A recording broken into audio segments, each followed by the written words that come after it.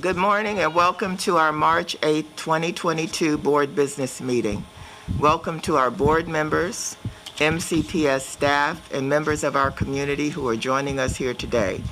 Please remember that masks are still required to be worn in this building, so we ask that you remain properly masked for the duration of this meeting. Thank you to those who are watching this meeting via live stream on the MCPS website and MCPS TV. Now let us begin the meeting by standing for the Pledge of Allegiance.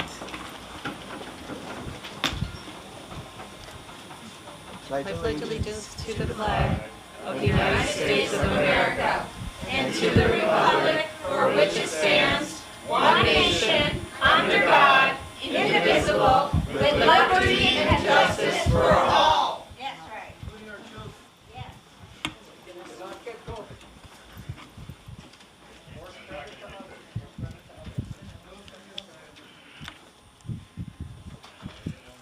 I will call the roll to recognize board members to establish that we have a quorum, starting with Ms. Harris. Good afternoon, everyone, or good morning.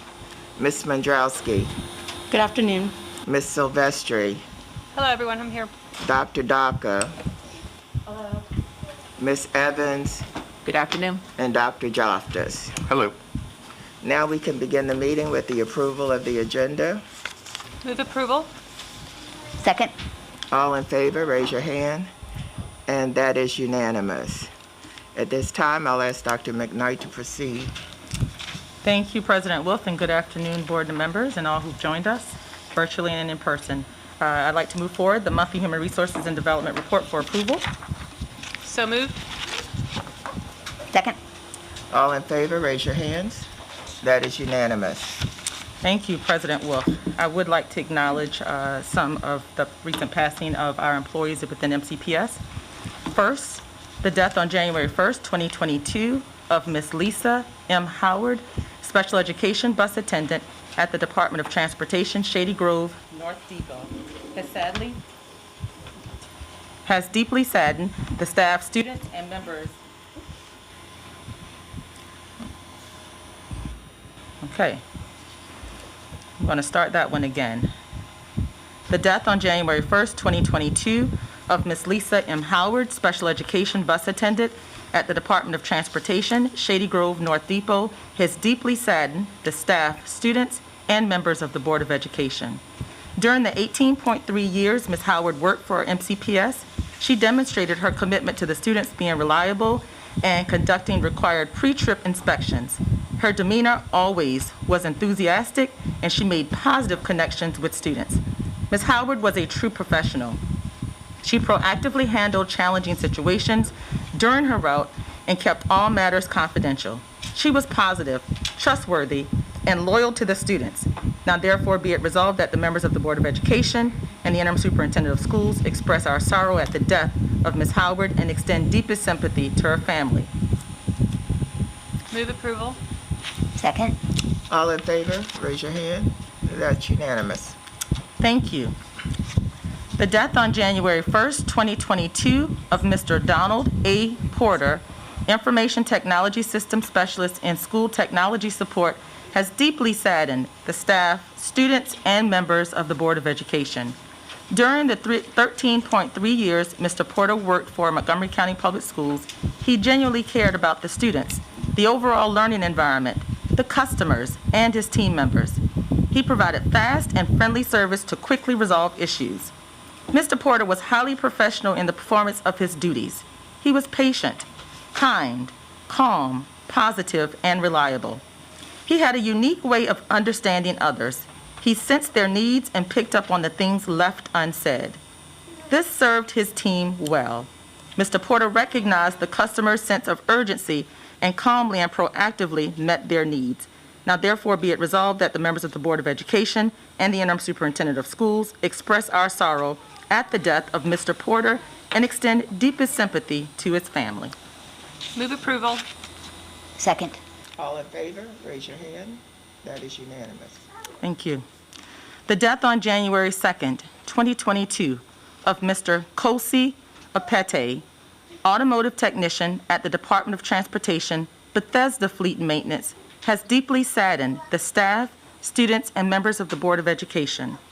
During the 24.2 years Mr. Apete worked for Montgomery County Public Schools, he dedicated his time to making sure his repairs were precise. He understood how his job contributed to the success, safety, and reliability of students and drivers. Mr. Apete was very knowledgeable, courteous, and approachable. He held staff training for new workers. He was a great team player who always was ready to help others. Now therefore be it resolved that the members of the Board of Education and the Interim Superintendent of Schools express our sorrow at the death of Mr. Apete and extend deepest sympathy to his family. Move approval. Second. All in favor, raise your hand. And that is unanimous. Thank you. The death on January 4th, 2022 of Mrs. Reba Barnhill, lunch hour aide at Summit Hall Elementary School, has deeply saddened the staff, students, and members of the Board of Education. During the 17 years Ms. Barnhill worked for MCPS, she was dedicated to her position. She was dependable, reliable, and provided appropriate solutions to any problems that arose.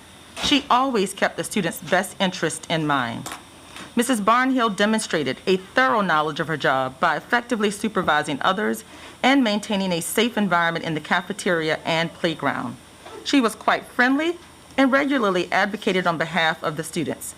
Now therefore be it resolved that the members of the Board of Education and the Interim Superintendent of Schools express our sorrow at the death of Mrs. Barnhill and extend deepest sympathy to her family. Move approval. Second. All in favor, raise your hand, and that is unanimous. Thank you. The death on January 10th, 2022 of Mr. Keith Hill, Jr., Building Services Assistant Manager at McDonald Knowles Early Childhood Center, has deeply saddened the staff, students, and members of the Board of Education. During the 3.1 years Mr. Hill worked for Montgomery County Public Schools, he demonstrated his leadership by working shoulder to shoulder with his staff. He demonstrated his high level of commitment to the schools, students, and staff by ensuring the school environment was clean and safe. Mr. Hill was knowledgeable and a true professional. He handled his task in a confidential manner. When called upon to solve a problem, he found a solution while maintaining a positive demeanor. He consistently put the needs of students and staff first. Now therefore be it resolved that the members of the Board of Education and the Interim Superintendent of Schools express our sorrow at the death of Mr. Hill and extend deepest sympathy to his family. Move approval. Second. All in favor, raise your hand, and that is unanimous. Thank you. The death on January 12th, 2022 of Mr. Andy Gomez, coordinator with the English for Speakers of Other Languages bilingual programs, has deeply saddened the staff, students, and members of the Board of Education.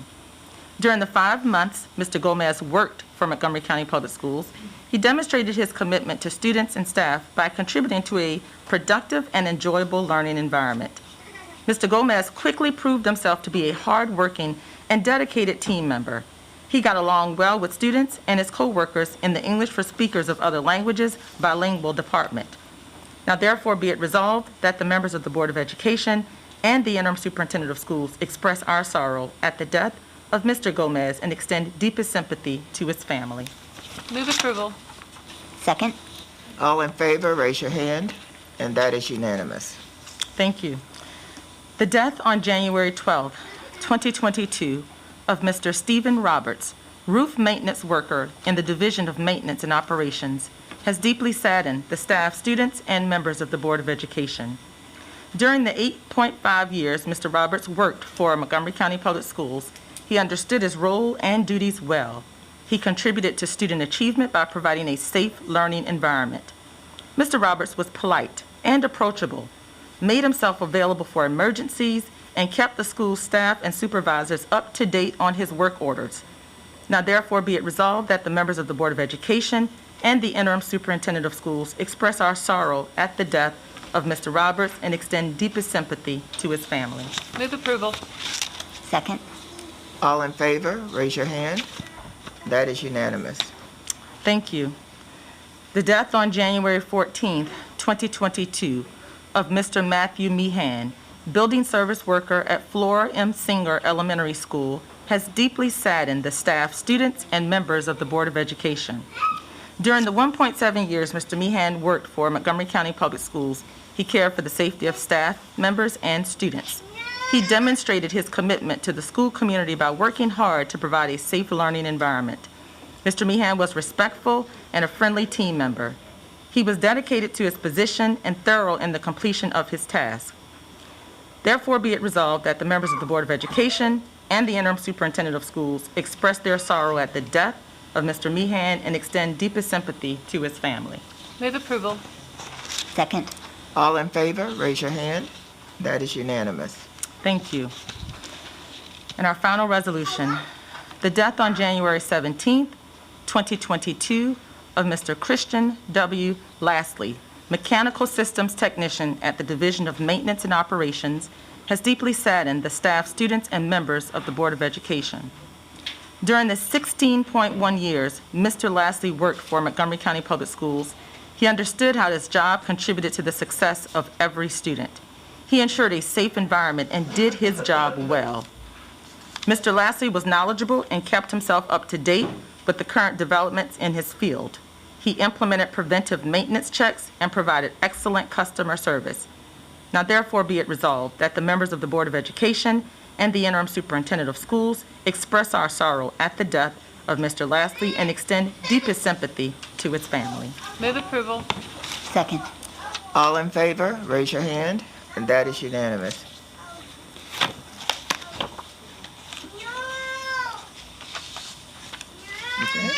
Okay. Our next item on the agenda is public comments. Public comments is one of our opportunities to hear the views and receive the advice of community members. Board members will take your comments into consideration, but it is not our practice to take action at this time on issues that are raised.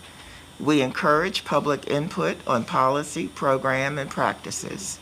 This is not the proper avenue to address specific student or employee matters, so we encourage everyone to utilize existing avenues of redress for complaints.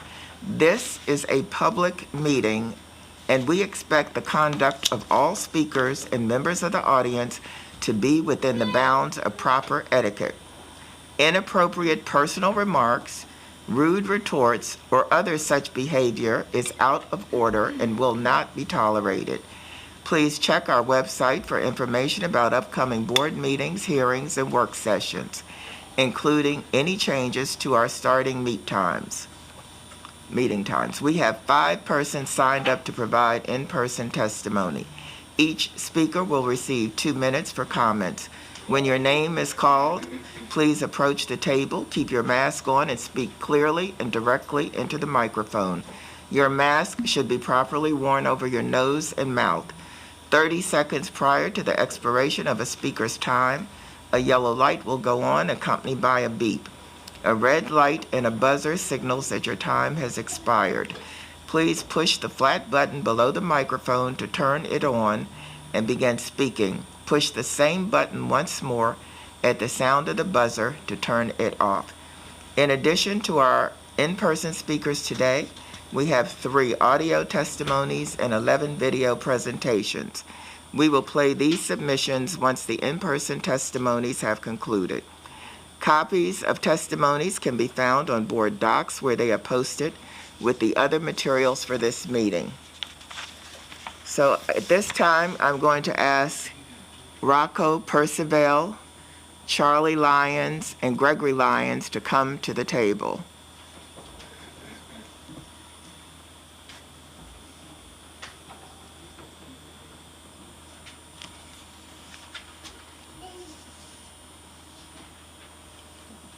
Have a seat.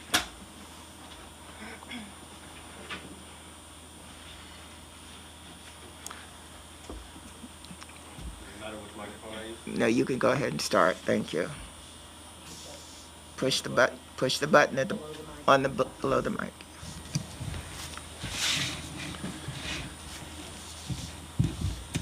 My name is Rocco Percivelli. I'm a lifelong resident of Montgomery County and a father of a Montgomery County student, my 8-year-old daughter. I'm also the son, grandson, and nephew of 3 women who have over 120 years of combined teaching experience. I've had a front row seat my entire life to see what it means to teach through love rather than fear, and always by putting children first. My beautiful, caring, confident, strong, and badass daughter has moderate hearing loss in both ears. She passed her initial hearing screening in the hospital but never did again after receiving an antibiotic. She's had hearing aids since she was 6 months old, and I know firsthand how valuable it was for her to be able to see mouths, facial expressions, and visual cues as she was learning speech and language. Early intervention is the reason she is thriving both academically and socially. Please keep your mask over your mouth. Just and want to make nose. sure everybody could see my face for the visual cues. And children of all ages are suffering academically, emotionally, mentally, physically, and socially at alarming rates, yet we continue to impose the most harmful restrictions on them. I'm here not only for my daughter, all children in this county, because the consequences of leaving speech and language disorders or any type of learning disorder untreated can be profound. Leadership continues to put the biggest burden on the youngest among us in society, those who count on us to protect their interests before our own. Ask yourself, are you truly, all of you, doing what's best for our children? Our children. Please keep your mask over. It's falling, ma'am. I know. The time for that to change is today. Protecting the mental, social, and emotional health of our kids should be your top priority. Making masks optional needs to happen today and go in effect tomorrow. And there's to be no mandates or segregation of any kind based on personal health decision. Health will never be a one-size-fits-all solution. And to start healing our community, you're responsible for ensuring that the Please vigilance that was keep conducted your to monitor and mask enforce on. masks will apply to all students. Mental health, nutritional education, and continued conversation on effective solutions we can implement to create a culture of our health for families, how we can uplift our communities, and most importantly, for the first time in 2 years, how we can put our children first. Amen. Thank you. Charlie Lyons and Gregory Lyons. No. Yeah, you can right there. It's one in front of her too. Thank you. Sure. As a mother in this county, I do not feel like my voice and the voices of so many others has been heard. I've sent many emails to you and to Superintendent McKnight regarding the situation. I listed my thoughts, I cited data, I explained my own experiences, and yet I remain voiceless. While some emails have gone unanswered altogether, I've received a few responses from your admins. Ms. Mondrowski responded once. This is unacceptable. Children are able to convey their feelings in a simple yet powerful way, without any bias, only truth. Only their innocent truth can show the real impacts adults' decisions have on their lives. Perhaps you'll choose to listen to these voices. Hello, I'm Charlie. I'm in second grade. Face masks are unnecessary because me and my siblings got COVID and my parents got it too, even when we were wearing masks. That made me feel sad because I can't see my friends' happy faces, and we can't even high five or handshake. I really don't like masks. We started wearing masks when I was in kindergarten. I didn't remember going to school without wearing a mask. My parents say you're the ones that make the rules. Can you change the rules, please? Masks are so hot and uncomfortable. Thank you for your time. Hi, my name is Gregory, and I am in third grade. I have 3 siblings, 2 sisters, and 1 brother. We do not like wearing masks. I don't like wearing masks because they're so hot. They get wet, and at school my teacher can't hear me, so he tells us to speak loud and yell at the top of our lungs. When I wear them, I do not breathe much fresh air. We do not have to wear masks in the gym for basketball. We do not have to wear masks at the store either. I feel like I look like a doctor. Can you please help us? Thank you for listening. Thank you. Next is Daniela Orazio, Benjamin Lewis, and Brandon Conway. Please come to the table.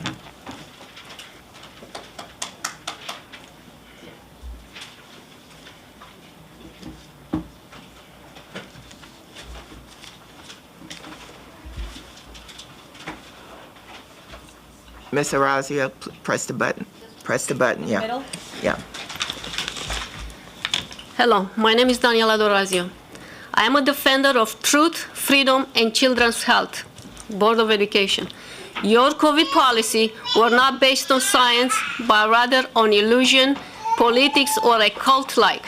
Therefore, I ask you to make face mask optional starting today. Tomorrow, I hope that you will apologize to all students and their parents for inducing a mental illness on them for the last 2 years through draconian COVID restrictions. Please get out of healthcare and let parents choose if they want to mask their kids or not. Isolating healthy kids is emotional child abuse. Therefore, stop quarantines and contact tracing now as they trigger fear. Also, stop COVID testing as is a physical abuse and only doctors should test when there are symptoms. Remember, you are there for education, not indoctrination or healthcare. Parents, our kids are victims of indoctrinating, fear-driven obedience. If Board of Education fails to make face masks optional today, they will prove to be architects and enforcers of systemic child abuse. Therefore, you should pull your kids out of the public schools. Children's schools owes you a lot of fun time. Therefore, demand field trips, sports, music, arts, learning to farm, day excursions to beach, skiing during winter, prom parties, and everything else you missed during those last 2 years. Moreover, other fun activities that makes you happy. Remember, you are the future of this world, and adults failed you for those 2 years. One day in the future, you will ask why this happened to you. Very few freedom-loving adults and I have not stayed silent. We fought for your rights to freely breathe and your rights to go to school without restrictions. Community, one major yet simple step of a courageous individual is to not take part in the lie and in illusion. For the sake of freedom, truth, and children's health, I do my part. Next up is Benjamin Lewis.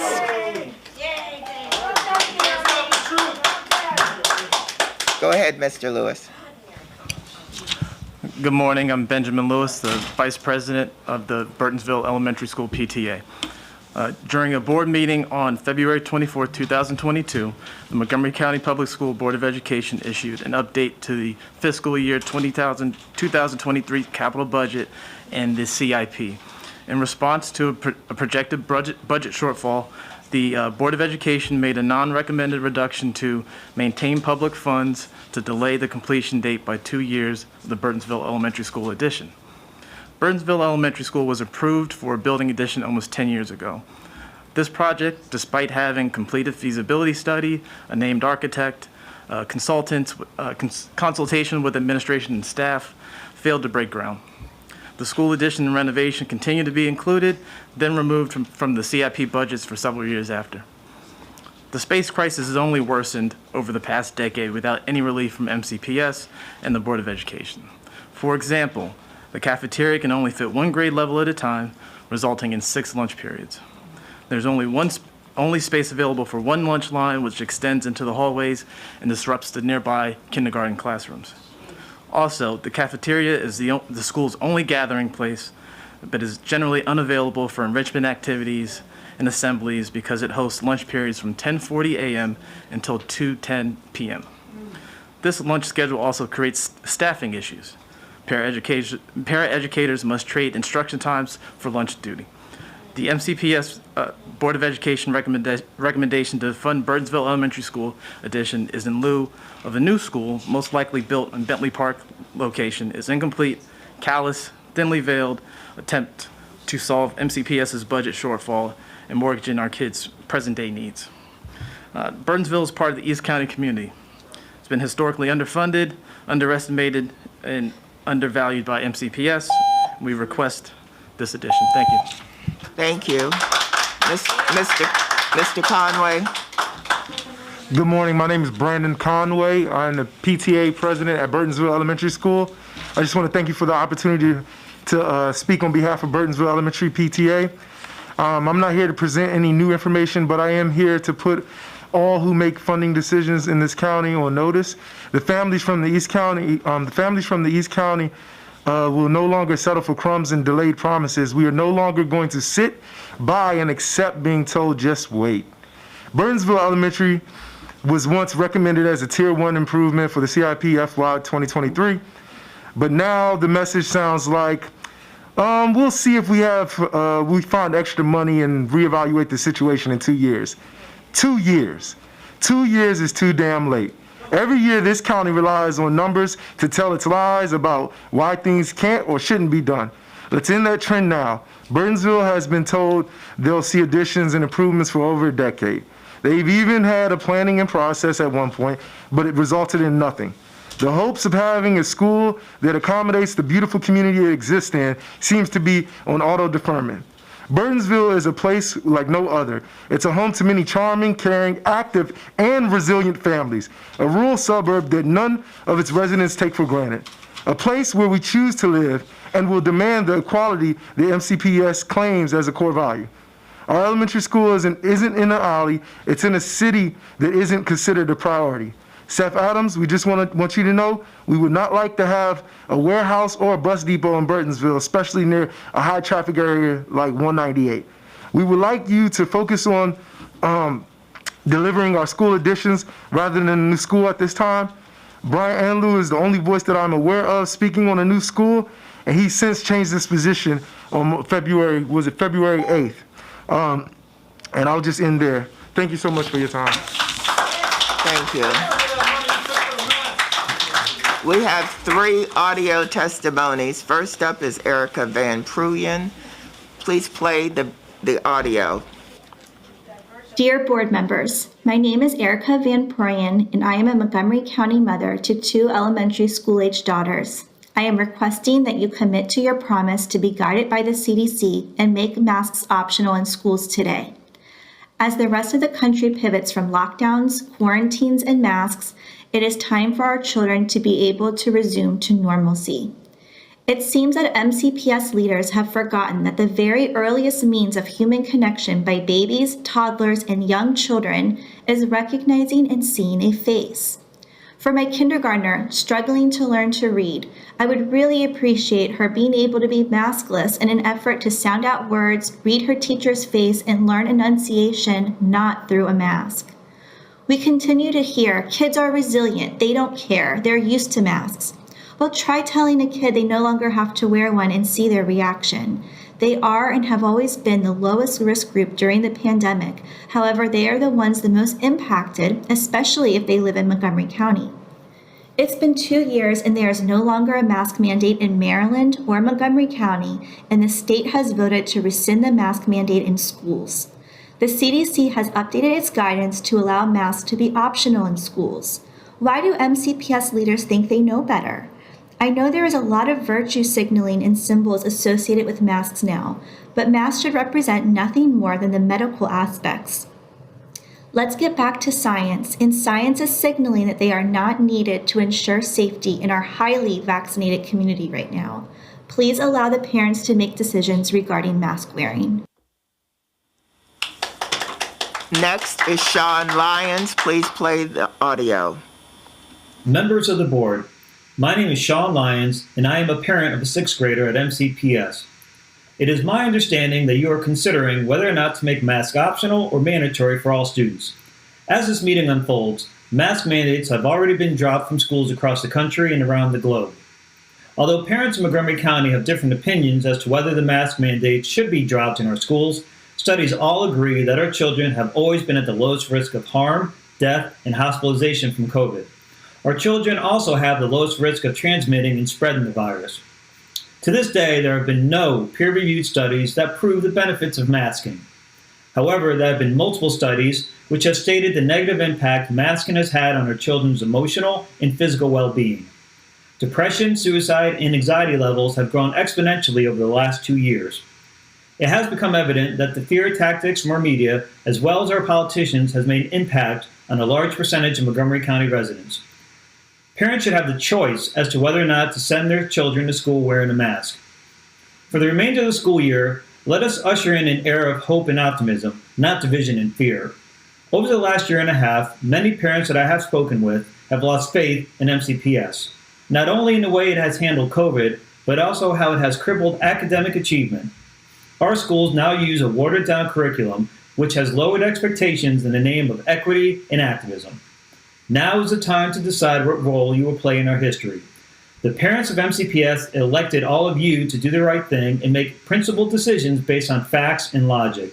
Do not allow money, influence, and bad information cloud your better judgment. We expect that the board will do the right thing. Thank you for your time and have a good day. Next is Ruth Balby. My name is Ruth Bahalabi. My son, who's 12 years old, he goes to Herbert Hoover, and unfortunately, the excessive discipline when it comes to young black boys is different versus their peers. Excessive disciplinary for minor suspension, isolation during lunchtime has caused my son to even be more disturbed and appalled by their behavior. This kind of excessive punishment versus using more, being tactful, using other methods of encouragement, it works better than excessive. So therefore, I'm very disappointed on Montgomery County Public School because of my experience. My son has been suspended for minor thing, and then as a result of the excessive punishment has resulted him not liking a school, not wanting to go to the school. Isolation on the lunchtime from his peers has caused him not to actually act out even more. And then, mind you, my son, he came from a divorced parent that by itself has a problematic on and moreover, when you add to this kind of excessive behavior, it doesn't really help. So this is my testimony. Hopefully this will help other parents. Thank you. Okay. We also received 11 video testimonies. First up is Jennifer Martin. Please play the video. Good afternoon. I'm Jennifer Martin, President of the Montgomery County Education Association, representing over 14,000 public school employees. Thank you, Dr. McKnight and members of the board, for granting MCEA the opportunity to speak on MCPS's plans for masking in schools. Let me first say that MCEA condemns the racist attacks made against the student member of the board, Ms. O'Looney, for sharing students' concerns about the ending of mandatory masking. Such hateful speech is completely beyond the pale and has no place within our discourse. Given the new guidance from the CDC and state and county health officials, MCEA does not oppose making masks optional in schools. But new plans must also protect the health and safety of the students, families, and educators who may be at greater risk from COVID-19. What accommodation will be made for these individuals? We must ensure the well-being of high-risk populations within MCPS. We recognize that masks are only one part of a layered mitigation strategy. Frequent testing, proper ventilation, and contact tracing all can help reduce the spread of COVID.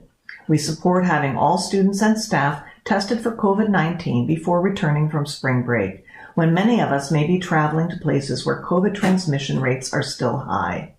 Our goal must be to do all we can to keep schools safe so that learning can continue. Therefore, MCEA urges the board to develop a sensible plan that is communicated clearly to everyone in the community. We have pressing questions should there be an unexpected new variant or a surge in COVID cases. MCEA seeks consistency and clarity on the metrics for determining when a return to masking might be needed. One final note. MCEA thanks the board for supporting school clean air initiatives promoted by our state's elected officials. Next, we'll hear from Uela Toplinski. Ayla Toplinski, and I'm in 10th grade. I'm here to testify against MCPS transitioning to a mask optional policy. To begin, I want to recognize the value of statistics and data when it comes to stopping the spread of COVID-19. Throughout the past 2 years, all of our mitigation measures have been based in numbers and in fact. However, I am now watching people become lackadaisical when it comes to the science supporting the fight. While many acknowledge the role it plays, the growing number only go that far and don't take into account the data when it comes time for concrete decision-making. Now, you know the numbers, so I'm not here to talk to you about them. I'm here to talk to you not as a scientist and not as a mathematician, but as a student and as a human being. The last time I was in school was March 5th, 2020. That was 2 years and 3 days ago. Think about that. I'm 15 years old and I've spent 2 of those 15 years in quarantine. My little sister, who's 8, has done the same. And it's not just her and me. Everyone has waited for things to get better, and as they have, many have started going back to normal. But myself and many others still in virtual school haven't done this yet. We've kept waiting. We've been patient and we've tried our best, and we have fought to protect ourselves and sometimes more importantly our loved ones, but we are tired. We are all tired of feeling like we have no say and no control. We are tired of watching everyone else change what they're doing and not listen to us. We've waited both anxiously and excitedly for the day when we can finally return to school, see our friends, get to really meet some of our teachers. I don't like wearing a mask any more than the next person, but I know that sometimes it's necessary, and more than that, it provides an atmosphere of safety that's real. I informally surveyed a handful of friends asking if they'd feel safe in school if MCPS went mask optional, and many of them said no, a feeling likely shared countywide. Do we really want to make kids feel less safe in schools right now? Universal masking is without a doubt not ideal, but whether this masking is necessary is a whole other question. When it comes to schools, masking is not an individual choice, nor is it a one-size-fits-all. It is a decision that must simultaneously take into consideration the average MCPS student and family and the most vulnerable. I want to walk the halls of my school before I graduate. I'm not asking you to forever require masks in schools. I'm only asking you to consider today's science with the same careful eye and the same cautious mindset that you did back in 2020 when you first closed them, by erring on the side of safety. I don't think you'll regret it. Masking is a call made by you. I just hope it is not one that you make lightly. Thank you. Next is Hannah Donart. I'm testifying today as a mother, public health scientist, and military spouse. I'm hoping to offer both personal and scientific perspective on universal masking for the board to consider. I have 2 elementary students in MCPS whose father is deployed for the year. The pandemic has magnified our personal hardships like so many others. However, with layered mitigation measures in place, particularly universal masking indoors, being back in person this fall was the right decision for my children. Now with the possibility of lifting universal masking, I have to recalculate this risk for our family.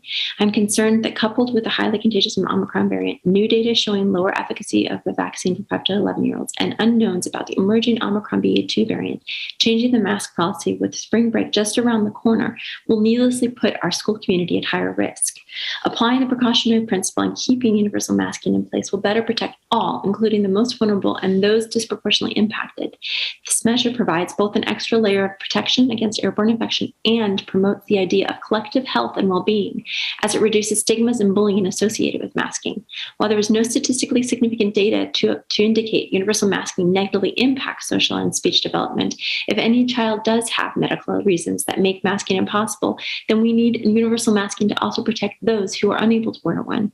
Furthermore, there is clear scientific evidence that universal masking is substantially more effective than one-way masking. I urge you to consider our other factors too. Children with special needs have a legal right to an appropriate public education. Those at higher risk will not have equitable access to in-person learning. Even mild illness will result in isolation and loss of learning, but universal masking reduces quarantines and school disruption. We do not yet have a vaccine for those under 5, and teens are soon to be due for 3rd shots with vaccination effectiveness waning. Vaccination rates for ages 5 to 11 in MCPS is only around 50%. Potential impacts from long COVID place an undue burden on children's teachers and staff. Finally, current contact tracing and quarantine protocols are contingent on indoor masking. Next is Laura Stewart and Tyler Stewart. Please play the video. Good evening, President Wolf and board members. My name is Laura Stewart, and I'm here to speak as an Albert Einstein parent and concerned citizen. I'm here today with my son to speak about your vote today on moving to a mask optional model. I have spent the last few weeks listening to parents of medically vulnerable students and students who live with medically vulnerable families. The messaging to those families is that their concerns about going mask optional as policy is purely emotional, based on fear alone. This messaging disregards the research that has come out about the effectiveness of masks, and it disregards the higher risk they face if they contract COVID-19. If you choose for a mask optional policy, the choice to keep wearing masks should always be considered as a valid choice for children. No child should be made to feel badly for either wearing or not wearing a mask because a policy would allow for either choice. In order to protect the medically vulnerable, there should be accommodations and masking on ramps if transmission increases, causing absenteeism by students or staff. Personally, I believe at least a 2-week delay would give us more data as to how the county change in masking policy has affected transmission rates. We should also listen to the student perspective, so I'm giving the rest of my time to my son, Tyler. Hello, my name is Tyler Stewart, and I have some things to say about masks in schools.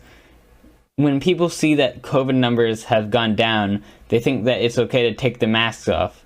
But once you do that, the COVID numbers just go right back up again because people have took their mask off, and now people are getting infected again. So if you want COVID numbers to stay down, you have to keep your mask on until it just goes away, and then you can take the mask off once it's completely safe to. Thank you for... Look, we need you to stop being disrespectful to the videos that we're listening to. So if we can't get that, we will have to clear the room so that we can hear the testimonies. Thank you. Next up is Julia Rogers. Good afternoon. My name is Julia Rogers, and I'm a teacher in Montgomery County Public Schools. I will keep my testimony very short. Thank you so much to the board for standing up to the bullies of one of our own students, the student member of the board. Your testimony and your statement was strong and effective. We need to stop. What are we as families doing to these kids? What are we doing with bullying people for making their own stance on masks that do work, that do protect people, and why are we bullying? So thank you to the board for stepping in and showing strong support, because racism and bigotry and hatred have no place in schools or in this country. Masks work. Thank you. Next is Nirali Shah. My name is Nirali Shah, and I'm here as a parent of 2 children in MCPS, and also as a physician taking care of patients who are immunocompromised. However, my views are only my own, and I do not represent anyone else. I wanted to use today to discuss risk-benefit calculations, some things we've always done every day, even before the pandemic. We consider facts alongside personal human factors to help guide decision-making. However, as a society, we now find ourselves at a crossroad, and the issue of universal masking in the classroom is the issue at hand. The benefits of wearing a mask are not up for debate. Universal masking is not a new concept, and many sectors of society have this as their norm because of the proven benefit and prevention of infection to themselves and others. COVID may have brought this into the forefront, but masking is not a new concept, and the benefits have withstood the test of time. The unanticipated benefit of masking, however, extends far beyond COVID. Without masking, everyone had fewer respiratory infections, period. This means our teachers and children spend less time being sick, less time in the emergency rooms, and more time getting valuable education being in the classroom. The personal societal risks or harm of wearing a mask for most of society, excluding select populations where this could be a hindrance to learning, are negligible. Furthermore, my mask wearing protects both me and others. No matter what your personal views may be, our immunocompromised children and staff and other vulnerable populations need you to do your part in protecting them. At the end of the day, there are very few actions that serve not only to help yourself, but also others. Masking is one of them. As a community, we need to heal from the trauma of the past 2 years, not add to it by making decisions in haste. If we have learned one thing, is a pandemic will continue to evolve, and as the old adage goes, an ounce of prevention is worth a pound of cure. If we want kids in the classroom, that ounce of prevention is wearing a mask while indoors. Thank you. Next up is Peter Witzler. My name is Peter Witzler. I use he, him, live in Gaithersburg, and I'm the parent of 2 Resnick students. My visual description is a white cis male with glasses, light brown hair, and a mustache, and I'm wearing a healthcare voter t-shirt. Now I'm here today to ask you to support the kind and compassionate policy choice of universal masking that our community needs right now. And I want to tell you a little bit about my son Jackson. He is an amazing 6-year-old first grade student who was thrilled to be able to return to in-person learning in January once he was fully vaccinated. When those snow days happened, he actually cried because he would have rather started in-person learning than have a snow day. He loves math, seeing his friends from PK, and media is his favorite special. He was also born with spina bifida and is immunocompromised. He uses a walker or wheelchair to get around and uses a machine at night to help him breathe. He's one of the millions of Americans who are at higher risk for severe complications and death from COVID-19. Now, your decision today could force my family to make an impossible choice of risking Jackson's educational progress or knowingly sending him to an unsafe learning environment. Removing universal masking would violate Jackson and other students' rights to a free and appropriate education under the Individuals with Disabilities in Education Act. Now, I'm not speaking just for myself today. I am just one of over 500 residents who signed a petition supporting universal masking. Jackson is just one of over 80,000 disabled residents in Montgomery County who are at high risk. Now, if you take a moment and close your eyes and think about the people in your life, the people you know, the people you love, at least one of them is at high risk for severe complications and death for COVID-19. We're all counting on you to make the kind and compassionate policy choice of supporting universal masking. Next up is Erica Norman. Please play the video.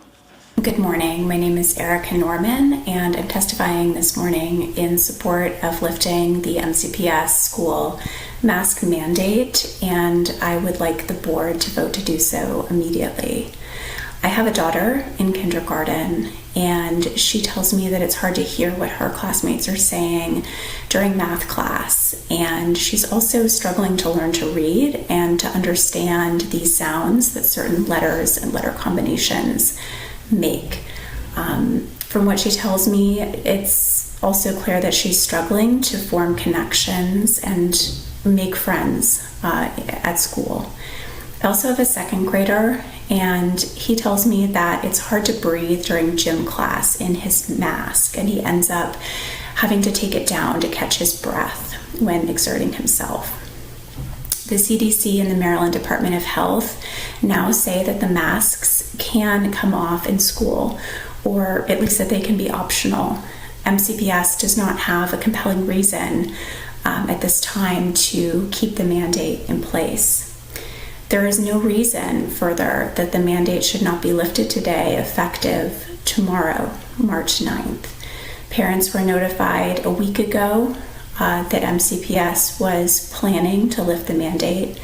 The mandate has been gone in the county for 2 weeks, and at MCPS athletic events for students and coaches, participants, since March 1st.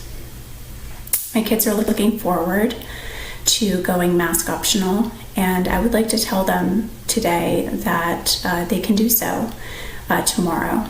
Let's turn this page. Next is Laura Mitchell. Please play the video. Hi, my name is Laura Mitchell.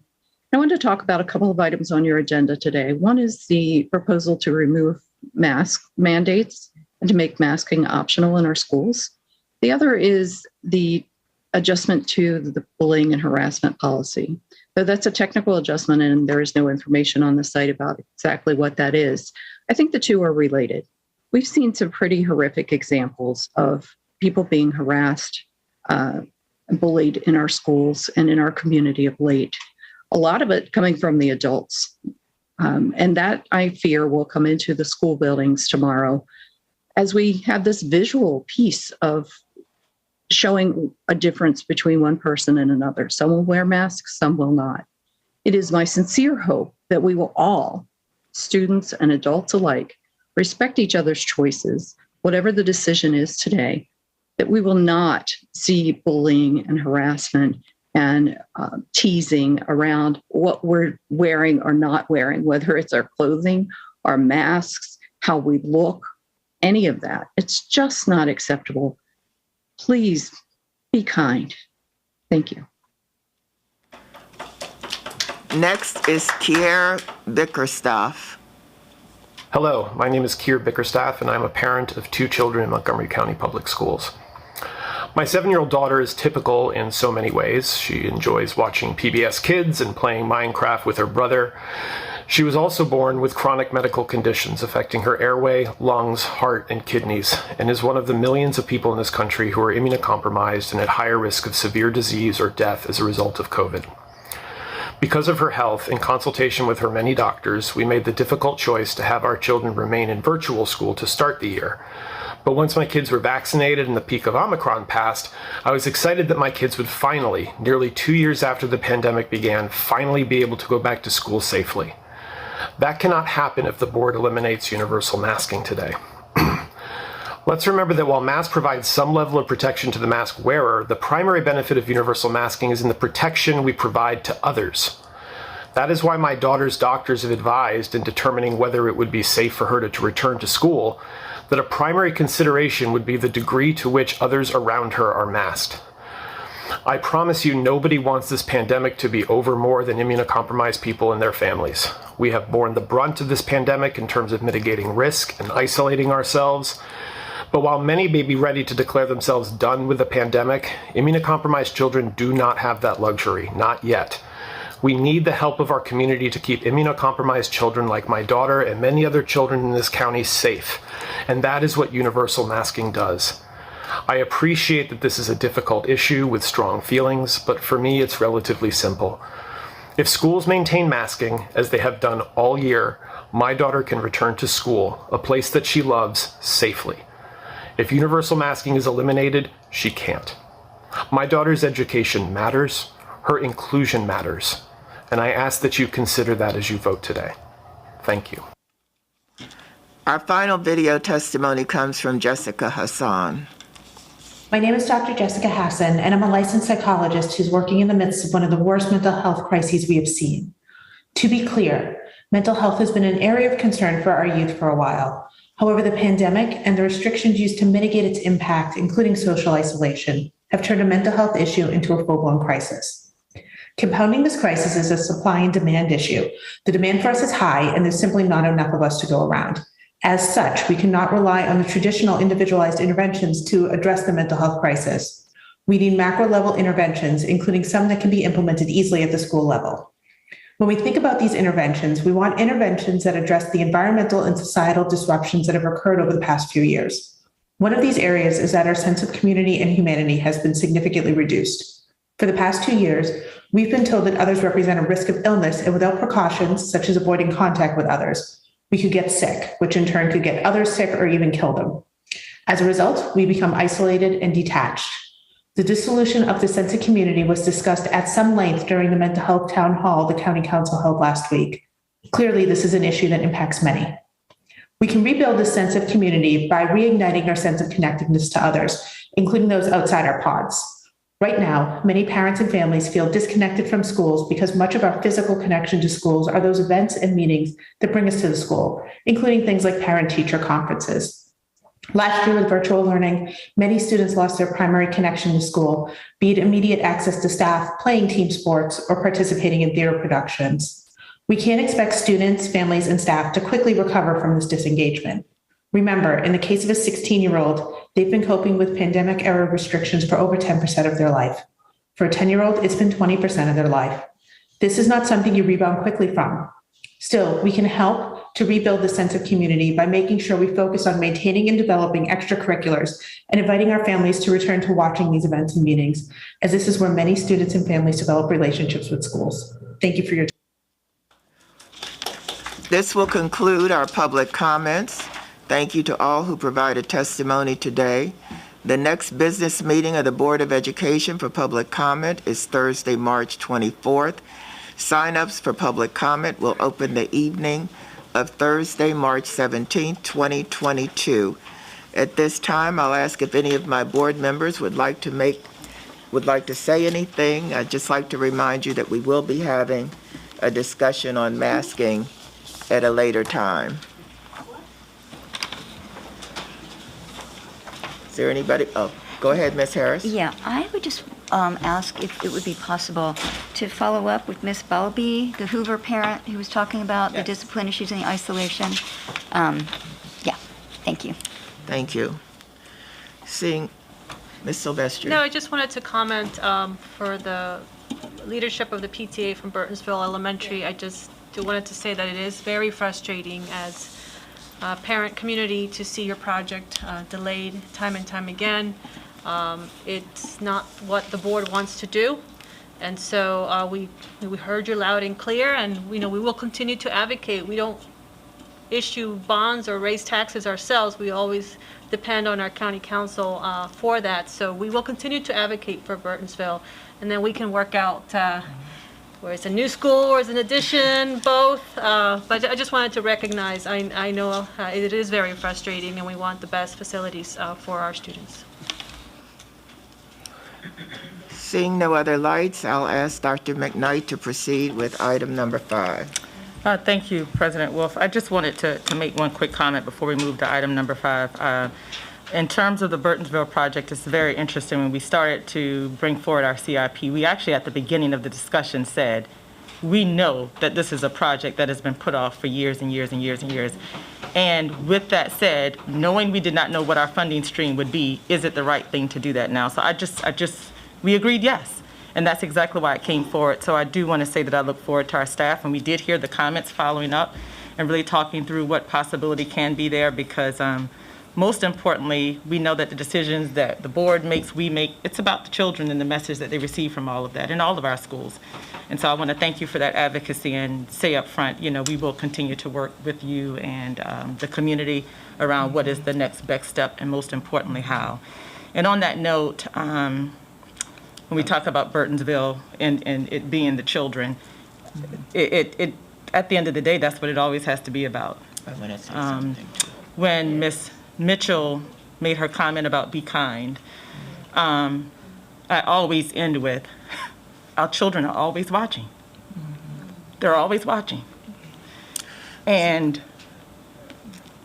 we talk about the mental health crisis right now. We have to be cognizant of what we are modeling to them. They're depending on us for stability and all of these things that we say are important. And as I sat here, I thought about a reflection that we've had. Whenever a student made a testimony, we respect that testimony.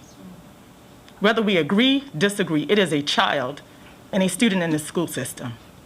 And so I just ask that as we continue to have conversation about items that may be controversial, that we put our children first and think about, as we have these discussions, what does it say and mean to them? And who are we going to be for them?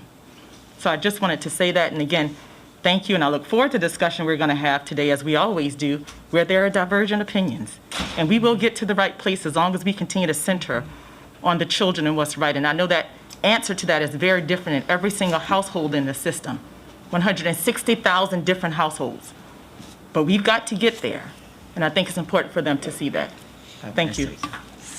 I too want to say something on behalf of Burtonsville. I hesitated to, because apparently the comment that I made before was taken, I don't want to say out of context, it was taken the wrong way.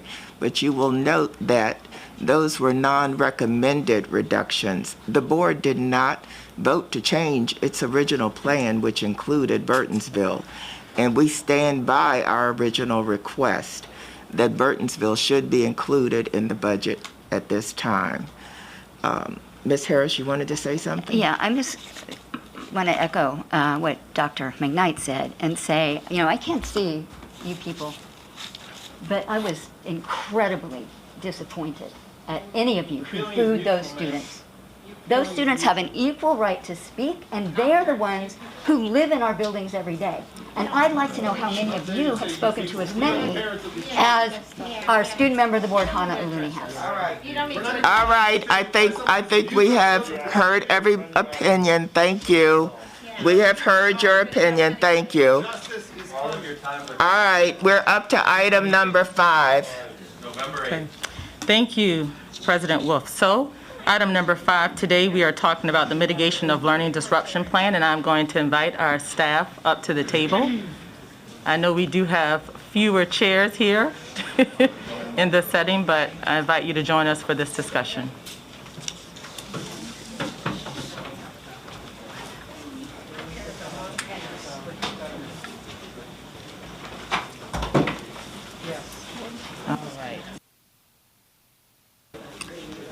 All right, thank you. So it worked out. We were able to have everybody come forward to the table. Good afternoon, President Wolf, Vice President Silvestri, and members of the Board of Education, I am pleased today to be joined by members of the MCPS team to talk about a topic that is very important to us, and that is how we're going to move forward to talk about how we mitigate learning disruption in our schools. We're going to provide an update on all of the measures that we're taking in place to address mitigating learning disruption. We've had many conversations prior to today, but of course some of those strategies are tutoring, interventions, and believe it or not, summer program, which is almost here in just a couple of months. And so to engage you and our community in the conversation, we'd like to be able to update the board today on various times throughout the year, and when we're going to come back and have this conversation, is spotlighting actions that are happening specifically at the secondary level and elementary level. I'm excited that we do have our school members here joining us today from Shady Grove Middle School. Welcome. It's so good to see you here at the table. We've had schools come and tell the story of how this work translates into the on-the-ground translation for our students and staff. So I'm excited that Dr. Murray, the principal at Shady Grove Middle School, is here today and to be able to provide an update on what that work looks like at Shady Grove Middle School. So thank you so much. I want to say thank you to the staff. I know this has been a tireless effort, and that's why we continue to put in the commitment to figuring out what this learning disruption means for our students, and being able to look at every single profile of a student, how they have been impacted by the pandemic, and trying to figure out what are some best research-based practices that are out there that we know works for each and every single student within our school, is how we have to personalize that opportunity. So I want to thank you for all that you've done as well in terms of being able to come forward and say, you know, for this student, all of them represented in MCPS, what are we going to do for them? So with that, I very much appreciate you and your work here. So I will turn it over at this time to, and Ms. Escobar, I'm sorry, yes. I want to say welcome as well as an administrator at Shady Grove Middle School. So at this time, I'll turn it over to Dr. Logan, who's going to begin the presentation. Hi, good afternoon, President Wolf, Dr. McKnight, and members of the board. I'm Keisha Logan, the Director of Pre-K-12 Curriculum and District-Wide Programs, and it's great to be here with you today to provide some discussion and updates around curriculum and instructional programs. If we can go to the next slide, please. Thank you. So today's presentation will provide you with an update on the plan to mitigate learning disruption for our secondary students. And if you recall, we were here back in January with a focus on elementary students. We'll also provide updates on tutoring and interventions, as well as a preview of our plan for summer programs, as Dr. McKnight shared. Next slide. As we've previously shared, our instructional response plan to mitigate learning disruption includes 6 components, which are there for you on the screen, and they all intertwine with the common goal of ensuring that teachers and staff are equipped with the necessary resources and strategies to meet the needs of all students. Again, today you'll hear updates and have a more in-depth look into several of these focus areas, including our focus on literacy and mathematics instruction, tutoring and interventions, and professional learning. Next slide. Just as with elementary, the plan to mitigate learning disruption caused as a result of the pandemic is rooted in the implementation of the instructional cycle, also here for you on the screen. Teachers at the secondary level use effective planning to review student data, plan needed supports or extensions, and ensure all students are engaged in learning. The Office of Curriculum and Instructional Programs supports teachers in this process by providing curriculum resources, professional learning, direct support to schools where we are able to provide individual coaching, leadership development, curriculum analysis, data analysis, and also supports with district-wide tutoring and interventions. And all of these things are with the goal of supporting student success. The focus on literacy and mathematics instruction at the secondary level has taken shape through the implementation of focused professional learning, where we ask our staff to think about how they are supporting teachers with planning, re-engaging students, implementing collaboration and co-teaching models to support the success of English learners, and creating classroom environments that support social emotional well-being, reflecting their own experiences and perspectives. Next slide, please. As we've mentioned, professional learning is vital to supporting our teachers and staff as they support our students. Here you see a couple of examples of teachers using the professional learning provided to improve their practice. Following their participation in a learning session on effective co-teaching strategies for English language development and English language arts teachers, a teacher noted, "What I learned will assist me with planning, assessment, and collaboration strategies for upcoming lessons with my co-teacher. There are many valuable ideas that arose that I will bring back to my school." And following a recent math curriculum training, a teacher noted, "The illustrative mathematics curriculum is rigorous, and the students are entering Algebra 1 much better prepared."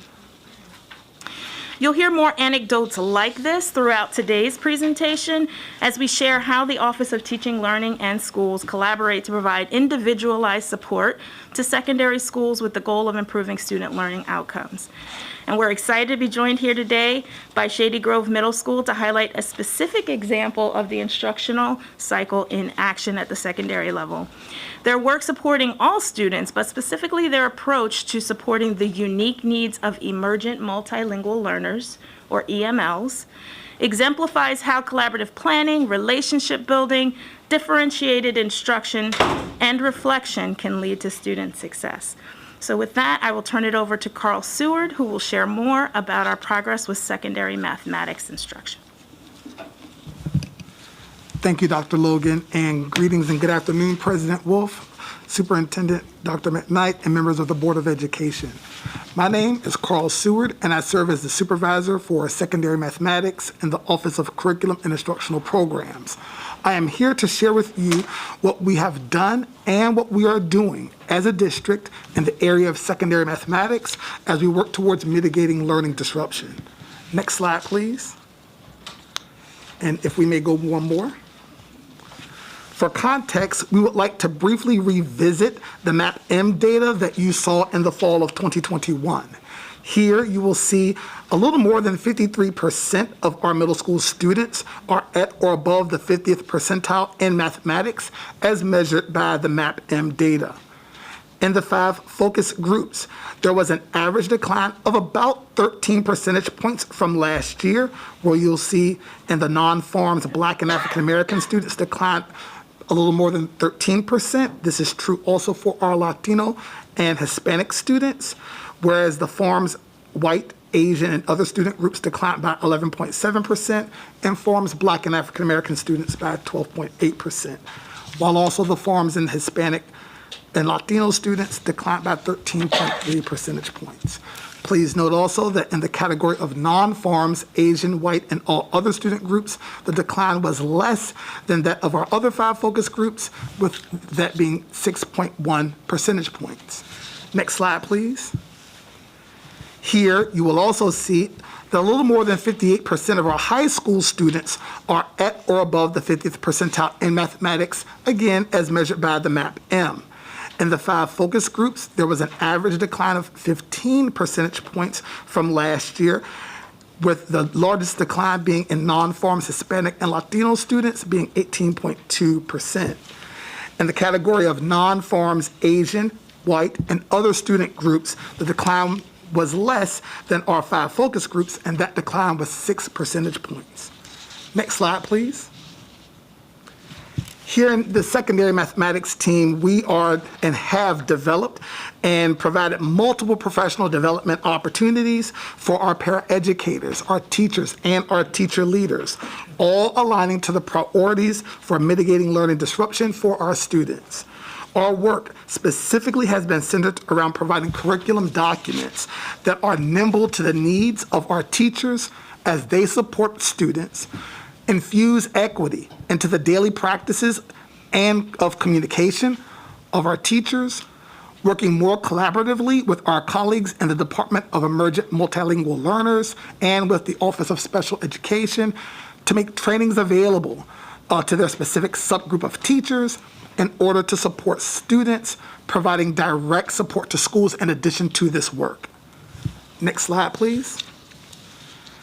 Here, we highlight some of the professional development work we are doing to support teachers, support students, including but not limited to providing curriculum materials and services to mitigate learning disruption, which for us is continuous, creating a framework to discuss what equity looks like specifically in a mathematics classroom, to which we focus on exclusively every other month when we meet with our teacher leaders, and sharing strategies and creating materials to support our emergent multilingual learners in mathematics instruction, which, while we discuss every month at our teacher leader groups, we are paying special attention to in this month of March.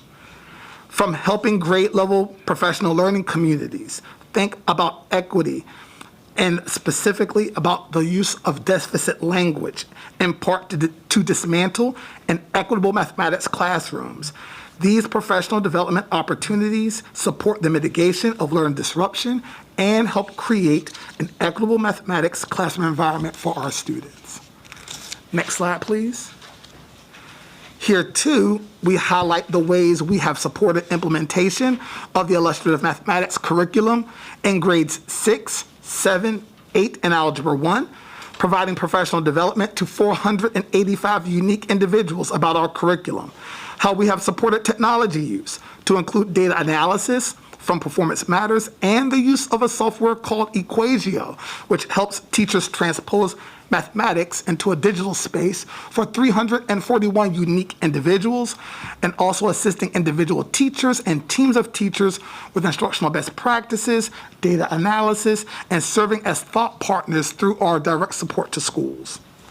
From our illustrative mathematics teach and learn trainings for teachers and our teacher leaders, to our course content preview that we provide to our paraeducators.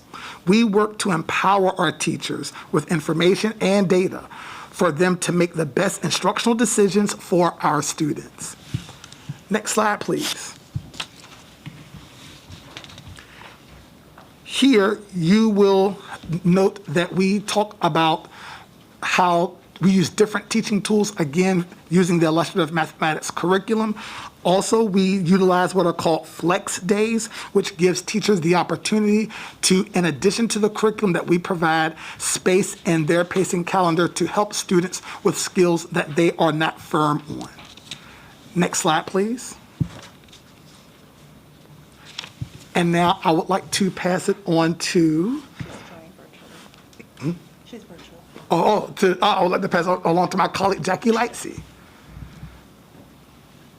Thank you, Mr. Stewart. Good afternoon, President Wolf, Dr. McKnight, and members of the board. My name is Jackie Lightsey, and I'm the supervisor for secondary ELA and literacy. And I'll now share some information regarding how the work around mitigating learning disruption can be seen in secondary English language arts and secondary English language development, or ELA and ELD. Next slide, please. To provide some context, we'd also like to briefly revisit the map data from the fall of 2021. What you see here, What you see here for middle school is that about 67% of all students from grades 6 through 8 are at or above the 50th percentile in their reading as measured by MAPR. You'll notice that students in the 5 focus groups experienced an average decline of a little over 4 percentage points from last year, while the monitoring group saw a decline of 1.7 percentage points. Students in the 3 service groups also experienced slight declines, with our Emergent Multilingual Learner Service Group, noted here as LEP, seeing the greatest at 5.2 percentage points. Next slide, please.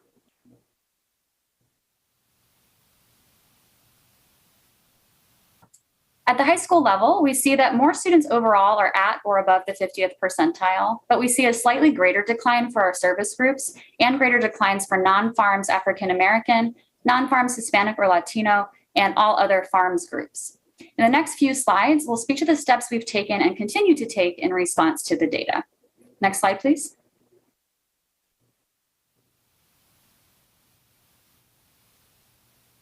This graphic represents the instructional priorities we've set forth in secondary ELA for this school year.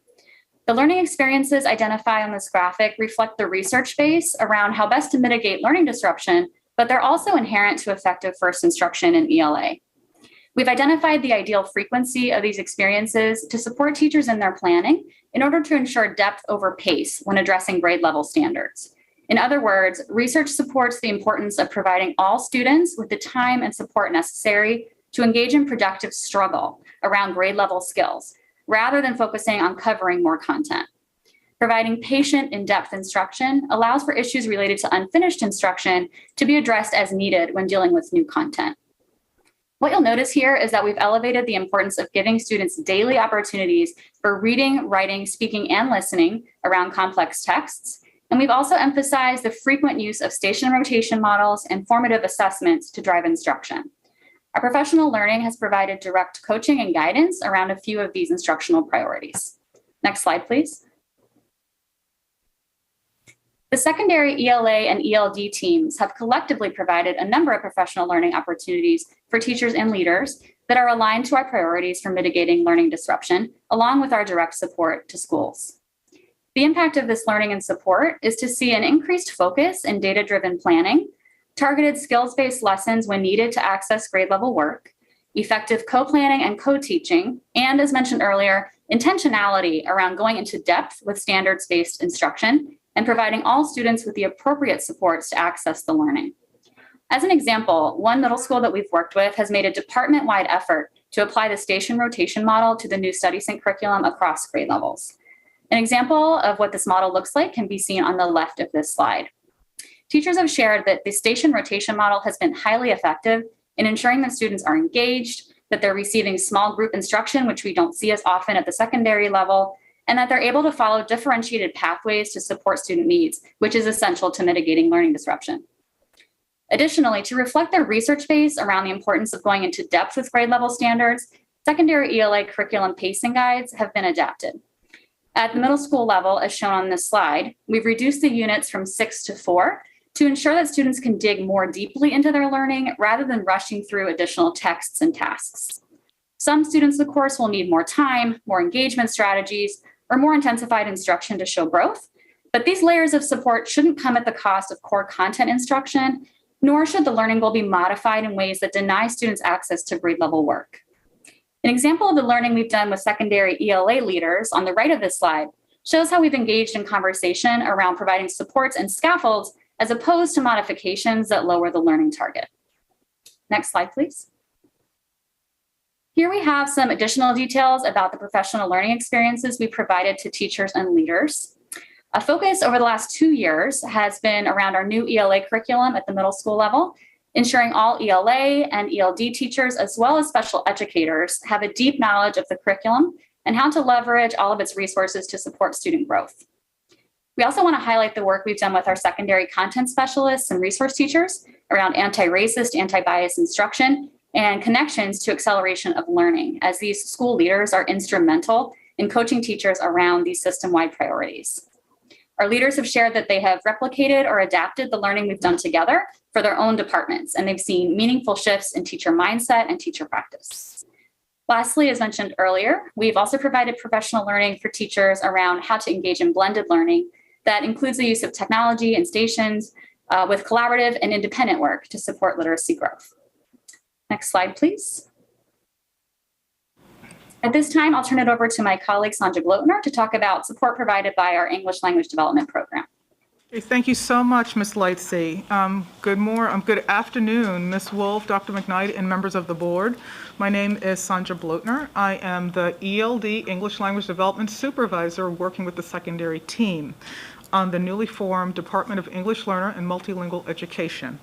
And I wanted to share 3 additional professional development opportunities that are in place for our our staff and schools.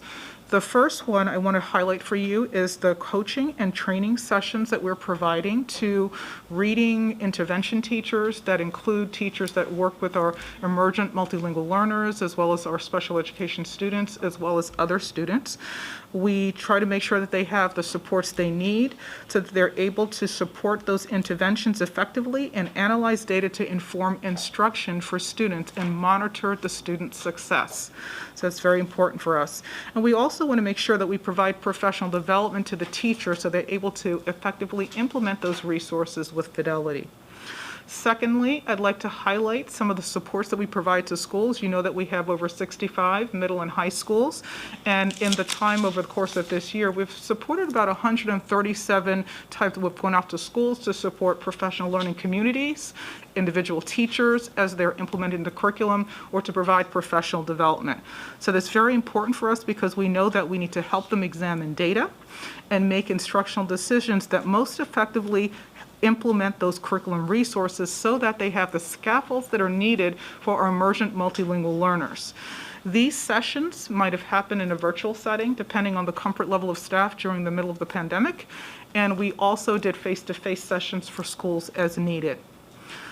Thirdly, we want to highlight for you the work we've been doing around collaboration and co-teaching. We're really excited about this work. This has been a joint project with our English language development team and our English language arts team as we've worked together to ensure that our ELA and our ELD teachers have the skills they need so they can effectively co-teach in schools. If we can go to the next slide, please. I want to just highlight this one for you a little bit. I want you to know that over the course of this year, we have supported over 500 ELA and ELD teachers. You can see on the screen that we have sessions that we've done, 2 in the summer for our ELA and ELD teachers, and 3 that have happened during 2 additional ones, 1 in the fall and 1 in the spring. These sessions were anchored to the work from Honingsfeld and Dove around what effective co-teaching practices look like. And so that is the text that we use to kind of guide the professional development session with teachers.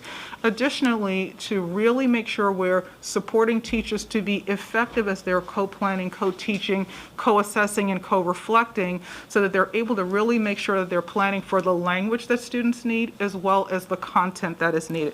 So that has been very important for us. Some of the feedback we received from some of our teachers have told us over 80% of the teachers that they've been able to take some of the resources and tools we've shared and bring that back to their schools. That has been very helpful for them. In the sessions that we had, we also had them prioritize what area they want to focus in on as they go back into that co-teaching peer. And they've told us that that was very helpful. Some of the resources provided were things like a playlist. A playlist essentially are lots of links to different resources that teams can use to apply as they're planning or co-teaching. And so they've told us also that those tools were very helpful for us. So this is just essentially highlighting for you some of the things that we wanted you to be aware of. We know how important it is for co-teaching teams to make sure they're effectively using their time. And our teachers have told us that they really need to make sure that time is built into their schedule so that they're able to plan effectively together to ensure that the instruction that's happening for students is really meeting everyone's needs. So I just wanted to elevate that for you. Some of the additional work we've done as we have been focusing on the collaboration and co-teaching has also involved work with our content teachers in math, science, and social studies. Last year, we had over 400 educators engaging in learning around collaboration and co-teaching and having the opportunity to plan in the context of English, language arts, math, science, and social studies. And this is work that we know will be ongoing.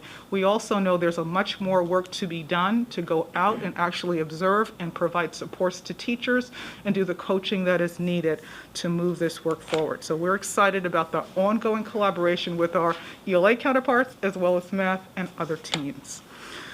So at this time, if we can go to the next slide. Okay, so at this time, I just want to have you hear directly from one of our school partners. We're really excited about the work that has been happening at Shady Grove. And so I want to turn it over to Dr. Alana to speak to some of that work. And go ahead, Dr. Good afternoon, President Wolf, Dr. McKnight, and members of the board. My name is Dr. Elena Murray, and I'm joined by our principal intern, Barbara Escobar, and we're thrilled to be here with you today to highlight the outstanding work happening at Shady Grove Middle School to support emergent multilingual learners. On the slide, you will see a brief overview of the data story that led to our school-wide focus on the implementation of highly effective co-planning and co-teaching as a strategy to support EMLs and mitigate learning disruption. Shady Grove Middle School has a diverse student body of 551 students. Roughly one half of the Shady Grove Middle School students are Everett ESOL. which are students who received ESOL services at some point in their academic career. In my tenure as principal at Shady Grove Middle School, our EML population increased, and we observed inconsistent academic performance with this student group. Once we realized that nearly half of our student population received English language development services at some point in their academic career, we realized a shift in our instructional focus was necessary. The analysis of this data led to a focus in our school improvement plan to support EMLs through two intentional instructional practices. One, we created a co-taught English class staffed by a teacher certified in English and a teacher certified in ESOL. These teachers share a common planning period. Secondly, for school year 2021-22, we created an EML cohort for staff. Currently, we have 17 staff members participating in this diverse cohort. Our vision of the work was that we intentionally created structures that elevated instruction for our EML students. I will now turn the presentation over to Ms. Escobar, who will share more about our EML cohort. Next slide, please. Hello, my name is Barbara Escobar, and I am the principal intern at Shady Grove Middle School. As Dr. Murray shared, the data showed that we needed to rethink our approach to supporting our EMLs, a growing population at our school. As an MCPS graduate, I'm familiar with the story of our ESOL students and the experience that they have and the long-lasting impact an educator can make. I received ESOL services prior to starting at school and throughout kindergarten. I had a positive start to my schooling experience until first grade. My first grade teacher was not satisfied with my language development, and even though I had already exited ESOL and the data supported that exit, the teacher was still not satisfied. The undertone of communication towards me was filled with negativity and that of low expectations. As the school year progressed, the teacher's lack of belief in me was obvious to me, a first grader, and my parents. Instead of providing me with instructional support to meet her expectations, she recommended that I be retained. Thankfully, through my parents' advocacy, that did not happen. However, my experience with this teacher planted a seed of doubt in my academic abilities, and this heavily impacted my academic identity and self-esteem throughout my entire academic career. As a result of my experience, it has been part of my work as a system-wide leader to eliminate barriers for our most impacted students. Our staff indicated a need to strengthen their content-specific pedagogy to support their EML students.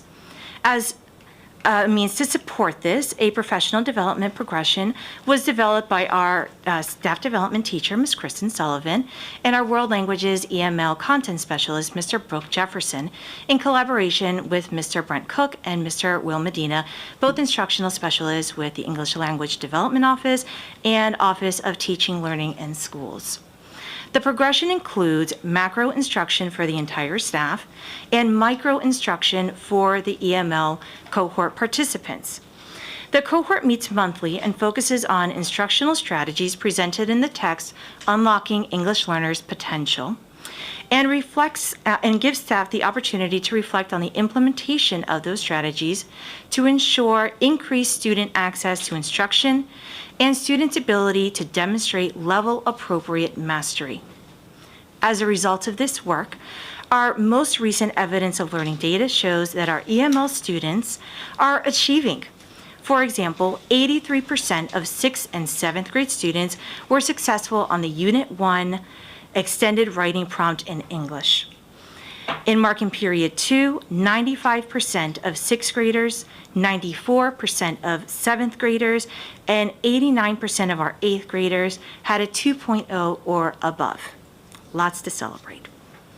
We are now excited and very proud to share a brief video demonstrating the work in action at Shady Grove Middle School.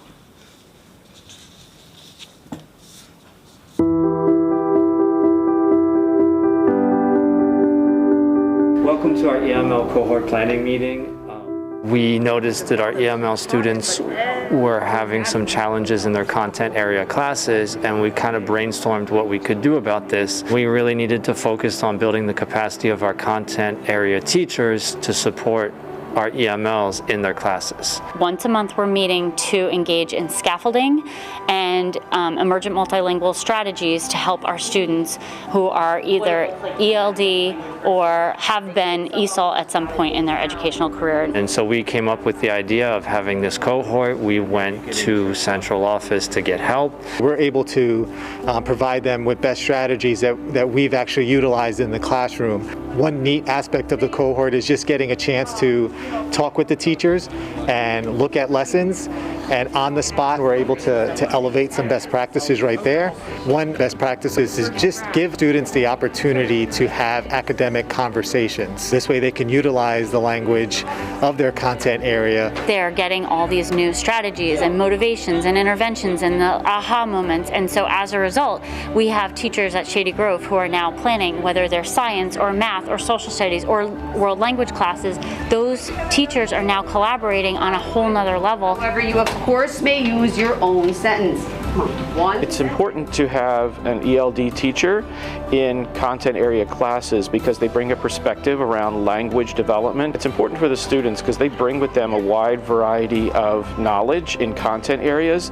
They just might not know how to express it in English. They need access to language instruction. How much student-to-student discourse are you guys doing? So we go through the whole process together. We co-plan together, we co-teach together, we co-assess together, we co-reflect together.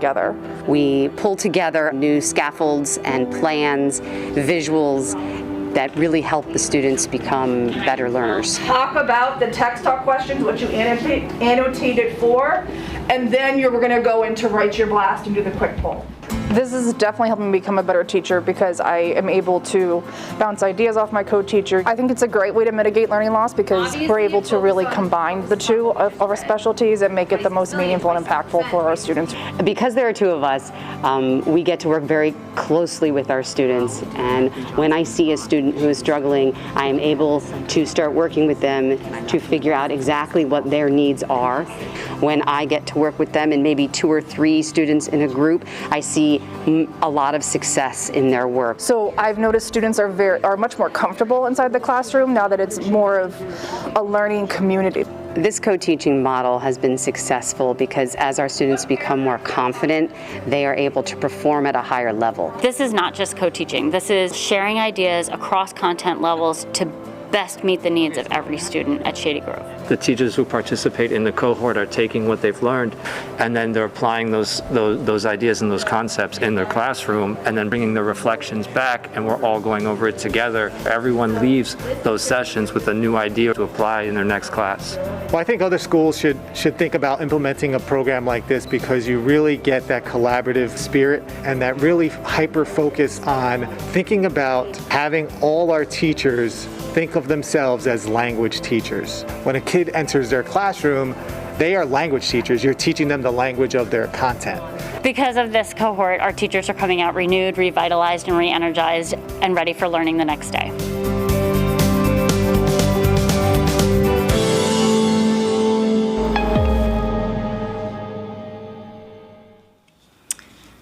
Thank you so much. We will now turn it over to you, President Wolf, and the board for discussion and questions. Thank you. That was a very powerful presentation. I really want to say, Ms. Escobar, that your testimony was very moving. And it's very moving because of your own experience, and you bring that idea that every child has possibility in them to the school. So Shady Grove Middle is very fortunate to have this vision being implemented there. So at this time, I will turn it over to my fellow board members. Dr. Joftis. Thank you. Thank you all. That was really great, very illuminating. I actually have a few questions, but I'll just do one and let others sort of jump in.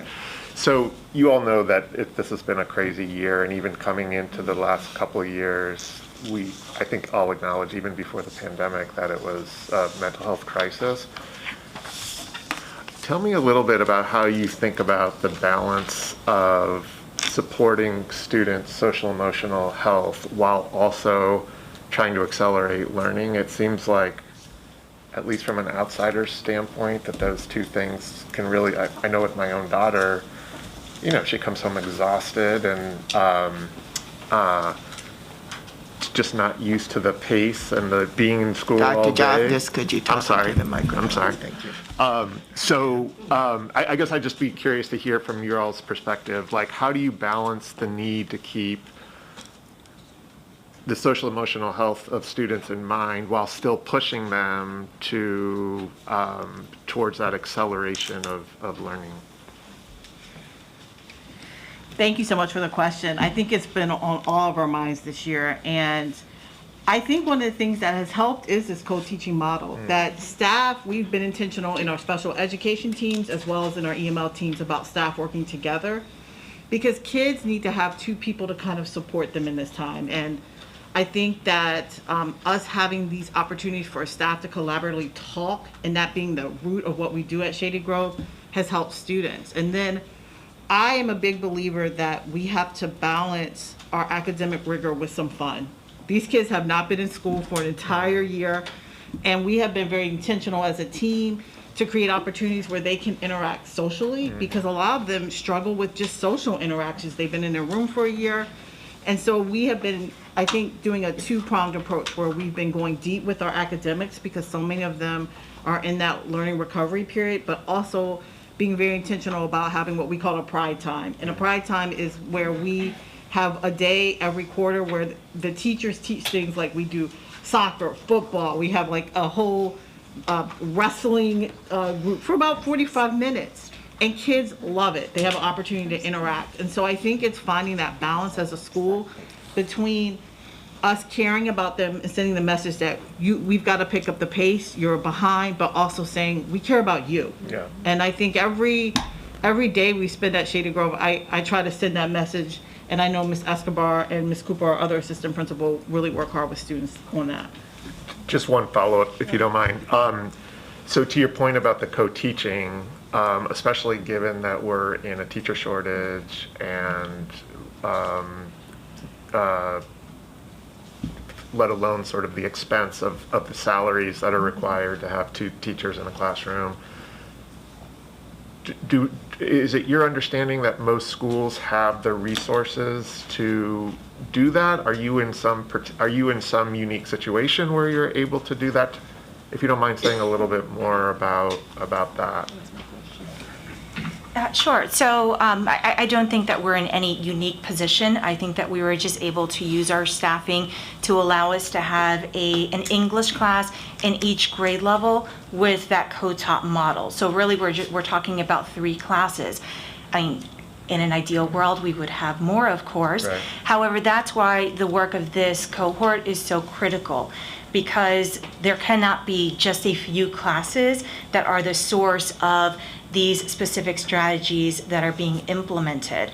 Our EML students should be able to experience these and do experience these instructional strategies throughout classes at Shady Grove Middle School.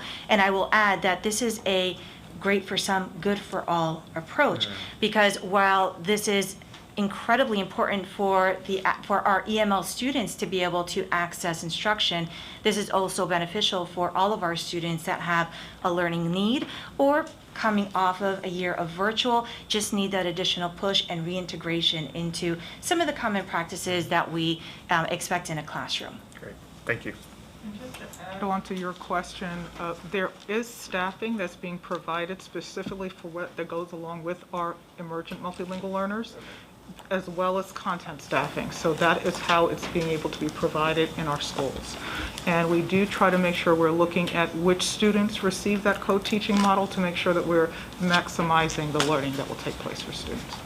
I would imagine that among our many shortage areas of teachers, certification in English language development certainly has to be one of those, right? So are you able to provide that to the schools, especially with high concentrations of?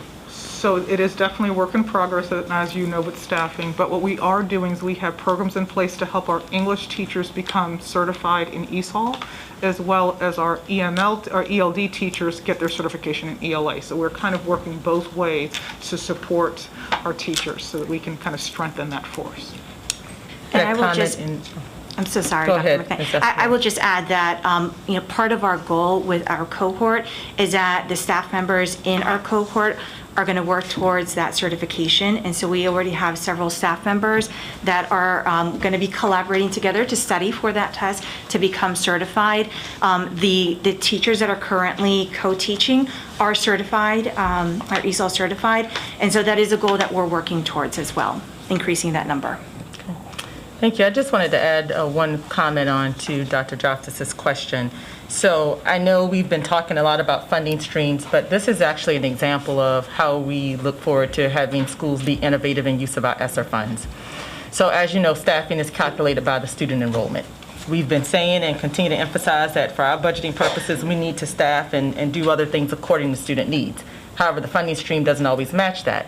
So this is why we're excited about being able to utilize our ESSER funding moving forward to provide those innovative opportunities for schools to say, this is an issue that we want to work on, and we have a great idea and a great place in which we want to focus that attention. Example here, what Shady Grove is doing, to be able to share the story of what has happened as a result of that, that then speaks to the need in the coming years, so that we can say, okay, our staffing is driven by these particular things. So I just appreciate that, and again, to the work done at Shady Grove, it is the power in the collaboration and teachers feeling like they have a model of support. I mean, in this environment in which it's difficult and everyone's kind of rethinking what they should be doing and why they're doing it. And when you think about the tradition of teaching, it's been you close your classroom doors and you go in and you teach your students.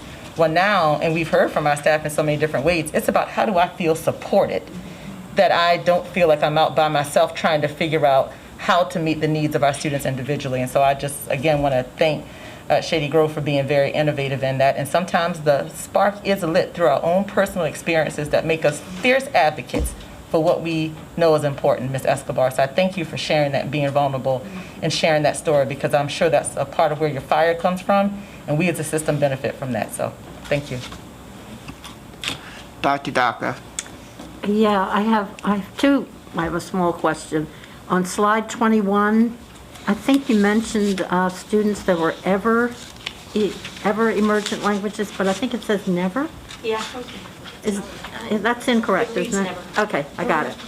All right, and I think Dr. Joffitt sort of touched on something I was concerned about, because I've been, we've been talking about mitigation, but I just wanted to read from the memo that came out on March 8th for this meeting.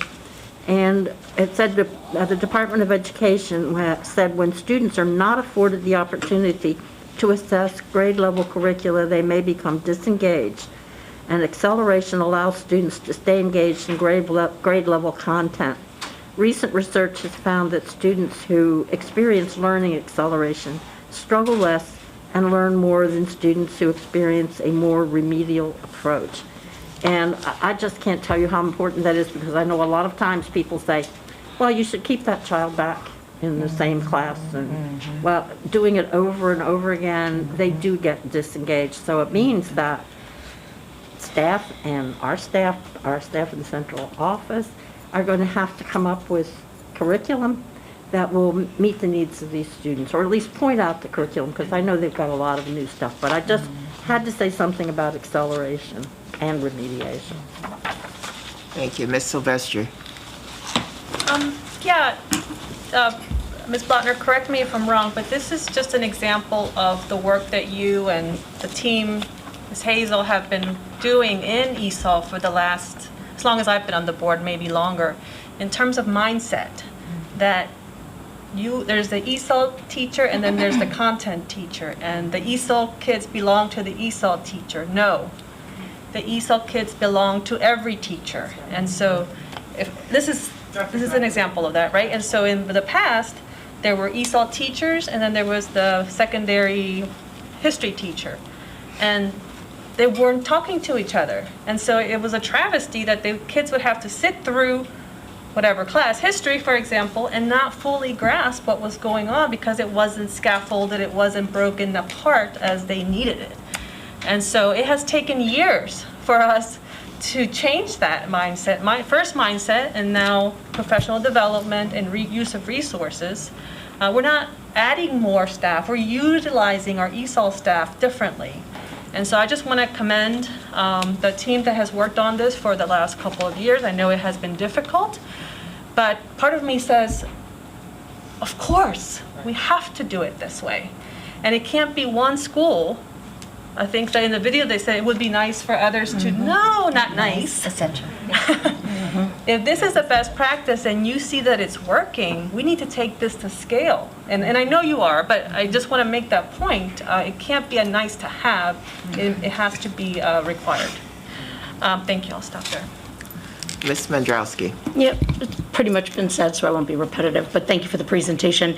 My biggest question was, if we're seeing positive results, are other schools doing this? Are other schools able to do this? Are you able to work with them to show them how to do this type of model and how we're incorporating the best practices?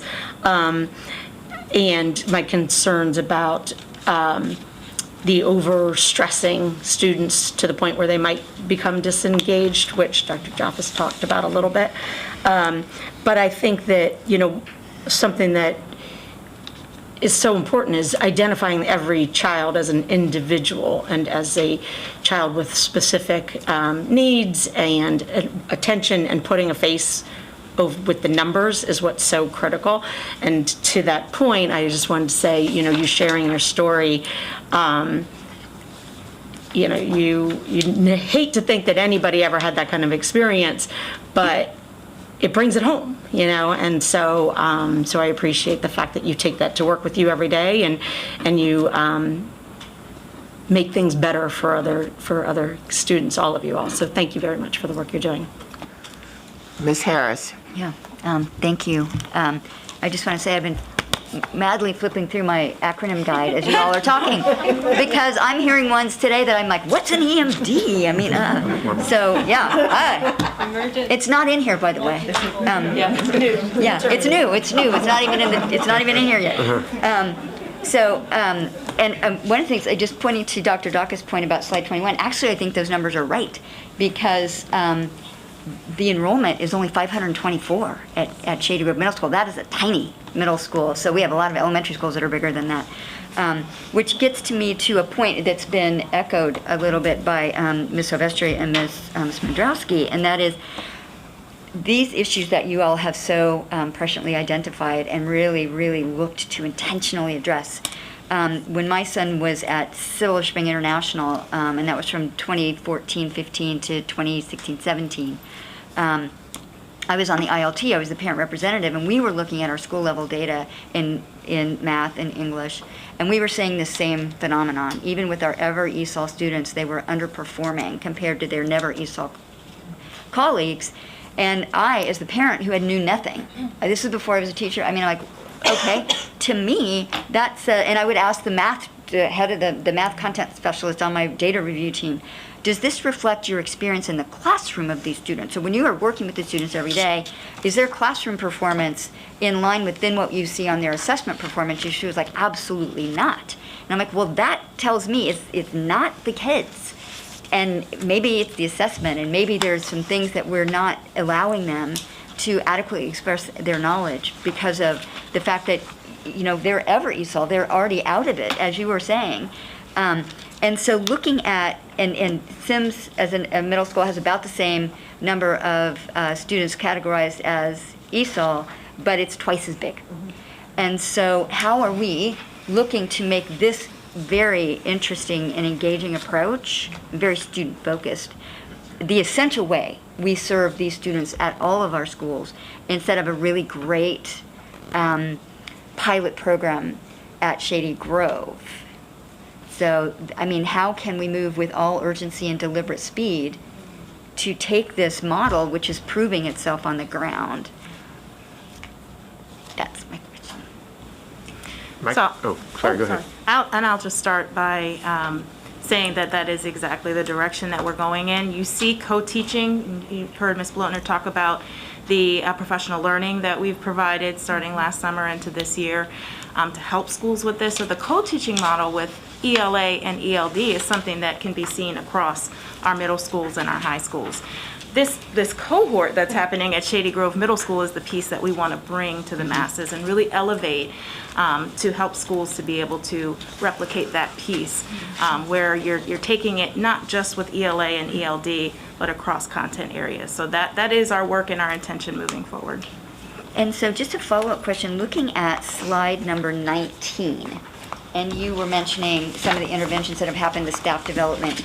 And the last of the big blue arrows, collaboration and co-teaching to support success of English language and emergent multilingual learners. 1,075 total participants went through that professional development. I'm wondering how we are looking at who is taking advantage of that professional development and identifying whether they are in the schools with the highest number of impacted learners, the highest number of learners in those categories.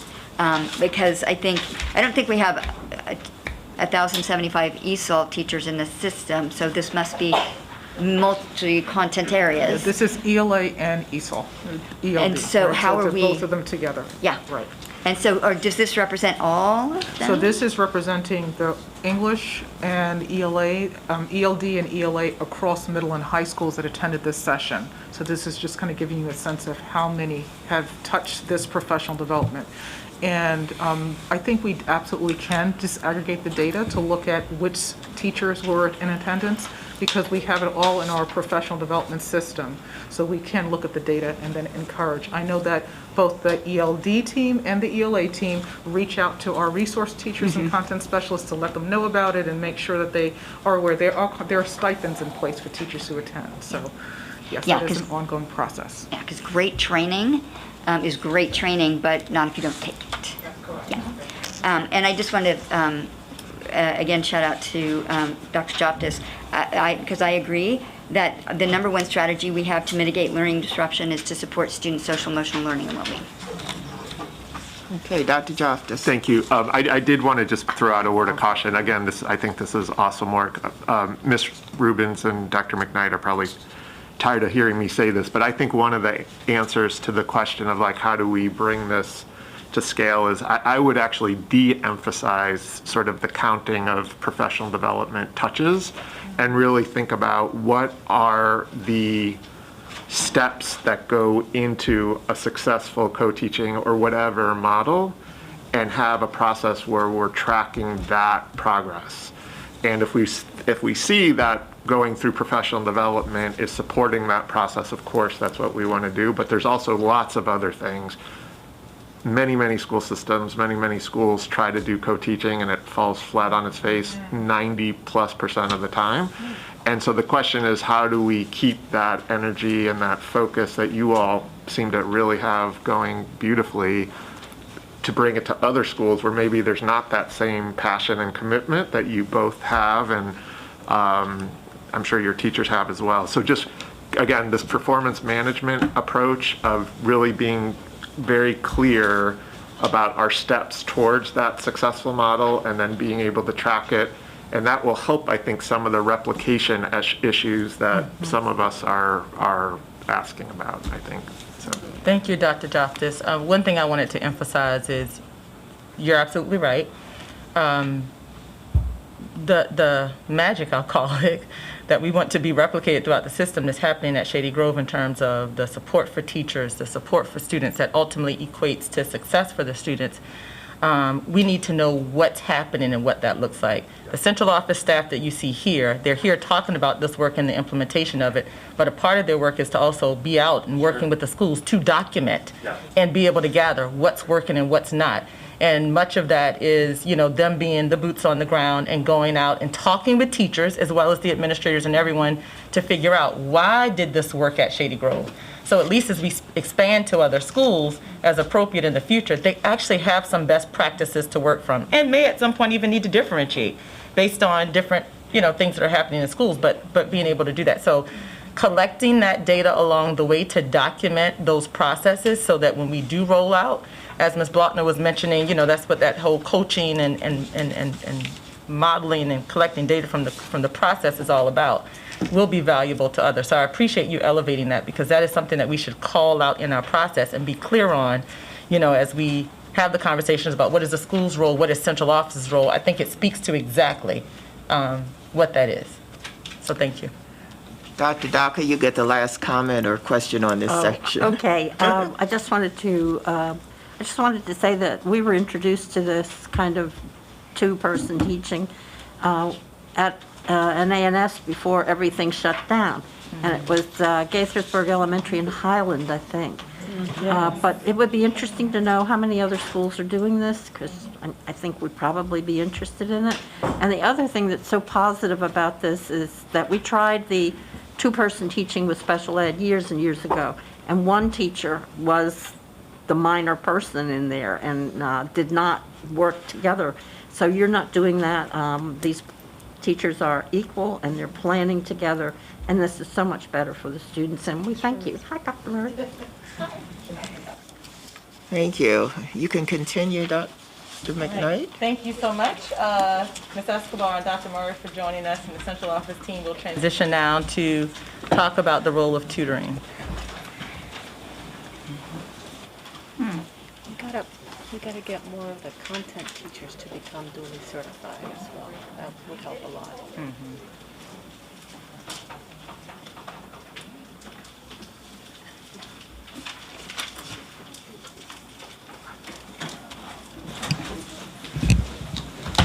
Okay, good afternoon. We're going to continue with part 2. So we want to say good afternoon. President Wolf just stepped out, but Dr. McKnight and board members, we will continue. So you heard from our team about our first approach to mitigating learning disruptions, and that's really that high quality first instruction and planning that is really necessary. And so we are going to talk now about the other approach to mitigation, which is tutoring, interventions, and then we'll follow with summer school planning. We'll provide an overview of the different models of tutoring, their definitions, and the current state of implementation across our schools. And we'll also discuss the services that are provided by our external partners and initial usage of that service since January. If you can go to the next slide, please. So there are 3 models of tutoring and interventions currently taking place across the system. First is high dosage tutoring that is aligned to the student's grade level curriculum provided by our MCPS staff or an external tutoring partner outside of the school day. The second is what we refer to as our evidence-based interventions for our students. And those are typically for students who are multiple grade levels below in reading or mathematics, delivered again by our MCPS staff during or outside of the school day. And third is tutoring provided by our external partners to supplement the local schools. And oftentimes we might refer to this as that homework help for our students. Next slide, please. So just to go a little bit deeper, when we refer to high dosage tutoring, we are talking about tutoring that is aligned to the grade level curriculum. It is to address the learning gaps and help support the students in their day-to-day instruction. So we talk about the existing curriculum, whether it's Benchmark or Eureka Math, LearnZillion. That is the foundation that is used, and we use the tutoring opportunities to help to accelerate the learning and ensure students are moving closer to grade level. High dosage means that there are multiple sessions per week for at least 60 minutes a session, and students are identified and referred based on multiple measures with specific outreach to the students and their families from the local school. So we, again, provide the high dosage tutoring primarily by our MCPS staff. And as a result of the staffing challenges and shortages, we have used our external partners in certain schools where needed. High dosage tutoring is provided both virtually and in person. And we are happy to share that we've been in contact with our transportation department, and now they are going to be able to provide services primarily for our elementary students for schools that need the transportation. So we are working on that at this time. In the middle box are the evidence-based interventions. These are the intensive interventions in math and literacy for students who are significantly below. And again, we have done a lot of research within our office and curriculum and also special education to ensure that they are evidence-based and that we provide the funding for it, and we also provide the training for our teachers. We want to make sure that our interventions, again, provide our students what they need, and the number of sessions students need is really dependent on the intervention and the student and their needs. Examples can include, or in Gillingham, iReady, Read 180, Really Great Reading. There are a number of interventions that we use. And finally, our on-demand tutoring is being provided by our external partners, and this is less intensive tutoring available to all of our students, primarily any content area that you can think of, and it's very flexible, offered 24 hours a day. I got on as a parent just to be nosy, entered my daughter's ID, and a tutor popped up, and I was not expecting that. So it is very much on demand and a very flexible opportunity for our families to use. So at this time, I'm going to turn it over to Mr. Murphy, who is going to get into the more specifics of the implementation. Thank you, and good afternoon. Next slide, please. So with our current implementation, first we're going to look at the tutoring being delivered by MCPS staff. Then we will review the usage with the external partners. So within MCPS, the planning and hiring of MCPS tutors took place throughout the fall, with rolling start dates in local schools throughout the first half of the school year. These MCPS teachers and paraeducators are being compensated at their hourly rate to work with students outside the school day. As you know, throughout the fall and into the winter months, many schools experience those staffing shortages, challenges with finding enough staff to work with students outside the school day, and other interruptions from the pandemic. As a result, our schools were at varying levels of having enough staff to fully serve all of their identified students in after-school tutoring. But as of February, our schools have hired over 1,500 MCPS tutors who are serving over 5,000 students across the system, and that number continues to grow. The next slide provides a breakdown of student participation in the MCPS program thus far. As indicated on the slide, you can see how this breaks down by level, with more students participating at the elementary level as compared to middle and high, as well as participation by student demographic and service groups. Given some of the staffing and operational challenges this year, our school teams should be commended for how they have stood up these tutoring efforts outside of regular instruction.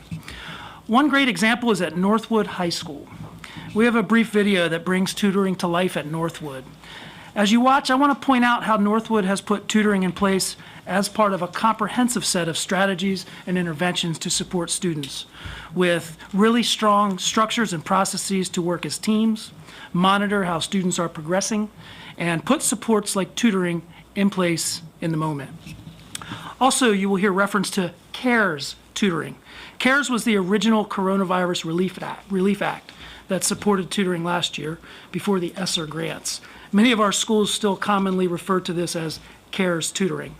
And I want to acknowledge that joining us in the virtual audience is Dr. Jonathan Garrick, principal at Northwood. So we'll go ahead and show the Northwood video at this time. In the past, I think everything was an in data point and then a solution. So, a student didn't pass math. Well, we know that now because the marking period has ended.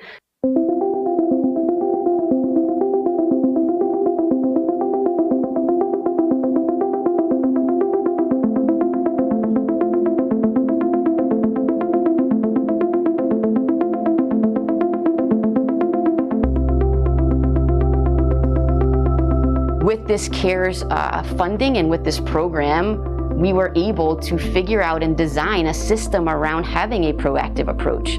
We had the data, we built a structure around being able to provide the support, and now we had the funding to do it. We have a grade level team structure that we follow to work with students and be able to track data, see how they're doing, and put in place the proper supports. So what that would look like is, 9th grade, 10th grade, 11th grade, 12th grade has their grade level administrator coupled with a team leader and counselors who are constantly monitoring student data. So data points would be past grades, current grades, attendance data, behavioral data, social-emotional data that may have been shared in various circumstances. By having more of these puzzle pieces, it allows us to explore what's really happening with the student and give adequate support beyond just the, here's what you need to know for geometry. In your own words, write a brief biography about this renowned American author. It helped me a lot, especially when I couldn't do the work myself because I didn't understand it sometimes, and just having a tutor helped me have another perspective of my work. We meet every single week, the grade level teams, and look at this performance data. I pulled all the interim grade data for our CARES caseload students, and that is linked in. That's the nice part of having a team and multiple players. So, I may come in with the grade data. The counselors are coming in with the social emotional piece and the attendance piece.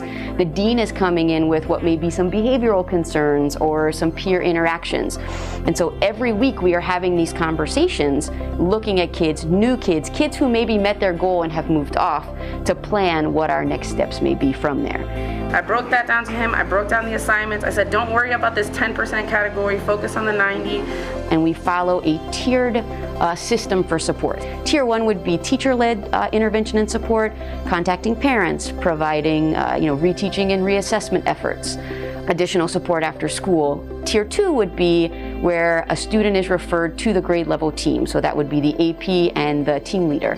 Those referrals can be submitted by teachers, so I've tried everything, and at this point, this student needs more than can be given in a classroom setting.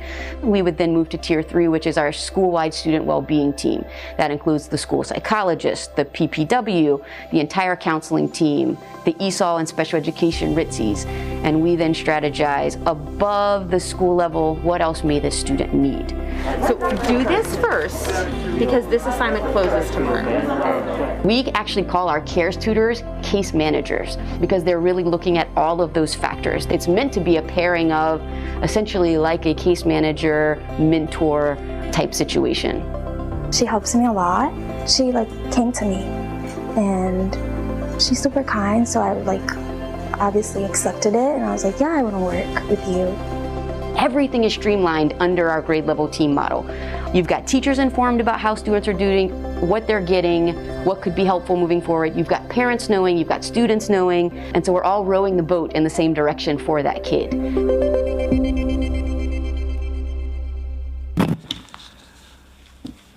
So thank you to Northwood and Dr. Garrett. Great work to you, Ms. Baudry, and the team there at Northwood. So next slide, please, if we could bring back up the deck. In addition to the tutoring that's being provided by MCPS staff, we've now contracted with 2 external partners, FEV Tutor and Tutor Me Education, to provide the additional tutoring services. These services are supplementing our schools where there has not been enough staff, and also providing the homework help that Ms. Hazel mentioned earlier. These programs are being implemented after an extensive review process that took place in the fall. The process began with a request for proposals, or RFP, late last summer, and then an evaluation committee of school-based staff, subject matter experts, and community members reviewed and rated the proposals. These review processes focused on aligning to MCPS priorities to mitigate learning disruption, ensure culturally relevant practices, and affirm that the approaches would meet the needs of MCPS students. This resulted in the 2 recommendations that were approved by the board in November. Since that time, we've been working closely with our new partners on final contracts, background checks, data sharing agreements, technology integration, and now implementation. Direct services to students began in January. Next slide, please.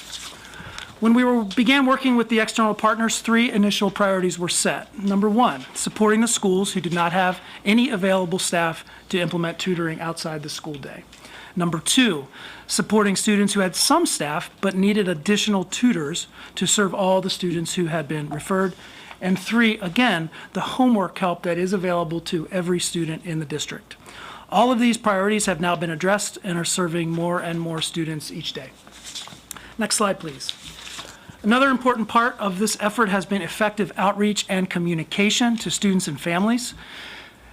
This is a combination of individualized outreach from local schools for specific students who are being referred, as well as system-wide communications about the additional tutoring that is available for all students. There are also interventions and additional steps that are taken when students are referred for tutoring or scheduled sessions but do not attend. This information is posted throughout our normal communication channels as well as social media in multiple languages. On the slide is an example from the MCPS website and social media. Next slide, please. The tutoring services by FEV Tutor and Tutor Me Education again began in late January. As of the end of February, over 1,600 students had participated in over 2,800 hours of tutoring, and this number is truly increasing exponentially every single day. This slide also shows that many of our focus group students are accessing the tutoring services provided by the external partners.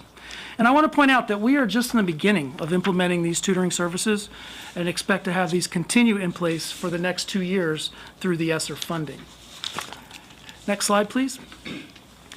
As a summary, these various models are providing a continuum of services to students based on individual needs. After a bit more time of implementation, we will be measuring impact through our evidence of learning measures such as MAP, grades, other external assessments, and we'll be coming back to the board with that analysis. We will also be receiving detailed data reports from the tutoring partners that will be shared with you soon.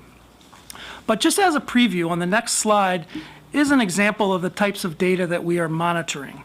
This is an example of a cohort of students who participated in one of the reading and math interventions through the tutoring model. Among the 286 students who participated in this intervention, they demonstrated more growth in both reading and math than the MCPS average on the whole. For example, in literacy, you can see the average growth in MCPS was about 4 points, but among the students who participated consistently in this intervention, it was twice that. So there does seem to be a benefit and that the tutoring and interventions are contributing to more accelerated growth. This type of data is what we'll be bringing back to you as we have more time with implementation. So this concludes the tutoring part of the presentation. I think we have 4 more slides to give you a preview of summer programs if we want to pause for a brief discussion. Why don't you go ahead and finish the summer program and Sure. then we'll take questions. Okay, thank you. So we're going to just share a very brief update on our plans that are underway for the summer. And as you remember, the last 2 summers were unprecedented in the need and scale. We provided summer programs at historic levels as we wanted to get as many students as possible into our summer programs as we were moving into the reopening of schools. Last summer, the summer programs were in the context of returning to in-person instruction, and we served over 50,000 students, many who were experiencing the remote learning the previous year. So there were several lessons learned from the past 2 years that are driving the plans that we have for this school year. So if you can go to the next slide, please. So as we have been engaging many different stakeholder groups over the last several months, several themes and challenges have presented themselves. So we know one of the challenges that we had was staffing, and we talked about that several times at the board table, and also workforce stamina. And so we know, based on some of the challenges that we faced this school year with staffing and even with our tutoring programs and things, we do expect that there will be some challenges with staffing, and we are actually going to survey teachers to just get a sense of the interest with our summer programs. We also wanted to be mindful of our budget for our summer program. We are funding our summer program through our ESSER grant. And last year, the cost exceeded $20 million. And we know that that's not sustainable every single year, so we have to keep the budget in mind. And we also just want to make sure that we are narrowing our focus to ensure that we are prioritizing the students who really need the summer program. So some of the programs that we have that are longstanding, such as our Extended Learning Opportunities, or ELO, with our Title I schools, we will definitely continue and make available for all students in those schools. Our high school credit opportunities will also be available for our high school students to help them continue to be on track for graduation and just make that academic gain if they so desire to do so. The next slide, please. So we want to also share that in addition to thinking about staffing and budget, the other big consideration that we had was around that return on investment and looking at how our students performed. Clearly, getting the students back into the school building last year was really critical. But the other piece we want to look at is the academic data and how our students did in summer school. So I'm going to kind of walk you through this, this chart here. We wanted to take a look at how our students in summer school compared to the students who did not participate in summer school. And so this is a grade 3 literacy example. And you can see here, just take a look at the gray and the black lines. They represent the students that did not participate in summer school. So the gray represents their spring math results in literacy, and when they were in grade 2, and now the black represents the fall results, and you can see the gains that they made. Underrepresented students, meaning our African American and Latino students. You can see all of our farm students, non-participants in the gray, and then compared to their progress the following, this school year in the fall, special education, and our limited English proficient students. The orange or peach and yellow represent those students that participated in summer school. You can see where they started last school year in the spring and the gains that they made.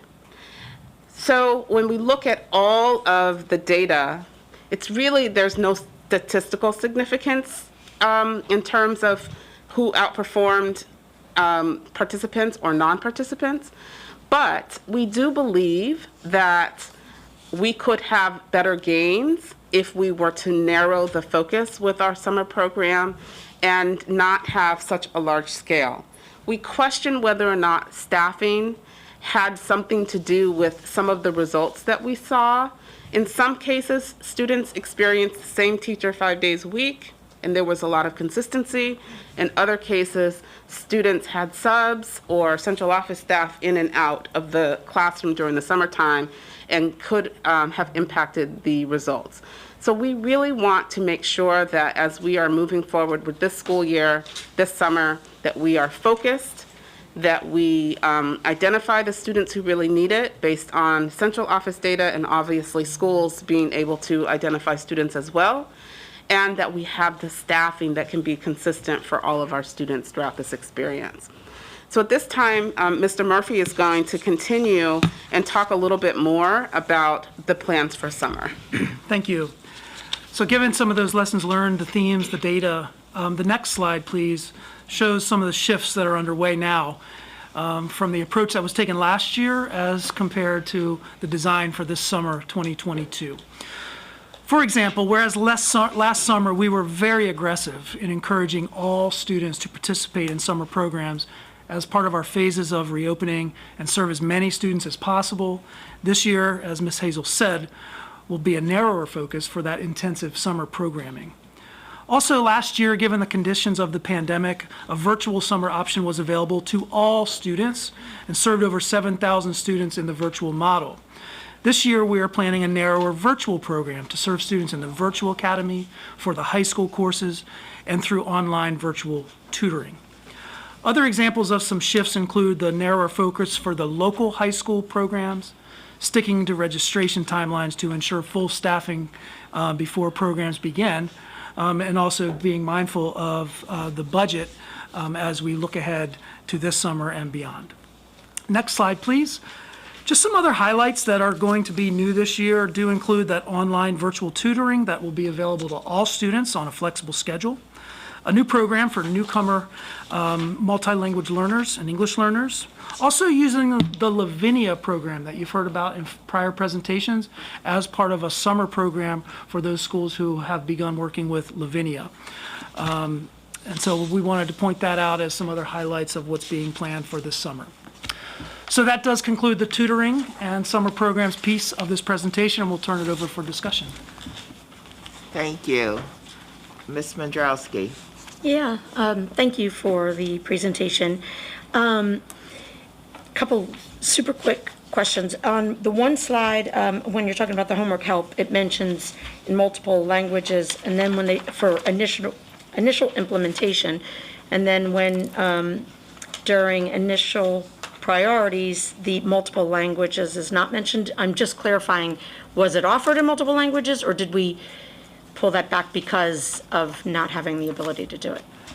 The homework help in multiple languages, as well as world language courses, as well as the tutoring serving English learners was all there from the beginning. Oh, okay, great. And then I had a question about the special education numbers during summer school. Shocking, disappointing. I'm wondering, have you been able to identify any, were we lacking in special education teachers to help support our students during summer? Is that, do we have any idea of what attributed to the decline?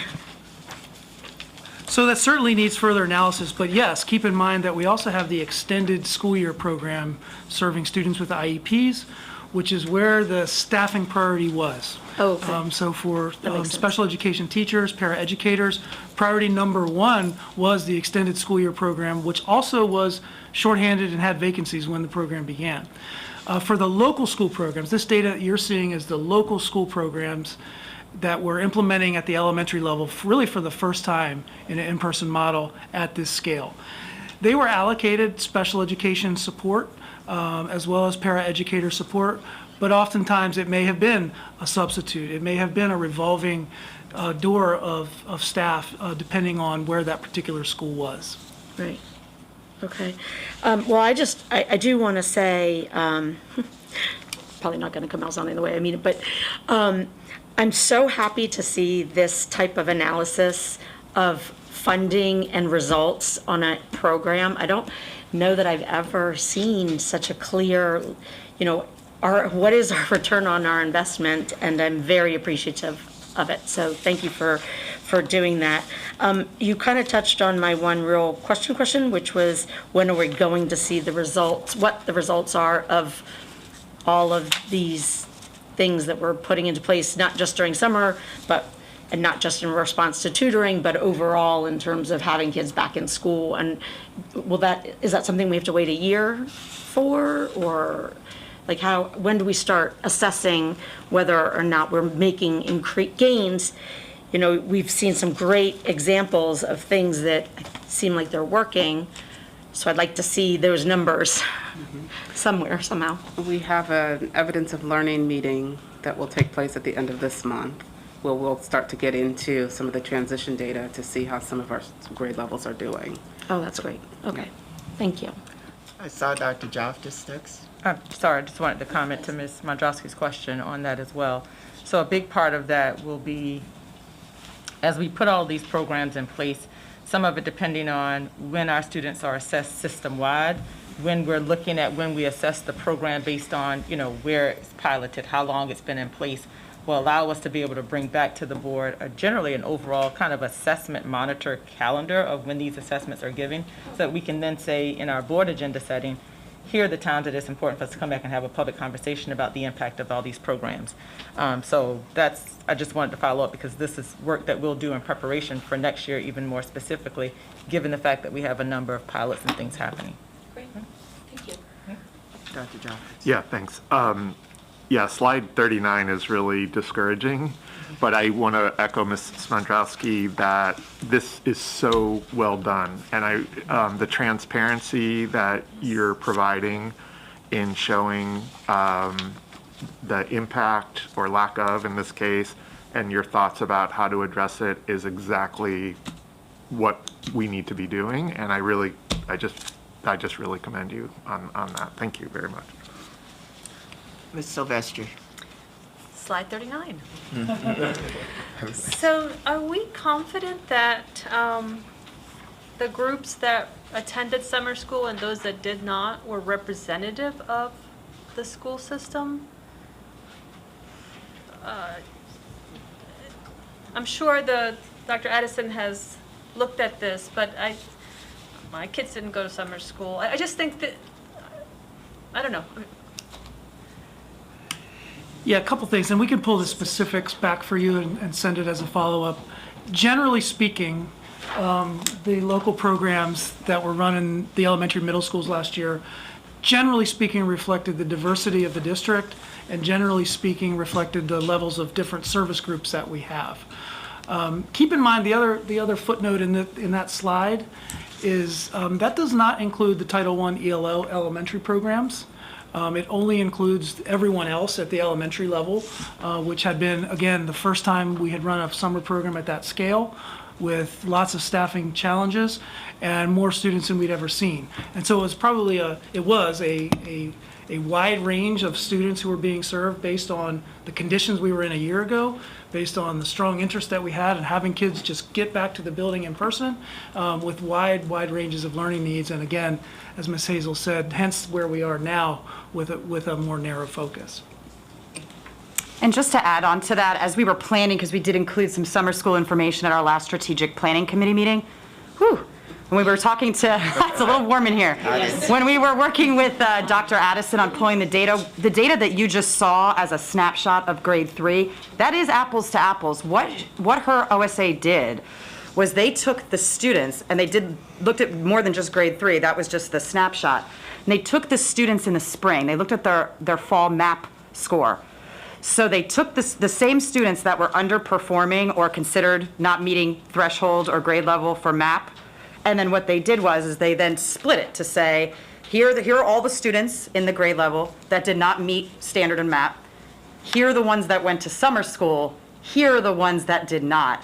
So in essence, they were comparing the same group of students I'm sorry, not same, but they were performing the same in the spring to see when they examined the fall, what was that growth? Did the non-participants grow more or less? Or did the participants in summer school to try to really narrow to identify impact? And the results were similar to this? Yes. Okay. So how are we going to change this so we don't have this same chart this time next year? So you said that we're going to focus on the students that need it the most, not everyone. And then hopefully our staffing will be more consistent. What else?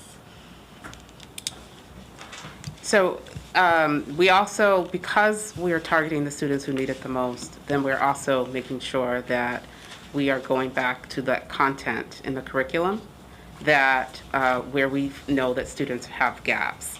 And so we wanted to make it more targeted this year.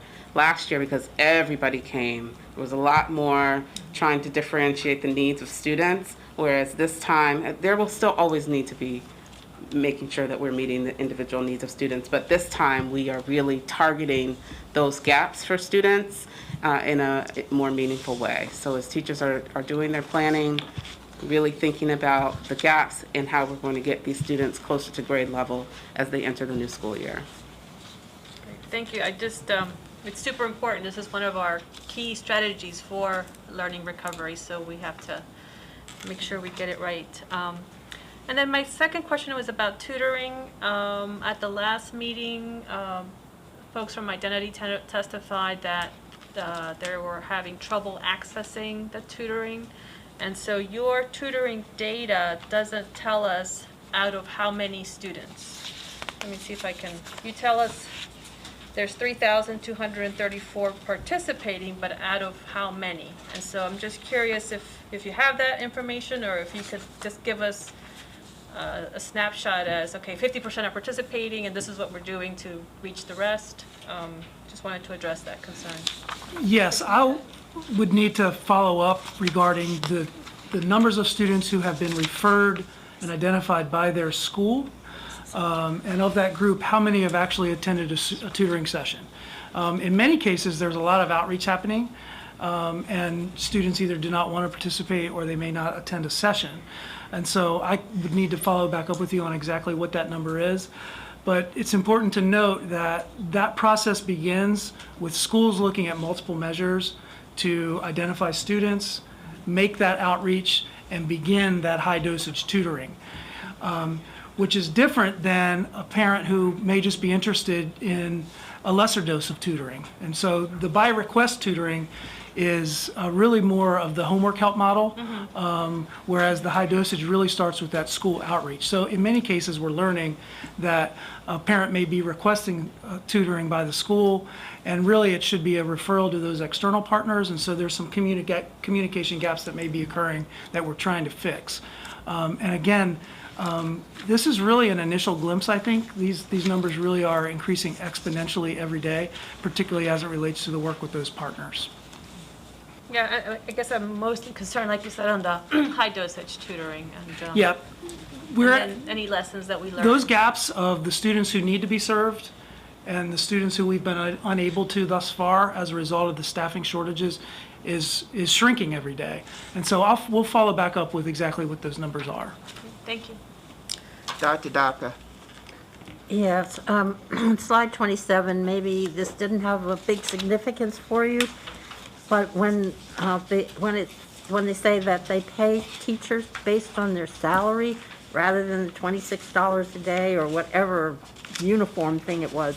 So I think this makes a difference in how staff may feel about doing this. And I know that it's really important to have teachers work very closely with each other and with students so that they're presenting the material that the students need in class, because a lot of times people say, well, you've got all these volunteers, but the volunteers are not connecting with the teachers, so it's really not helping the kids as much as it could. So I really have to congratulate you for that.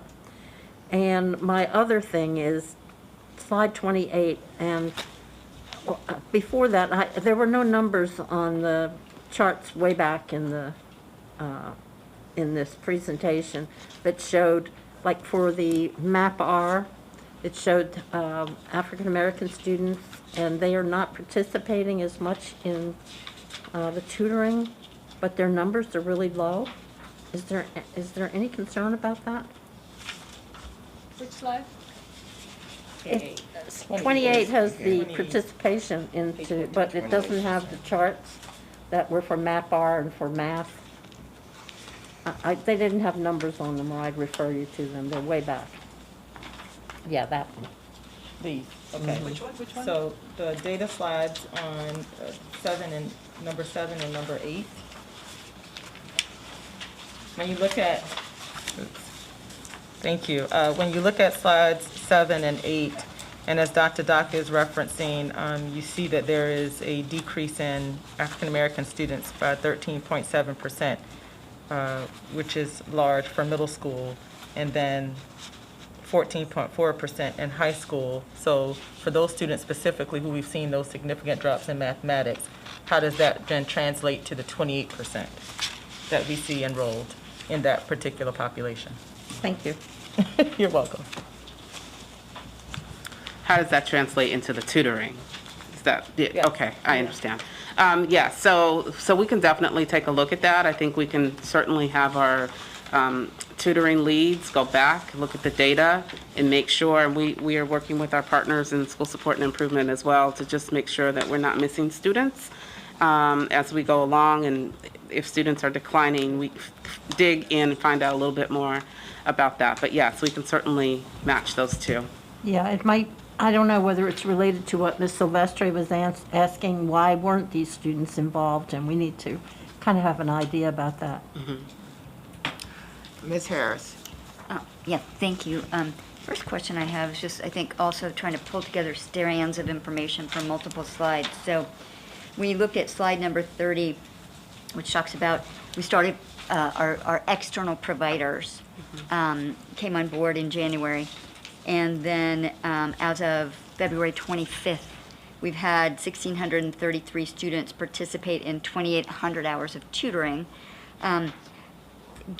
I'm assuming you'll be able to tell us at some point what students, what grade levels, where in the county, and the content areas they're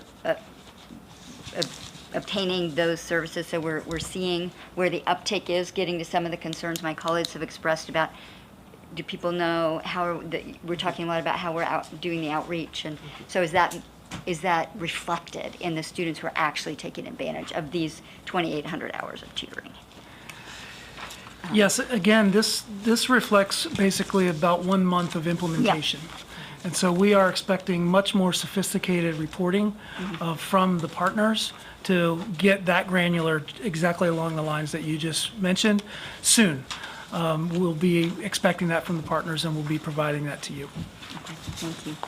And then I guess my next question or observation goes to the approach that we're taking to, we've identified these learning disruptions and learning gaps, and we've identified interventions. But I think going back to one of Dr. Doftus's first comments, looking at the enhanced emphasis on math and reading and English language arts and the high-dose tutoring, it's a tightrope walk. It's a tightrope walk because, the interventions are more and more and more and more instruction, but we can't grind our students into dust, and they're already telling us that they're exhausted and stressed. So making sure that we are equally identifying ways to support students that aren't the direct push for academic work, I think is equally important. And we keep getting information at the board table on those two things separately, the work that you all are doing academically, and then the work that we're seeing from Ms. Rubens and team on the social emotional learning and the well-being. And I think it would help to, if we could at some point in the future sort of integrate those strands, because I think the sweet spot is when all of that comes together. And then I guess this is more of an observation, because my concern is that we have this very strong emphasis on the gaps that we've measured in math and reading and English language arts achievement. And so we aren't really looking and focusing in on the arts. And I think if we look at our schools across the county, we've had learning and achievement and opportunity gaps that way preceded the pandemic. And I think, what we tend to see in schools that have students that are challenged, and we see groups of students who are challenged with performance needs in these core academic areas, we push more instruction on them. And then, it's often not that math class or that English class that inspires and energizes the student to get out of bed and hop into that school every day. But it might be their arts. It might be dance or music or, theater. And, it's the arts that inspire them. And I don't think I'm having looked at this data longitudinally for years, and I went to the honors band and orchestra concert at Wooten on Saturday night. It was amazing. It was just like being at the symphony. Close your eyes, you couldn't tell the difference. But I don't think it was a coincidence that if you looked at all of those incredibly talented students and the schools that they represented, the schools that have higher numbers of students who are struggling in these core content areas were dramatically underrepresented in this opportunity. And I just think, is it the chicken or the egg? And if we provided these students more opportunities in the arts, would that springboard their other academic areas of achievement, instead of saying you got to take a double period of math and lots of hours of high-dose tutoring?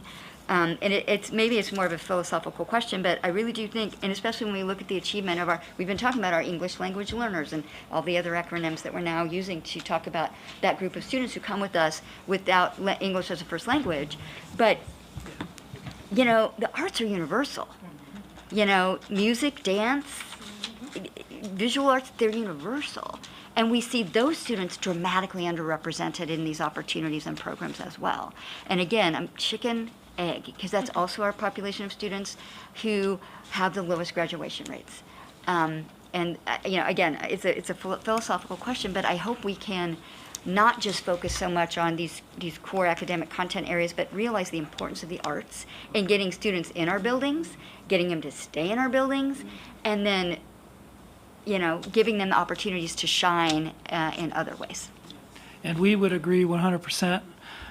Should have mentioned that part of the design of the summer program is exactly that, to infuse some fun, have it feel like summer, opportunities for the arts, partnerships with partners in the community that focus on opportunities like that. So that is a big part of what a summer experience will look like.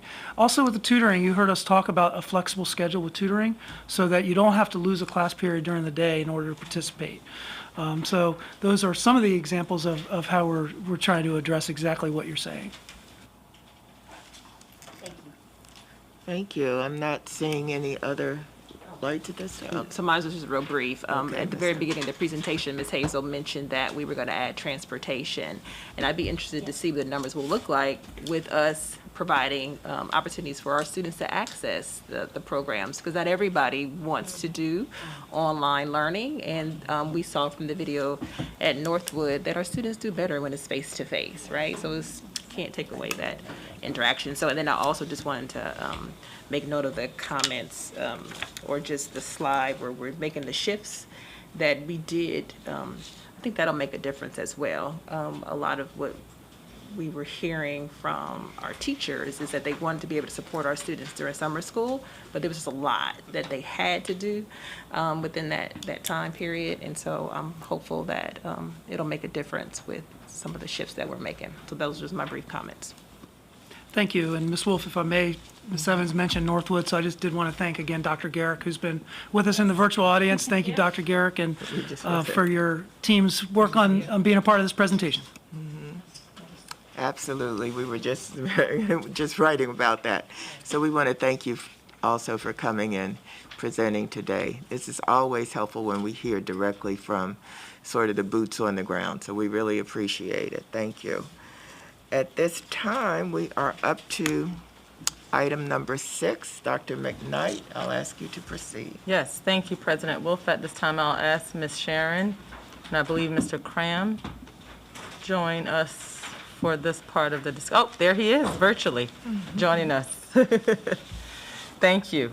So today, to get this presentation kicked off, I am pleased to share that we're going to be sharing the 2021 MCPS Annual Report. As we share this annual report, I do want to preface it by saying this is going to be an interactive online report that provides the community so that they're a part of this process and understand exactly what the student performance data looks like, operational performance data, and the steps that we've taken to address our mission and vision as MCPS in the 2021 school year. So it is lagging when you think about the last year, but I think it's important for us to look at that, especially considering that 2021 was a school year that was very different and unprecedented in many ways. The presentation that you're also going to see is going to be a culmination of our previous strategic plan. So as you know, the strategic plan is one that is in place for 3 years. And so this is going to be the strategic plan represented from our 2018-2021 implementation. So as a part of this presentation, we're also going to be debuting the website for the new strategic plan, which is going to be for years 2022 to 2025. So that is exciting. And we're going to discuss our communication plan around what are the things that we want to be able to share, what is the knowledge and understanding of the priorities of the system, and then most importantly, how do we communicate that to all of our stakeholders who are very much invested in understanding what that is and how we're doing that as a school system. So I just love how this has come together as bringing the work of the board to life, and then more specifically thinking about how are we communicating this to many who are invested and want to know, and how do we do that in a diverse community that needs this communicated and shared in a number of different ways that resonate with them. So our new strategic plan represents the vision of the school system for the next 4 years. As you know, we have been talking and planning and engaging our community members around the strategic plan, and we're excited to be able to launch this website and most importantly get to that whole piece that we've been discussing, reestablishing trustful relationships and doing that through how we communicate as a system. So with that, I'll turn it over to you, Ms. Sharon, to begin the presentation. Thank you. Before I begin, I do want to say Mr. Cram wanted to be here in person, but since we are, he didn't just leave me here alone on purpose, but because we actually are going to be scrolling through looking at multiple different websites today, it was easier for him to join the presentation remote. So thank you, Chris, for joining us, and thank you, Dr. McKnight and Ms. Wolf, for having us here today. So as Dr. McKnight stated, the purpose of our annual report is to look backward, okay, to ensure that we are on target with our system-wide goals in alignment with our core values as a system. And it is a holistic snapshot of our district from the previous year. Like districts across the country, MCPS has experienced multiple challenges as a result of the pandemic and virtual learning. And over the past 6 months, we have had frequent data presentations, many of them today that you saw, that highlight some of the challenges that we've experienced and represent the very real struggles that our students, families, and staff have had. And while these struggles are reflected in the annual report that Mr. Cram is going to be reviewing with you, it also reflects the progress and achievements that were made during a very difficult time for our community. So as I said before, we've shared much of the data in previous board meetings, so we're not going to be going over all of the data in the annual report comprehensively today. In a moment, Mr. Cram is going to provide a very high-level overview of the annual report website that serves as our one-stop shop to examine our progress as a district in the previous year. And after Mr. Cram explains the annual report, as Dr. McKnight stated, I'm very excited to share our new strategic planning website and our communication plan to really ensure that we're on track with our identified goals and priorities as we are reimagining public education over the next few years. So at this time, I would like to turn it over to Mr. Cram to talk about the annual report. Thank you, Ms. Sharon, and good afternoon, Dr. McKnight and members of the Board of Education and MCPS leadership in the room. I'm pleased to present to you this afternoon the FY 2021 annual report. And as it's already been said, I'm really only remote to better manage those websites with you today. Otherwise, I would love to be in the room with you there. Each year, and for the last approximately 5 years, the annual report for MCPS has moved online and followed a template that was aligned with our previous strategic plan work. This website is the last one that will be in the format that you are about to see, as we are now using a new strategic plan, as you know, and future annual reports will adjust to feature that work and those measurement outcomes. So I'm now going to share my screen, and I'm doing that now, and you should see the opening page of the FY 2021 annual report to the community. Right here in the very beginning, you can see that there is a table of contents that will take you to various parts of the annual report and the ability to look at this content in other languages. Also here at the beginning, as is typical, there is a letter that will outline the features of the annual report, as well as much of the information that made last year a unique year for Montgomery County Public Schools. Moving on, we next have a section that is our At a Glance section, where we feature our mission, vision, core purpose, and core values. And we also feature the top level data that represents who we were as a school system. For example, enrollment numbers, student demographics, the services for that time. Moving on, we also directly link in this one, although we didn't do this in previous years, but this one being the last annual report for the last strategic plan, we've included a direct link to that previous strategic plan. The next couple of sections reflect the work that was a priority also in the last couple of years, including the All-In Equity and Achievement Framework, and reminders that we utilize the evidence of learning, the equity accountability model, and the equitable access to resources. We also feature information about all means all. This, of course, was foundational work that reminds us of the mission of Montgomery County Public Schools, which, as you can see, is repeated here, and is to ensure that every student has the academic, creative problem solving, social emotional skills to be successful in college, career, community, regardless of his or her background.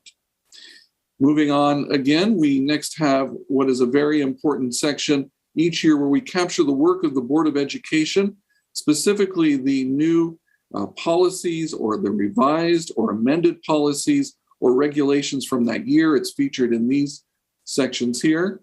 But also last year was a unique year in that following the announcement of Dr. Jack Smith's retirement as superintendent, the board had to take up the mantle to begin to look for the next superintendent of schools. And as you know, appointed as acting and interim superintendent is our very own Dr. McKnight. And that work is featured here as part of the website as well. Moving on and following the previous strategic plan, we have information about the strategic key bodies of work by focus area. Those focus areas, and you are very familiar with this image, are learning accountability and results, community partnerships and engagement, operational excellence, and human capital. And in each one of those areas is expanded out what those are. And there are details, data, both presented on the page, as you can see from these charts here, but also linking to our online data dashboard, which you would find at the end of this link. Something that's important to note is these external links are limited in this website. It is current website best practice to put as much of your narrative and your important information in the page that you're on so that viewers don't need to click away and be taken away from that narrative that you're trying to present. And again, as Dr. McKnight so eloquently pointed out, it was a unique year, and some of that data is represented here. And one thing I would point out is that, as you can see for last year, there is no data for the PSAT. Moving on, we have our human capital section in which we look at the demographic trend over time of our human capital. We also look at information about retention of teachers. In our community engagement and partnership sections, the numbers of types of organizations that we worked with over time. We also had to make a small adjustment here in operational excellence because, as you remember, we began last year virtually, and then after the first of the year in 2021, we transitioned to a virtual and hybrid experience.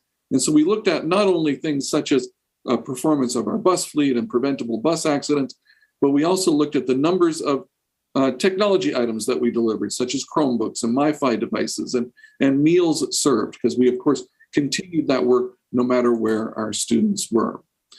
Moving on, we begin to look at what was really truly unique about last year. We had a reopening plan for the fall, and we had a reopening plan for the spring. And that information is highlighted top level here with a link to the full plan, should a reader wish to review what we did at spring, the reopening plan in the spring of 2021. Again, with an overview and then a link to the full plan. The next two and final two sections of the annual report is a look back at both the operating budget and the capital budget for the school system. And you can see the high level information about what revenues we had and what expenditures we were looking at for that year, with a link to all of the archival information, including the full booklet as reported by our Office of Finance, and that is located on our website. So that's one of the few links away. And then in the final section, the capital improvement section, we also always feature the high-level new additions and work that went on at the opening of last year, such as additions at A. Mario Loiterman Middle School, Walt Whitman High School, Tacoma Park Middle School, plus the long list of the work that was done in fire code safety. As you know, there was a great focus on heating, ventilation, air conditioning, HVAC systems as part of our mitigation strategy, and that was captured here as well. So with that, that is our online annual report. I'll stop sharing for the moment and turn this back over to Ms. Sharon.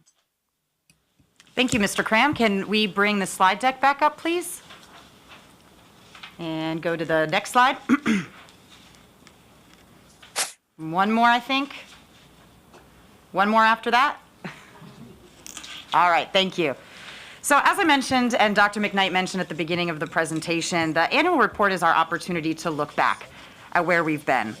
And we know that over the past 2 years, we've learned a great deal about what works for MCPS and for our students in our community and what doesn't work. And as a result of that, in November, over multiple months in a collaborative process, the Board of Education approved our brand new strategic plan for the FY 22 to 25 school year. And this new plan was collaboratively designed to outline what needs to happen over the next 4 years to ensure our students are thriving in college, career, and community. And since November, we have been continuing to work diligently on the strategic plan since the initial approval. We have been building out our communication plan of the plan. We've been solidifying our annual targets in alignment with our objectives. And we've been working with individual offices to identify how they are monitoring the implementation of all of the strategies they have identified within the strategic plan through a data-driven lens. And I would be remiss, although my Office of Strategic Initiatives has led this work, I'd be remiss if I didn't mention Dr. Keisha Addison and OSA, who has worked shoulder to shoulder in designing this, as well as the board staff and the Strategic Planning Committee, who, led by Ms. Silvestri, who really pushed us to think differently about how we were engaging in this work. And I so appreciate that real authentic collaboration between the MCPS and board staff in the designing of this, because I really think that it was fruitful in creating a strategic plan that is going to help us really reinvent who we are as a school system. We know that we need to think innovatively, as I said, about how we are transforming the experiences of our students as a result of the pandemic. And this needs to be reflected in how we track and monitor the goals and objectives of the strategic plan. So I'm very excited to share with you our new strategic planning website that outlines the board's 3 priorities for the FY 22-25 school year. And in the building of our new strategic planning website, we built on what we learned from our previous website. We really took the time to think about what the vision of the system is and what the needs of our community are in making sure that we've created a tool for our staff, for our students, for our community to be able to navigate this process and this plan. Because what I want to emphasize, and this has been made loud and clear as we have engaged in our strategic planning work throughout the year, is that this needs to be a living, breathing document. There should be no question of our progress in our strategic plan, and we want to use this website to really highlight and elevate the work that we're doing and the progress we're making, not just at the end of the day, at the end of the year, once it's all been said and done, but how we're doing along the way. And that is something that we're really working diligently on right now. What you're going to see, and thank you, Chris, for bringing this up, is the launch of our, and I'm going to say I don't want to call it a skeleton because it's not a skeleton, but this is the basics of our strategic plan, and this is going to serve as our opportunity to build, and we're going to be building this website out as we go. So as you can see, there's a brief introduction. We wanted to make it user-friendly and use language that was accessible as we were going through this. And as you scroll down, as we know, we have 3 key priority areas. We have academic excellence, and you can stay there, Chris, or actually you can scroll down, that's okay. Academic excellence, well-being and family support, and then we have our final area of professional and operational excellence. If you go back to the top, Chris, and if you could click on the first objective, which says improve student achievement in literacy and math. So how we designed the strategic plan, as well as the website, was, one, we wanted to make sure that the goals that we were aiming towards were very, very clear. So that's why you have kind of the breakdown when you click on it and you can see it in more depth. So the goal here, scroll up just a little bit, Chris, so I can read the goal. Yeah, improving student achievement in literacy and math. That is our first objective, right? That's our first goal. So if you scroll down a little bit, we have that as the objective. It's highlighted there. And then we worked with the offices, and this is what was shared with the board and approved on November 9th, the key strategies that we have stated we're going to be using to get there. And I'm going to highlight just on that last one, because that actually, the presentation that was just shared by the curriculum office highlights their work in this strategy of ensuring English language learners, and I'm testing my eyesight right now, are receiving instruction at the grade level standard with receiving English language development instruction through a co-planning and co-teaching model. So it was quite serendipitous that they actually presented their work on this in alignment. I should say we planned that way, but we didn't purposely plan it that way, but it's a great example. Then when you scroll down a little bit further, you're going to see the metrics of success. And this is a very different way of looking at our strategic plan, and we have not looked at our strategic plan in this way before. We've always kind of focused on that target of, okay, in 4 years we want to be at such and such a metric or a result. This strategic plan, we really worked on saying what is our baseline, where are we at right now, and what are our annual targets. The goal here is that as we start collecting our data, our annual report data, we are going to build into this website live data that will be able to show the community, will be able to show the reader exactly where we are at as far as our annual targets. And that's going to really help us think about and track our progress. The other thing I want to note, and that we've been working hard on with the offices right now, is one of the things that we're doing with the strategic plan is we're going back to all of the offices. And we're really trying to engage in deeper dialogue around what this means for them, breaking down their strategies, taking a look at the strategies that they identified all the way back in the fall to ask those questions, are these the accurate strategies that are going to get us where we need to be? Because as I said before, the purpose of the strategic plan is to be a living, breathing document. And a living, breathing document can change. And it's important for us to be able to be nimble as we're taking a look at our data, at our results, to be able to be having those conversations so that's reflective in our work. So that's something that we're doing. If you scroll down, Chris, down to well-being and family support, I just want to highlight, I think if you click on any of them and scroll down to the metrics portion, okay.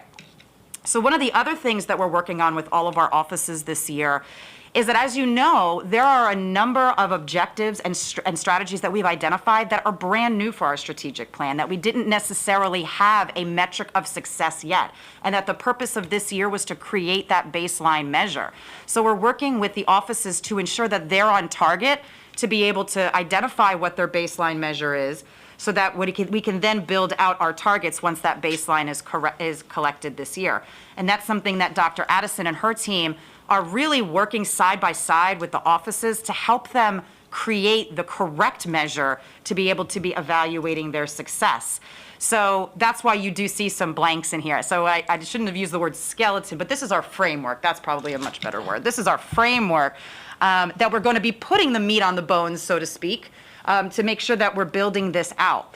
The other item that we're going to be doing, and if you could scroll up, Chris, actually you can click on any of them at this point. I just want to highlight the strategies. A little bit above the metrics of success. As you can see, these are not every single strategy that we're implementing in order to achieve our metrics of success. What you see here, and this is why we're working right now and going back with our offices to really dig in a bit deeper to this work, to say, are these, if we're going to say what are our highest leverage strategies to get where we need to be, are these them?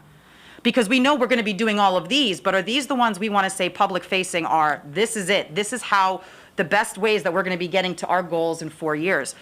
So the reason I say that is part of the work that we're doing throughout this spring is not only making sure that our strategies are right, that we're working with the offices on that, but then diving into deeper conversations with the offices and their staff on how are you monitoring the implementation of these strategies along the way. And I know Dr. Joftis actually pushed us in a meeting, our last strategic planning meeting, to really start thinking critically about those key performance indicators along the way that are going to get us to that annual target. So they're working right now on building that piece out for their identified strategies, because what we want to do as part of the strategic plan and the Office of Strategic Initiatives is we want to create a tool that the community and anyone who goes on this on a regular basis throughout the year will be able to click on these strategies and see the progress we're making along the way. And remember, progress is progress. It doesn't always go like this. Sometimes progress is like this, and that's okay. And I think that really gets to that transparency with our community and that rebuilding of that trust that they really want to see. Because we're dealing with human beings, we're not dealing with widgets in a factory, so we have to realize that sometimes we go backwards in order to move forward. But if we create an opportunity to really engage and share that with our community, I think that will go a long way into helping us craft our own story, but at the same time, communicating with the community of what we're doing. Chris, you can, or Mr. Cram, excuse me. Oh, I also forgot to mention Mr. Andrew Vines, who sat and went through about 1 billion iterations. He's the one who built our website, and he's been doing all of our promotional materials. I can't thank him enough because he has been extremely patient with me going back and forth 1 billion times. So I want to thank him as well. So if we can go back to the PowerPoint. And I've talked already a little bit about the communication planning, but it really is two-prong, our communication planning. I don't normally bring props to Board of Ed meetings, but I did bring a prop today for you all to see, because this is one of our communication strategies that we are starting. So this poster, hopefully you, maybe you didn't notice it. If you did, go take a selfie next to it when you go outside, because it is the board's plan. There is the translated into all the 7 languages. This poster is in our hallway. And it just kind of gives us that snapshot, that visual of what our plan is. There's also banners that are outside of the superintendent's office. We're also working on revamping that so that we're really communicating the message of who we are all about right from the get-go as soon as you walk in this building. So I just wanted to share that. I got Chris, or all my colleagues actually were making fun of me for bringing a prop today, but I was very excited about that work. The other, some of the other promotional materials that we are doing to advertise the strategic plan is, today, since we were bringing this to the board, we also have created a spotlight page where the strategic plan website is going to be featured on the main website that people will be able to clearly see so they can navigate it. There's also a one-sheeter that we have developed. We actually in the process of finalizing it. We're going to be translating the one-sheeter, and what it really is going to be able to do, the one-sheeter will be one piece of paper that any community member can grab, and it clearly and in accessible language says, what are the 3 areas? What are they all about? What are the priorities? And then what is some of our data as a system? So we're working on finalizing that. We're going to print that. And we're actually going to send copies out to every single school because we want every single school to be able to have access to that, to post that in their offices, and make sure that we are being transparent around that strategic planning. The other thing I'm really excited about that we're working on in the spring is we are working on featured videos that are going to be highlighted on the strategic planning website that are going to be going deeper through, and we're going to use the creative juices of the communications team to help us craft this out of what do each of these 3 priorities mean? So we wanted to be able to provide that audio-visual opportunity for people to click on a link and learn more about that particular priority area. And as you know, our students are one of our biggest constituents. So one of the things that we are going to be working on, and we are working on getting a meeting with Ms. O'Looney and some other of our student groups, is how do we make the strategic plan alive for kids, right? We know sometimes, we post this on our website, you dust it off the shelf, but like I said, in that effort for really to be a living, breathing document, we want students, staff, community members to be able to use it as a tool to advocate for what they need and the progress that we've made. So we're going to be working on a communications campaign with our students to see how we can make it accessible to them. And we're also running a social media campaign in the coming weeks, just making sure we're getting it out there so people's eyes are on it and they can see it. So in addition to that print aspect of communication, then there's that deeper communication that we're working on as a district. And this is where we need to make meaning of the strategic plan to build it into the work of every office, every school, every staff member along the way. Something that Dr. McKnight's been saying repeatedly as she's been visioning for the system is, it doesn't matter who you are, what office that you work for, your job is to put students first. Your job is to make sure that you are in service to students, and you need to be able to see your work in alignment with that. The strategic plan is just that. The strategic plan is the opportunity for us to take a look at our work and say, where do we see ourselves in this work in service of students, and how are we going to get to those goals and objectives in innovative ways in this system? So we're working in a variety of different spaces to build this understanding into the work. I mentioned that we're already working with multiple offices, but we're even going deeper than that. We're going to start working with the PLCs of the high school, middle school, and elementary school principals to bring that knowledge and understanding. We're going to be meeting with staff development teachers to help them gain a better understanding of how it relates to their work. So all of these are different strategies that we're using in order to make sure that we're really bringing this work alive, because the board strategic plan really serves as the backbone of what we do as a system. So having said that, I could talk about this for ages because I'm passionate about this work. And again, I want to thank Ms. Silvestri for really working with me incredibly, along with the committee, in making sure that this came alive in the way that they wanted to see it. So at this point, I would like to turn it back over to Ms. Wolf for discussion. Thank you. This is very exciting. It's very exciting because it's visually easy to look at. It's not so crowded, so I'm really excited by the possibilities of having this done. Ms. Mandrowski?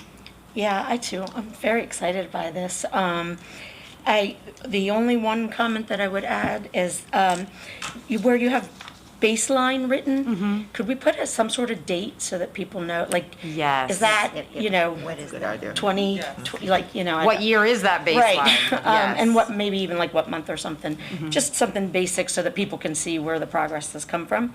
And then my only real question is, when will this exactly be up and running? Because I really like it. It seems very, very good. I was at a forum last week, and someone mentioned some incredibly mistaken data for MCPS, and I went in to try to find the accurate information, and it looked like everything seemed like 2 years old. So I wasn't sure, if people want to do research on MCPS, this would be the place that they would go, correct? The annual report, yep. Okay, and so when we would have that available for people to have that. Mr. Cram, this goes live today, correct? That's absolutely right. This goes live today, and it is of such importance, as you point out, Ms. Mondrowski, that we're adjusting the MCPS homepage to feature the strategic plan. In years past, it had to be a place that you either searched for or you found via sub-menus. But this is the driving force, the foundation, that by which everybody needs to know and understand our work. So we're going to bring that to the homepage. Yes, you do end up on a subsequent website, but there will be our social buttons will be in there as well. So it'll have the ability for people to visit, learn, and share what they discover on that website. That's great. The only I follow up to that though. You said it's a living, working, fluid document, and I appreciate that. It should be. How frequently should people expect it to be updated, just for expectations, so that people aren't like, oh, I went in and yesterday it wasn't updated. No, absolutely. And that is actually full transparency. We're trying to figure all that out with the offices right now, since this is a very new way of tracking their own progress. My goal would be that we're able to update quarterly so that they're able to see that. There might be some data points, however, based on how they're tracking progress, that it might be on the semester. So again, the other goal is that by the strategic planning committee meeting in May, that we kind of have that all flushed out to share with the team for feedback. That's great. And we should probably list when the committee meetings are on there as well, in case people want to watch it. The last thing I want to say is I just want to put a special shout out and thank you to building services staff for whoever it was that figured out how to get air on. Oh yeah, because as an old lady, I'm very grateful. Right. Quite a difference already. Thank you. Ms. Harris? Everything everybody said. You use some of my very favorite phrases because I'm somebody who is a deep believer in transparent data and open data and not being afraid to share our actual honest data, because that's how you get better. But I'm not really techie. So tool for navigation and building as we go and user-friendly, love that one. Are we, since we're going live, but it's in process, it's a living, breathing tool. Are we beta testing? Are we really getting our end users in to, kick the tires and play with it and say, you know what, I tried to find X, but it took me, I couldn't do it. Or so that we know this is a tool, that when we say it's user-friendly, that it's easy to navigate, that the tools are obvious for people of all levels of technological interest and savvy, that it really, really is. And especially when we're looking at our community, which has in it every aspect of the spectrum of people who are comfortable with technology and familiar with how these things work. That is such great feedback, Ms. Harris. So as I said, this is like our framework, but as we're building along, I think what we're going to need to do is make sure, like you said, is get our variety of different stakeholders in the room to say, is the way we're displaying this, does it make sense? Is it user-friendly? So that's something that we're going to work on, and I've just wrote that down so that we can get a committee of folks together to really be taking a look at that, to giving us that critical feedback, so we can maximize this as a tool for people. Yeah, and I have seen it work in groups where you give them a task. And you say, and you don't give them the task that you know that's their thing, oh, I'm always looking at the math data, but you give them a task to find information that maybe you don't think they're terribly fluent in or familiar with, and you just ask them to map their progress, how many clicks did it take, or did it, and what was intuitive, what wasn't.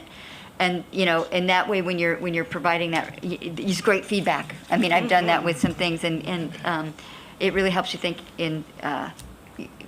like with this, it gets us thinking in new ways because we aren't all fluent in the same lingo, even in the same language. So just a comment. That's great. Thank you. I just want to piggyback on what Ms. Harris said. That is so important because right now you have to click 10 to 12 times sometimes to get to what you're looking for, and you're still not sure that you found it. Ms. Sylvester. Yes, Mr. Cram had his finger up. Oh, go ahead, Chris. Well, I wanted to applaud Ms. Harris for looking at the website in that way and setting that expectation. Those usability studies are so very important to help us understand how to reorganize and make sure that it works correctly. We did that a little bit internally, which is why it is as simple as it is at the moment. But as we seek to add more, we're really going to have to double down on that effort. And it starts with, and what this is, designed to work on any screen. So no matter who you are and how you come to this content, whatever screen you have, it will work on that screen. That's the first usability function. If people run into difficulties as they engage with the content, they of course will be turned away. So we look for that first, but we look forward to those usability studies. Thank you, Ms. Sylvester. I just wanted to start out by saying I so much appreciate your enthusiasm around strategic planning work because it's our roadmap. We agreed that these things were the most important things that we needed to focus on over the next couple of years. And now, as a board, our job is to monitor, to make sure that the data is going in the direction that we want it to go. And if it's not, then asking the questions about what we're going to do about it if it's not giving us the results that it's giving us. So I appreciate the work, and just wanted to say that it's going to be relevant for people if they are seeing that real-time data, right? So if we have to wait a year for the annual report, it'll be it won't be a dynamic tool for us as a board, the community, the school system as well. And in addition to the baseline comment, I would appreciate arrows up and down. Because you give me what happened this year, but I don't know if that's an improvement or the context is missing when you don't have arrows up and down. So that's all I had. Thank you so much for this work. I know we've been working at it for, seems like, years. And before we end, I just wanted to say thank you. This is an example of true cross-office work. Communications involved with OSA, involved in the Office of Strategic Initiatives. And I just want to say I greatly appreciate it. I mean, we should always say thank you, I believe, and show our gratitude, but the gratitude really comes through in terms of this is a product that works, and us looking at how we're progressing on the goals for our children and the value around how that is communicated and how that's at the top of our focus is what's truly exciting about this. So I just want to say thank you to the officers who've showed a good model, a great model of that collaboration, communication, and coordination of a priority to the board and to the system. So thank you. So thank you. At this time, we're up to item number 7. The question is, do we break now or do we, I don't know whether you need, how much time you really need. She's usually fast. Oh, there's Danielle. Go ahead. And I have 10 bills. I think we could probably get through it in about 15 minutes. If there are a lot of questions, let's stop do and this. take a break. Go ahead. Okay. Okay, thanks. So first of all, thank you for having me here. I apologize that I am not in person, and I wanted to thank LC for presenting the legislation at the last meeting as well. As you may know, we are more than 2/3 or almost 2/3 of the way through, more than halfway through. Today is day 56 out of 90 of legislation, of the legislative session. We have seen 3,098 bills drop. We are tracking 144 of those, really 190, because 46 of them are cross-filed. And I have been sending you things that fit under our platform, which is a nice follow-up from the strategic plan, as they follow the same foundations of the strategic plan under the platform. However, today there are 10 bills that I wanted to get they do not fall closely under the platform, and I wanted to get your position on, so I'm bringing them forward to you with a recommendation. If you turn to page 1 of your attachment A, the first bill is about the appropriations for school expenditures. So in the School Safety Act of 2018, there was $10 million put in for SROs, school resource officers.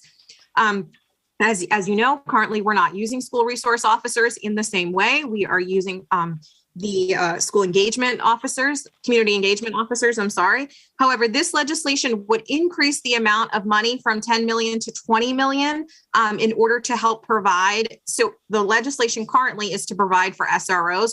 We are asking to support it with an amendment, and our amendment is to say that that money should be used for school security officers as well, so that we could use that in our work.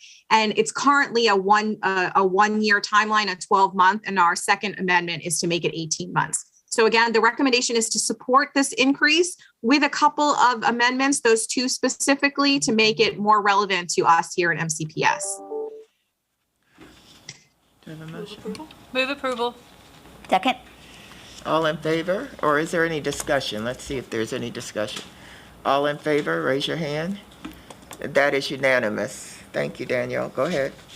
Okay, the next bill is electric school bus pilot program. I brought this bill to you as an opportunity for you to have a moment to be able to acknowledge that MCPS has already purchased 25 electric school buses. We are already in line with this work, and we are supporting it statewide, and we ask for your recommendation to support it as well. It is a pilot program to get electric buses in all school systems. Move approval. Second. Any discussion? All in favor, raise your hand. And that is unanimous. Thank you. Okay, we have a couple of bills this afternoon that are about parents' rights and parent and community engagement. So the first one here is parent and guardian rights. It's House Bill 953. This bill specifically is about allowing folks to testify at the board, which you already do, obviously. However, not all boards do have public testimony. So we support this bill. We agree it is in line with our current PTA and PTSA programs. And so we ask for your support on this bill. Which bill is this? Yeah, well, that's not what we're looking at. House Bill 953, the bottom of page 2. We had 938 here, hold on. Okay. I apologize, I skipped over 938. I'm sorry, I'll go back to that in just a minute. That's fine. Just address 953. Move approval. Second. Is there any discussion? All in favor, raise your hand. And that's unanimous. Thank you. Sorry about that, Ms. Mondrowski. Moving back to House Bill 938, very similar, parent empowerment and choice. However, this is going back to some of the No Child Left Behind stuff, where if a school is failing its accountability models, parents could call for specific models to be revised. This is beyond the scope of what we do in our community right now. This is a board decision and an administrative decision. The implications of allowing parents to make those decisions could really upturn the system. The recommendation here is to oppose this bill. Move approval. Second. Is there any discussion? All in favor, raise your hand. That is unanimous. Okay, I'm going to keep going. Bottom of page 3, House Bill 989, physical daily activity. You have seen this bill many times before. I believe this bill is on its 10th anniversary now. However, it has been revised each year, and I think we're getting closer and closer to something that works for everybody. So we are supporting this bill. However, we are asking for an amendment. It is about increasing the amount of PE time and outside physical activity. Our amendment is to qualify what that increase is. They would like to increase it to 90 minutes. We have it between 45 and 60. 90 minutes would require an additional 28 PE teachers and would really impact the scheduling. So we ask for your support with an amendment, and that amendment specifically is to keep the current state of 150 minutes rather than replacing 90 with the 45 to 60 that we already do. So again, the recommendation is to support with amendment. Move approval? Second. Is there any discussion? Yeah, I didn't really understand, Ms. Huskind. So we currently do how much time? Okay, so the current provided daily program totals 150 minutes, which includes 90 minutes of PE and then 45 to 60 minutes of recess or other physical activity. So what we are asking for is to redefine that it doesn't have to be 90 minutes of PE. It can be what we have is our 60 minutes of PE and add the additional time to that physical recess and other activities that we're completing. Thank you. Is there any other questions? We have Ms. Harris? Oh. No, I seconded, sorry. Oh, okay. All in favor, raise your hand. That is unanimous. Go ahead, Daniel. Okay, next bill, House Bill 1122, middle of page 4. This is a bill that would say that homeschool students could participate in extracurricular activities. And although we understand the sentiment of that, homeschooled students are homeschooled. This is not talking about home and hospital. This is talking about individuals who are not part of the public school system. We do not receive any expenditures or fees. So allowing them to participate and taking on that liability would be an enormous cost to the system. And the recommendation is to oppose. Move approval. Second. Is there any discussion? Yes. Go ahead, Ms. Vendrowski. So I struggle with this because I do believe that students who are homeschooled should be able to participate in extracurricular activities. I don't know, I guess it would be helpful for me to have a better understanding of what the cost and liability would be in association with this. I understand they don't count towards, we don't get funded for these students in terms of from the county and the state, but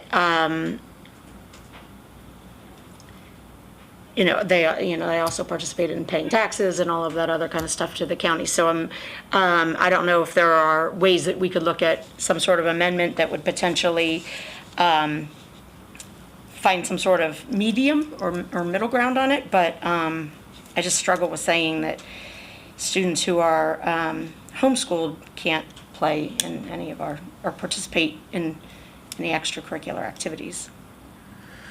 Beyond the financial cost, there's also additionally the eligibility requirement. So students in MCPS have an eligibility requirement, including grades for whether or not they're allowed to play. Homeschool students are not graded the same way. They're often not given grades at all. So there's a real problem too in how you would determine eligibility for students who are not MCPS students to be involved in MCPS extracurricular activities. I just wanted to add that it is in the statement. We have a motion and a second on the floor. All in favor, raise your hand. I'm going to abstain. Ms. Harris, are you opposed or? All right, we have everybody except for Ms. Mandrowski are all opposed. Raise your hand. I'm just abstaining. Okay, we have one abstention. Got it. Thank you. The next bill, top of page 5, House Bill 1145. This is student behavior, parent notice, and required counseling. So this bill would say that it essentially would punish parents if they did not get counseling for their student after the student was involved in an incident at school where the school recommends counseling. There's a lot of concerns about this, including our own regulations and code of conduct and how we already deal with these situations. Also, we wouldn't be able to enforce this. What would the school system be able to do? So I think this is a drafted idea that needs a lot of fleshing out, and our staff is recommending that we oppose. Move approval. Second. Is there any discussion? All in favor, raise your hand. That is unanimous. Okay, almost there. Bottom of page 5, top of page 6. This is the health and vision services. We've seen this bill before. We do continue to do this. However, again, this is an elevation. We don't have health vision screening specifically. So I wanted an opportunity for you to know this was happening and bring this before you. And the recommendation is to support this work, to bring vision and health services to schools. Move approval. Second. Is there any discussion? I'm just curious. So is this changing practice as it currently is? Not for MCPS. This would require the vision screening, which we already do at MCPS, but again, not all systems do that. And so we're supporting that. We don't always support telling other systems what to do, but this is a health issue for children. Does that answer? Okay. All in favor, raise your hand. That is unanimous. Okay, 2 more. House Bill 1258. This one you've seen many times before as well. This is about the BOOST program. The BOOST program is a scholarship for students who are eligible for farms and who are in a school that is considered failing according to the so similar to the other bill, according to the state accountability standards.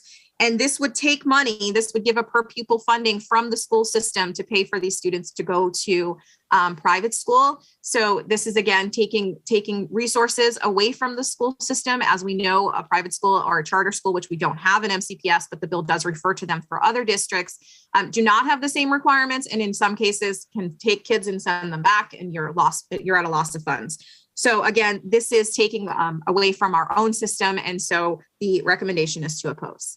Move approval. Second. Is there any discussion? All in favor, raise your hand. That's unanimous. Okay, and the final bill, House Bill 1292. This is an immunization bill talking about discriminatory policies. This would actually prohibit the board from saying that some kids have to be vaccinated or not being able to participate in activities. So this would directly impact the athletics decision. Currently, students who are participating in MCPS athletics must be vaccinated. This bill would say that the board could not make that decision and that it would be a statewide decision that you can't differentiate. Either everyone has to be vaccinated or not. So we oppose this bill as it takes away authority from the local school board. Again, the recommendation is to oppose. Move approval. Second. Is there any discussion? All in favor, raise your hand. That is unanimous. And that is everything for me today. Sine Die will be April 11th, so I should be back in front of you 2 more times. However, as yesterday was the 55th day, there's no more bills dropping outside of rules. And so we should see a slowdown. But there were, as I said, over 3,000 bills. So I will see you again in 2 weeks. And thank you very much. Thank you. At this time, we'll go into recess and we will return at 3:30. You know what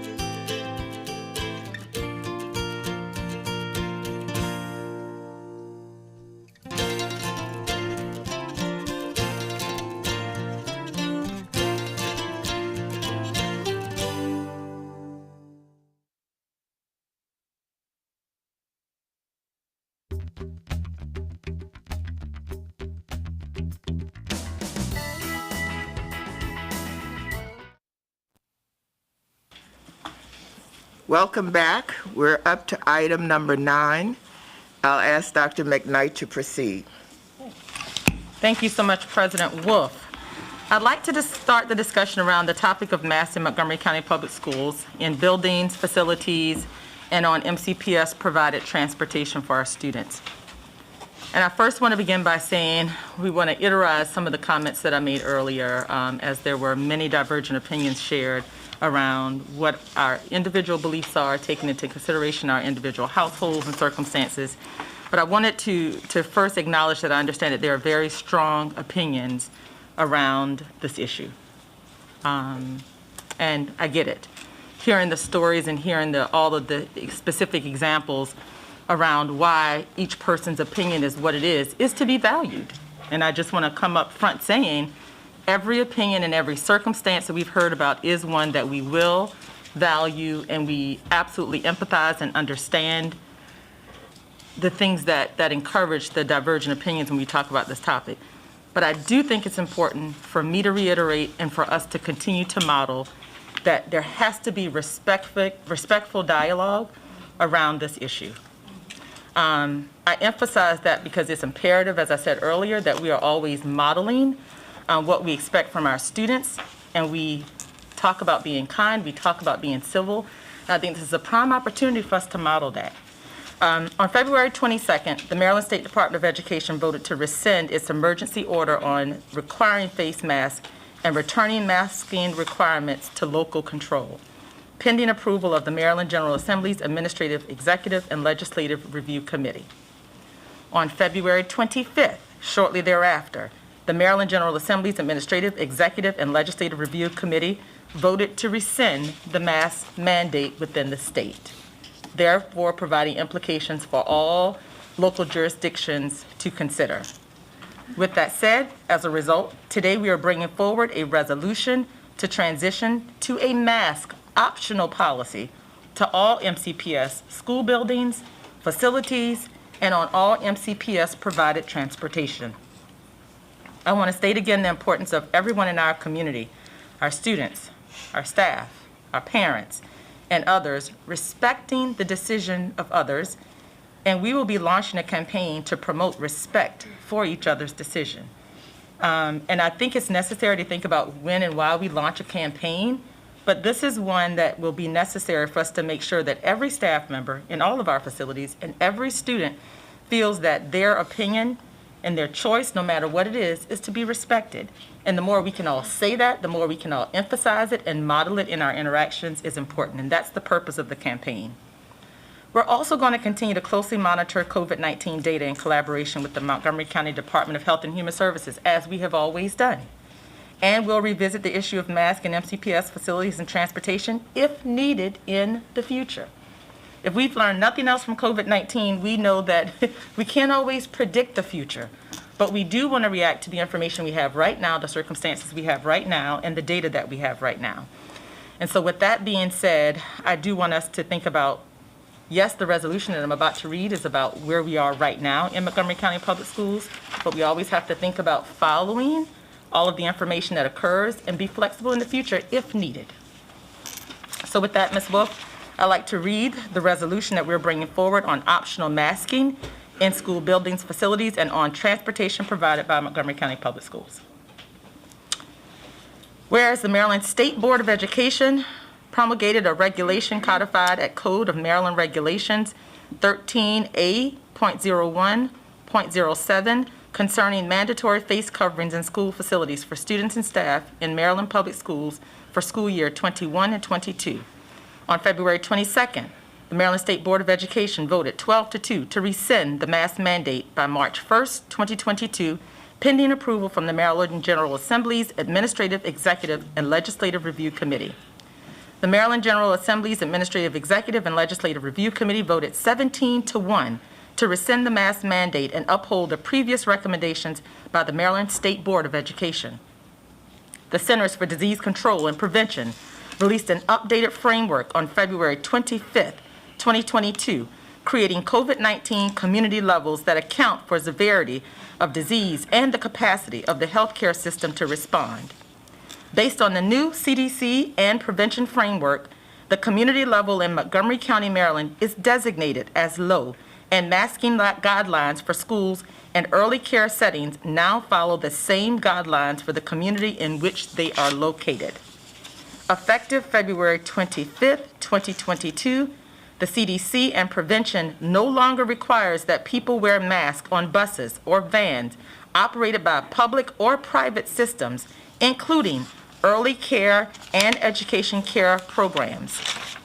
Montgomery County Public Schools respects that each individual may choose whether or not to wear a mask when masks are optional in all school buildings, facilities, and on Montgomery County Public Schools transportation. Montgomery County Public Schools is continuing to closely monitor COVID-19 data from the Centers for Disease Control and Prevention in collaboration with the Montgomery County Department of Health and Human Services and revisit the issue of masks in Montgomery County Public Schools buildings, facilities, and on Montgomery County Public Schools transportation, if needed, based on community-level data. Now therefore be it resolved that the Board of Education of Montgomery County will no longer require universal masking in Montgomery County Public Schools, our buildings and facilities, and on Montgomery County Public Schools transportation, effective immediately, and that wearing masks in Montgomery County Public School buildings and facilities on Montgomery County Public Schools transportation will become optional unless required in accordance with quarantine and isolation guidelines. Okay, before we vote, this board would like to remind our community that the decision to wear or remove masks is an individual and very personal one. We respect the decisions of our families, our students, our teachers, and administrators, and we ask that our community demonstrate that same respect. This board and our administration will not tolerate any bullying or harassment of our community members who choose to continue wearing masks.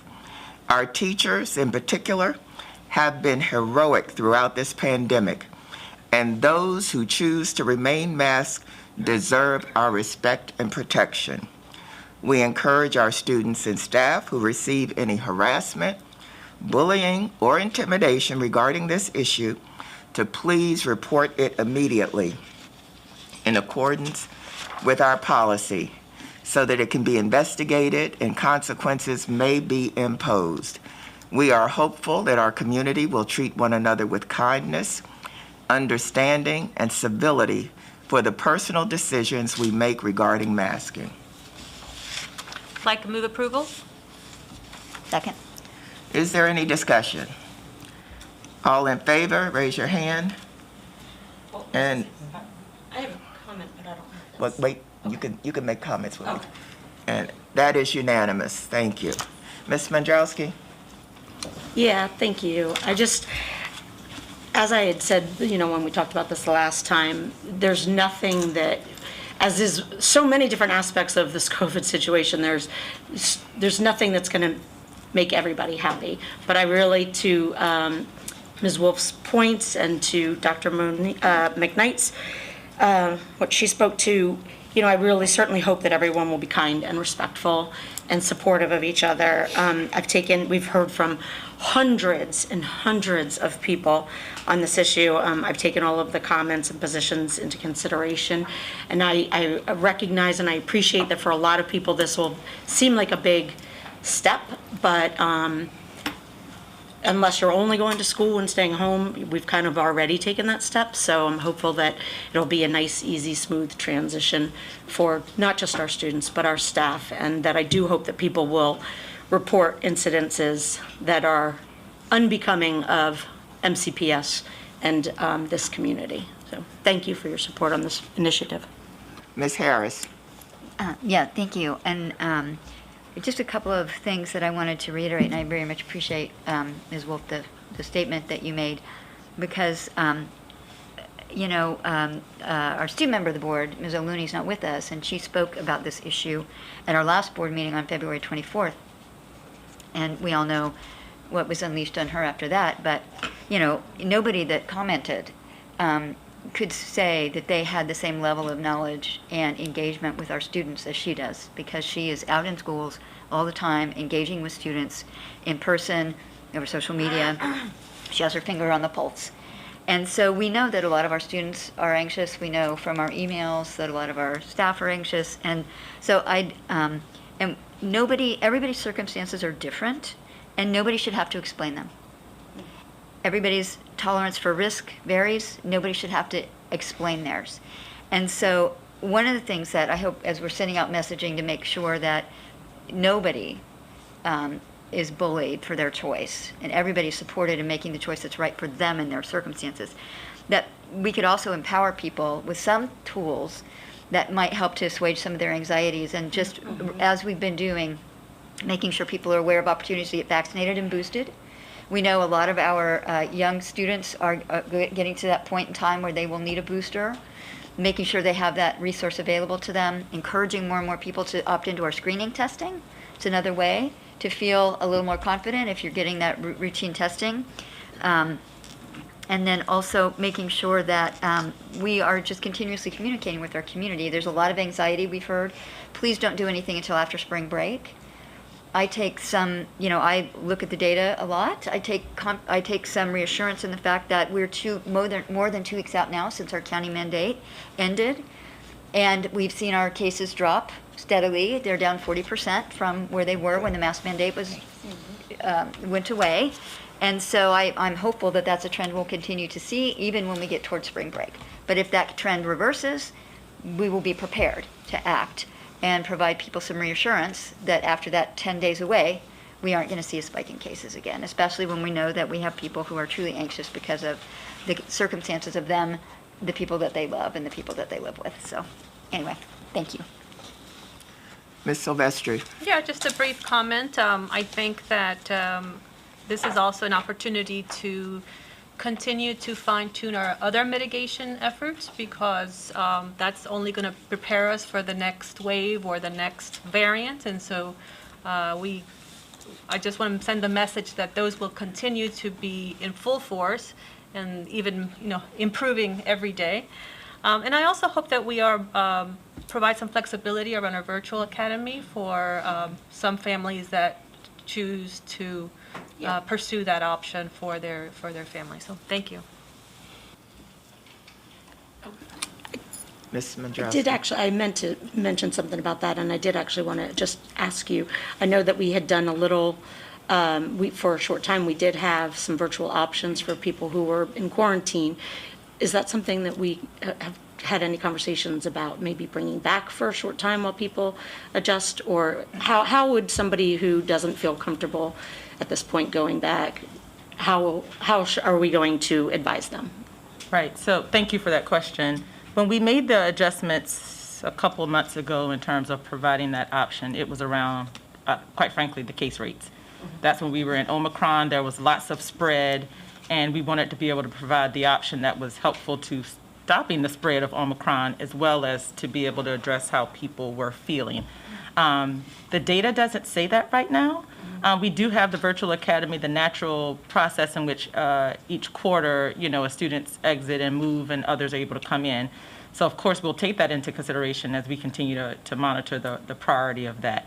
And of course, I just want to say if families are struggling with feeling comfortable around what we are doing, I ask them to connect with their school buildings, but I also want to remind everybody, I think it was our board meeting before last where we talked about how, based on all the things that we've learned over the past couple of years, we've put in additional mitigation strategy to address some of the concern that may exist. I mean, masking is one, but we've talked about, that's why we're sending home the rapid test kits before spring break. That's not something that we did before, and we're asking people to upload that so that we know if travel is happening, what our circumstance is going to be in response to that.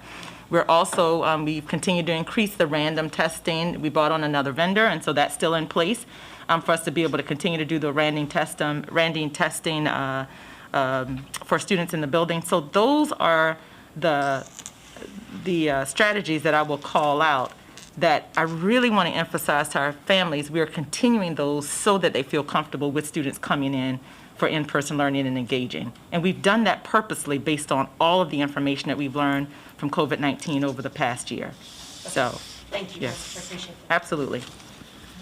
Are there, Ms. Harris? Yeah, Ms. Silvestri reminded me of something when she mentioned mitigation measures that we've been using, and I would just ask that we would also really double down on our messaging to all of our schools around outdoors. We're getting into spring, all the concerns about, well, the weather, and frankly, I think our students are hardier than that. They probably could have been outside anyway, but getting students outside to eat, play, and learn. Yeah. And as an example, I would just mention that any impediments that an administration might see to allowing students that flexibility, before that opportunity is just shut down, if they would partner with their students to try to problem solve. Because I was at one of our middle schools the other day meeting with students, and there was an announcement before the lunch period started, and it was to take away the ability of students to eat in one of their outdoor locations, saying from now on, students must all go to the lunchroom. And if the weather was not bad, there would be a little limited opportunity for them to go outside into a parking area to eat. But, you know, it was clear that the students were, the rationale wasn't explained, and it was clear from the students that this was coming at them out of the blue. And to me, I thought, well, wouldn't it have been better if there were issues and problems that the administration had identified to have that conversation with the students and let the students help them collectively problem solve ways that could have addressed the concerns and still allowed the students to take advantage of that outdoor opportunity. So just if we could encourage more outside the box thinking around how we can use those outdoor spaces at all of our schools, realizing that they were a great, you know, risk reduction technique during an airborne pandemic, but they're good for the social, emotional, physical well-being of all of us anyway. Ms. Harris, what I've found in those particular circumstances is sometimes there's a breakdown of communication of the why. I mean, every time we bring those examples forward and there's a perspective, what we find in that is there's somehow a missing conversation between there being some sharing of ideas and understanding around why one party may think this isn't possible and why another party does. So I continue to elevate that that's important for our school leadership to really engage in that, because we talked about the premise of reestablishing trust. This is what it is, it's communication. And so, you know, we're gonna be doing that at Central and continuing that discussion. And to your point about outdoor options for classrooms and eating, if anybody had a chance to walk outside this weekend on Saturday and Sunday, it just reminded us of, and it reminded us of why the outdoor space in some ways is just so freeing, especially coming out of a winter season during COVID-19 for the second time around.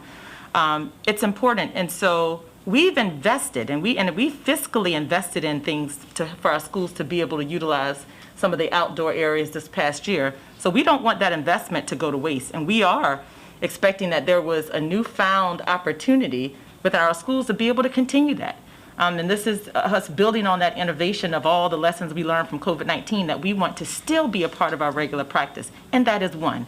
So I elevate that, and thank you for raising that, because it's not that we expect for all of that to go away as a result of us being able to remove the mask. One other piece I meant to mention earlier is, and we're still going to provide the KN95 mask to our students and staff in our buildings as we did for those who feel moving forward that that's something that they need to continue to do. So I did want to acknowledge that. Again, we have to model that either way it's going to be fine for everyone to make the choice and the decision, and we don't want it to be a hardship for any of our students and staff if that is their choice. Thank you. Ms. Evans. Sure. So thank you, Dr. McKnight, for addressing all the things that we're going to still continue to do. I just want to ask a question in regards to school administrators and even staff in the building. You know, the hope is that we all continue when we go out in public and when we're in closed spaces, that we continue to do things that will keep everyone safe. But being that we will have some people possibly not masked and some continuing to wear masks, do we anticipate that there will be some additional burdens on staff that we may not have in the beginning, we hadn't anticipated what it would look like for staff to do contact tracing, right? So do we anticipate that in the event that we hear a student has tested positive for COVID-19 in the school building, some additional work that staff will have to do? Have we? Oh, thank you for raising that, Ms. Evans. That's a great question.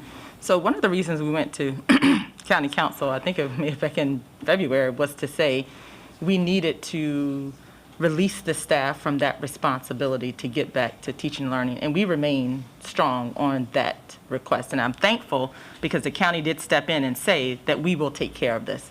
And that's how we're going to get back to that mitigating learning disruption conversation that we just had earlier, because now the staff can actually have the time and spend their energy focusing on addressing that in the classrooms and building the relationships with our students to really focus on their continued well-being.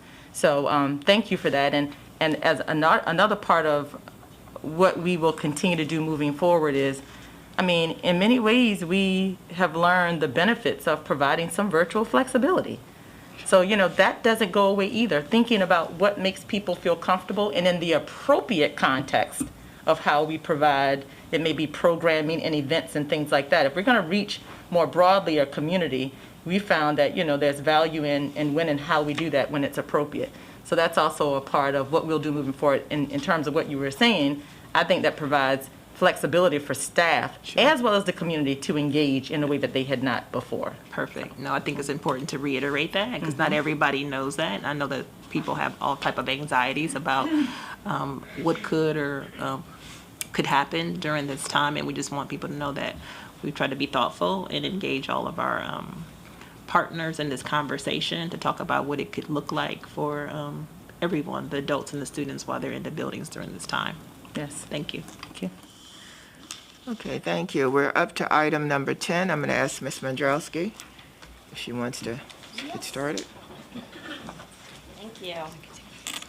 So for item 10, we're reviewing the policy JHF today in response to state law and a directive from the State Board of Education. So for a little background, in 2009, the State Board of Education developed a model policy prohibiting bullying, harassment, and intimidation.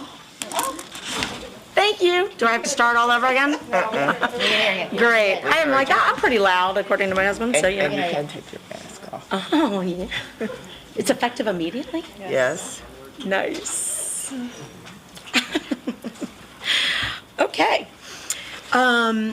In 2009, the State Board of Education developed a model policy prohibiting bullying, harassment, and intimidation at the direction of the Maryland General Assembly. The law also requires that the policy be updated regularly and that each local school system revise their policies and submit it to the state superintendent for approval. The Policy Management Committee reviewed proposed technical revisions that would be made in order to bring it into alignment with the State Board of Education's model policy. And pursuant to Policy BFA policy setting, the Policy Management Committee is recommending that the board immediately adopt the technical amendments without tentative amendment or public comment period, because these proposed amendments are needed to comply with state law and have been pre-approved by the state for compliance. So with that, I will turn it over to staff and allow you to kind of walk us through all of the changes and technical amendments. Thank you. Thank you, Ms. Mandrowski. Joining us at the table now are Mr. Edmondson from the Student Welfare and Compliance Unit and Dr. Grant from OTLS Curriculum and Instructional Programs. As you mentioned, we are here today to explain the MSDE actions initiating this revision and to talk more about implementation strategies as they will be impacted by these revisions. I'd first like to set the context and review what took place prior to this meeting. Maryland law requires the Maryland State Department of Education to update its model policy on bullying every 5 years and required Maryland Public Schools to update their bullying policies by January 1. This was previously done in 2016, and MSDE published its updated model policy for 2021 in December and requested an extension allowing local school districts to update their policies and submit them to the state superintendent by February 15th. After receiving comments about the timeline from all Maryland public school districts, MSDE revised this deadline to allow school districts to provide a draft policy to MSDE by February 15th and a final policy by March 31st. MCPS has complied with this requirement and sent the draft before you to MSDE on February 15th as required. In a conversation with MSDE that we shared during our last meeting, staff received positive feedback on the draft as having met criteria for key components. You will recall that Policy BFA on policy setting, Section 3, addresses the process the board may follow in cases such as this, where the board is making amendments that are required to comply with federal, state, and local law. And before we go over these technical amendments, Mr. Edmondson and Dr. Grant would like to answer the question, what do these amendments mean for implementation? Can we go to the next slide, please? Mr. Edmondson? Good afternoon, Dr. McKnight, President Wolf, and the board. Thank you for having us here today. I would like to answer that question. I will also share with you some of the language that is detailed in the state's policy model for us and the changes that we will make in our draft for JHF. Next slide, please. So before we get into some of the actual changes to the language, I do want to just review some related actions that the district has taken with regards to bullying, harassment, and intimidation over the past several months. So we recently, last June, we revised Board of Education policies, as you are well aware, including language of sexual misconduct and with our previously sexual harassment policy on ACF. We also recently added hate bias protocol language into our policy ACA, which is non-discrimination, equity, and cultural proficiency. Those are two important steps to make sure we had the language right in our policies and into our regulations. We also updated reporting mechanisms, so we included recently an online version of our bullying and harassment reporting form. We've expanded our web presence, our handbooks, and our guidelines, and our quick reference guides for our staff and our teachers and our counselors and administration.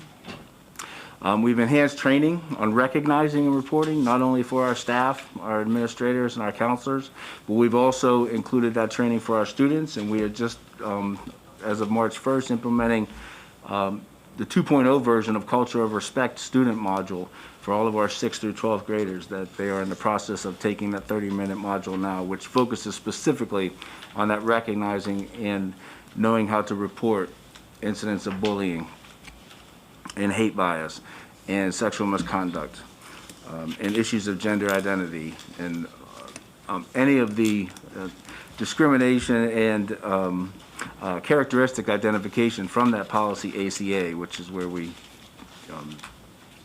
pulled most of our work from.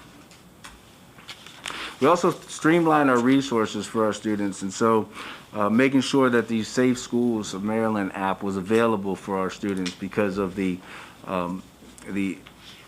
enhancements made to that app and how it, once a student goes on and finds resources from that app, they can report through that app, which is now on all of our schools' websites.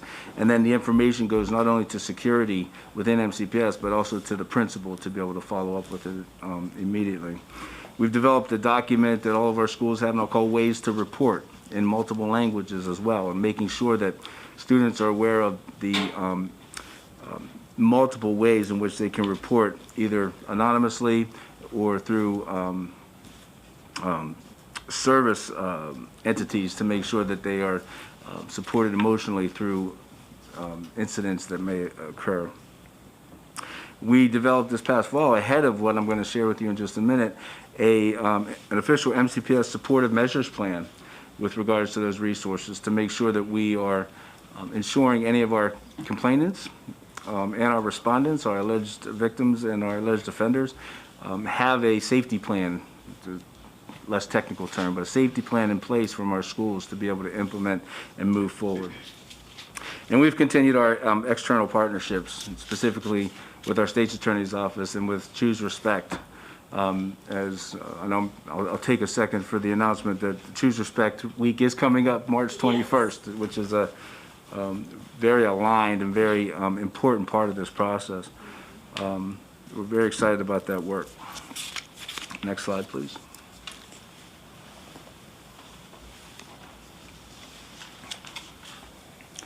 Sorry, next. There you go. So just visually, the dark text is the current or previous language around this work, and then in red are the changes from the state model policy. And as you can just see, and I don't want to read for you or for the audience, but as you can see, really just specifying much more detailed and explicitly what we mean when we say this is the definition of bullying. And so not only is it unwanted, not only is it a pattern of behavior of repeated use of power, but it's demeaning. There's a perceived power imbalance, which is a key addition to the changes, not only from a physical standpoint, but also an emotional and academic power of control. And then there's a repetition aspect of the new definitions. Not necessarily when you dig into it a little bit deeper, because there's a question that, can bullying happen on one incident? It can if you think that it's very likely to be repeated again between that complainant and that respondent. But just making sure, as we're just looking at this, there's just a much more explicit definition for these. If you go to the next slide. Again, with cyberbullying as well, not only just the use of electronics in order to harm or harass, but really breaks down into cell phones, computers, tablets, multiple formats of social media, any type of gaming. It also talks about whether it's whether there's sending of harmful information or photos, any type of personal or private information where someone has not given consent to share. So it just gets into the explicit work behind the definitions. At this stage, and if you want to change the slide, please, I'm going to turn over to Dr. Grant, who's going to share with us some of the comprehensive health pieces that we're working on with this new policy changes. Thank you so much. Good afternoon, everyone. I always get so excited to be here because it gives me time to share the work being done in the Office of Teaching and Learning in schools and what we're doing in curriculum to really support and uplift our children and the whole child. So thank you for that opportunity. Specifically today, what we're talking about is the drilling down of bullying, harassment, and intimidation and how that goes into health education. BUL 365 is a Tier 1. All students receive health education and physical education. Every single student, diploma bound, non-diploma bound, are receiving health education and physical education, elementary, middle, and high school. So it's a great opportunity for us to reach students in a preventive manner for various topics, including this one, bullying, harassment, intimidation. Well, how did that come about? Really, well, the state mandates that we have K-12 health and physical education, and COMAR mandates specifically outlines safety and injury prevention and mental and emotional health units be taught across the grade level bands. As a result, the Maryland State Department of Education developed a curriculum framework which includes these topics around bullying, harassment, and intimidation that we successfully implement in our curriculum documents here in Montgomery County Public Schools. I also wanted to highlight that all of this work is done from a national perspective with the Centers of Disease Control and Prevention Health Education Curriculum Analysis Tool that shows the evidence base and the vetting being done and age appropriateness for these topics as well. Some examples you may see in the curriculum, for example, is in grade 1, the characteristics of what is a bully. What's the difference between tattling and telling? Right? And then how do I find an adult and keep finding an adult to keep telling if something is happening to me or my friend or my classmate, right? In grade 5, an example is intimidating behaviors. What are intimidating behaviors? How do I tell and identify those trusted adults in the building to get help and seek help? In middle school, media, technology, and harassment are looked at analyzing influences. So the graphic here has the health literacy skills, and that's really what our goal is that we're taking time in health education to empower our students with practicing communication, setting goals, advocacy, self-management, decision-making, because we don't know what battle they're going to have to face, what issue they're going to have to face. And so for today, bullying, harassment, intimidation is one that we're focusing in on. High school, it gets more into social media and self-management. And so these are just some of the highlights. But I really just wanted to emphasize that at all levels, elementary, middle, and high, and our non-diploma bound students, identifying bullying, harassment, and intimidation is a focal point. Finding ways to prevent it, whether that's me learning interpersonal communication skills so I do not bully somebody else and not realize that my behaviors are bullying behaviors, or whether it's me identifying that I am being bullied because I know that those communication skills a student is doing to me are not appropriate. And then, of course, practicing, like I said, those interpersonal communication skills, self-management, to advocate for self or others so that you're being an upstander and not a negative bystander. So through this reporting and knowing how to report our prioritized work in the curriculum, and that's done in collaboration across office, across with school psychologists, school counselors, the team you see to my right, all of us really work across this district and across offices to make sure this happens and it gets to our students in multiple and varied ways. So I want to thank you for our time with this one moment with the comprehensive health education. Speaking to bullying, harassment, and intimidation, and how it is embedded in BWell 365 as a Tier 1 all students access preventative strategy. Thank you. You go to the next slide, please. So not only in the language that we're going to share in the draft JHF policy, but also we have reporting forms. 230-35 is the reporting form within the district. Through 230-36 is the investigation form. And so just again, more detail and explicit data and information has been included on these reporting forms. For example, not just where and when, but did it involve a digital device? Was it virtual learning? Specific locations have been added to that form, not just on campus or off campus, but where in the school. And that data is important when the school is doing an analysis of when these things are occurring and what supports might need to be implemented moving forward.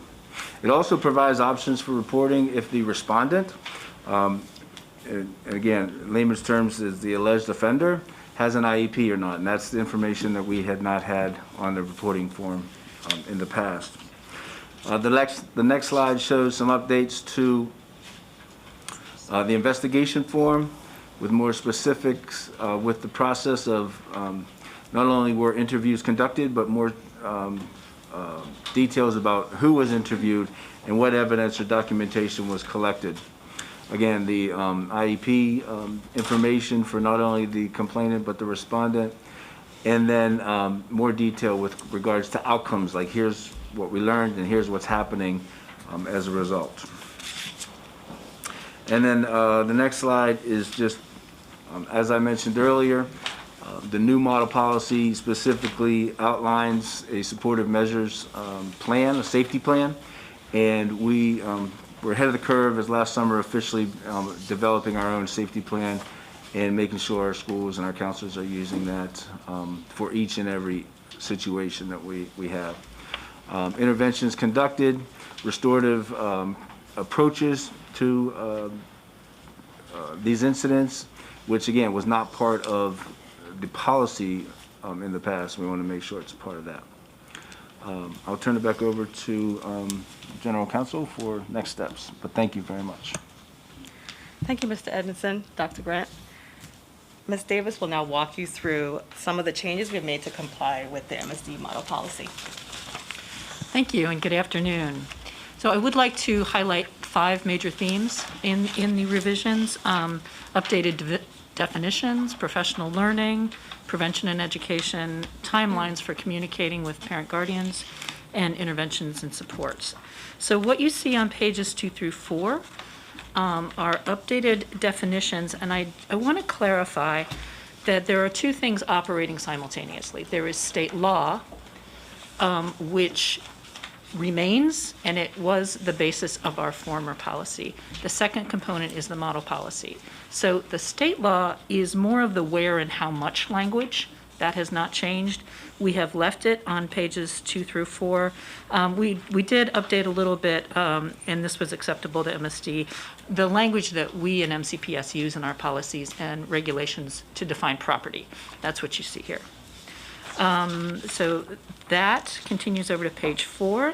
Now, on pages 4 through 7, the model definitions are more descriptive. So what you'll see, for example, about bullying at the bottom of page 4 is a more descriptive definition. Bullying is unwanted, demeaning behavior among students that meets the criteria for prohibited conduct, which is how we set apart the state law portion on pages 2 through 4. That's the where and how much criteria. So it meets the criteria for prohibited conduct and includes these other dimensions which Mr. Edmondson outlined, the imbalance of power and the repetition. Cyberbullying, a much fuller definition of cyberbullying. It is bullying that meets the criteria for prohibited conduct and then, I'm not going to read that all to you, but transmitted by means of a portable communication device, etc. Moving over to page 6. I will highlight at the top of page 6. More language about cyberbullying may be subject to disciplinary action when there's a connection back to the school setting. It creates a risk of harm to other students while they're at school or interferes with the educational environment, regardless of whether the instructional environment is in person or virtual. Okay, down to harassment at the bottom of page 6. Again, a little more descriptive definition in the model policy. Means actual or perceived negative actions. Again, meets the criteria for prohibited conduct and offends, ridicules, demeans another individual with regard to actual or perceived personal characteristics. And then the fuller list is in policy ACA. Or sexual in nature as set forth in policy ACF. And then the fourth dimension of intimidation, communication or action that meets the criteria for prohibited action and threatens or induces a sense of fear and or inferiority. Retaliation may be considered a form of intimidation, and then we already had this language that we prohibit reprisal or retaliation against individuals who report. Okay, so the second theme is professional learning. There was a lot in the model policy about professional learning. We already had a lot of it, so we've just made a few updates. Bottom of page 8, professional learning for staff, educational opportunities for students, and then we're working on the volunteer component. Again, let's see, professional learning. Stressing at bottom page 9, increasing the understanding and awareness of the importance of adult visibility. And then as part of committee requested updates, we added the language about in spaces such as locker rooms. Multi-tiered, I'm stopping at the top of 10, multi-tiered restorative approaches to improve school climate, safe, supportive, culturally responsive school and classroom practices. And then bottom page 10, I'll just highlight identifying and providing supportive measures to students who may be vulnerable to bullying. That's a little different and new. Harassment and intimidation. Okay. The education language, as Dr. Grant has outlined on page 11, we had it in practice, we're highlighting it in policy. Providing school-wide educational programs at all grade levels.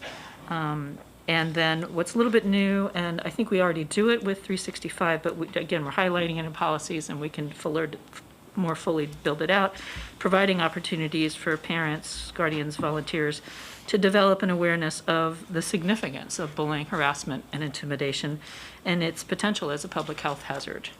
Okay, now I want to flip over to page 14. There's some updated language on notification.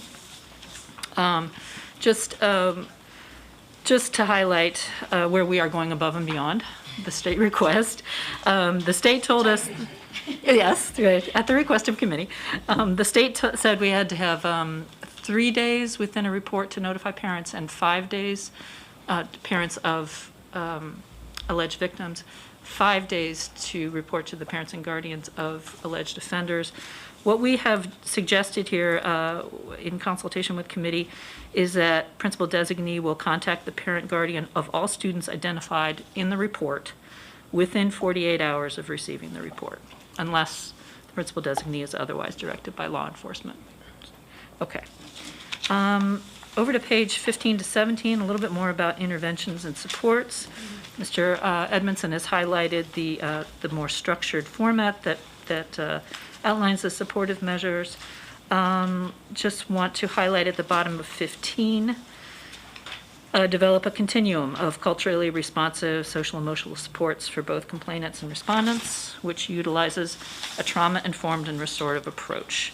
These may include supportive measures to potentially vulnerable students and students exhibiting bullying, harassment, and intimidation behaviors, as well as individualized intensive supports for complainants and respondents. I will highlight the purpose, I'm at line 439, to reduce the possibility of further episodes of bullying and otherwise increase the student's sense of safety. And with that, we are ready for your questions and discussion. Before I take questions from the colleagues or they want to ask you, but I want to thank you for the incredible amount of work that you all did with this, for making the amendments. I really appreciate the verbiage that you used in addressing some of the issues, like the more expedited timeline for contacting parents. I had one question, well, do parents get a, but as we've talked about at committee, all of this stuff and so many of these type of policies, it's all about the implementation, so ensuring reporting and making sure that we're monitoring schools, being, doing the reporting and all of that. The Choose Respect program that you mentioned, making sure that that the staff and teachers are aware that it's out there even and that it's an option for them. And then my question was about whether or not parents get copies if a bullying form is submitted. Do parents get a copy of the form for their records, or is it just something for school? So thank you for the question. So parents do not get an actual copy of the report if there's confidential information on that report of another student, in addition to their own. But they will get a letter that will provide all of that information that they would have access to in that letter to the family. Okay, I think I understand that. So again, it's no secrets, but if there's confidential information like IDs and names that they shouldn't be aware of, then they would not get a copy of the report. Right, okay, but so it would be deducted or so. Does anybody have any questions, comments?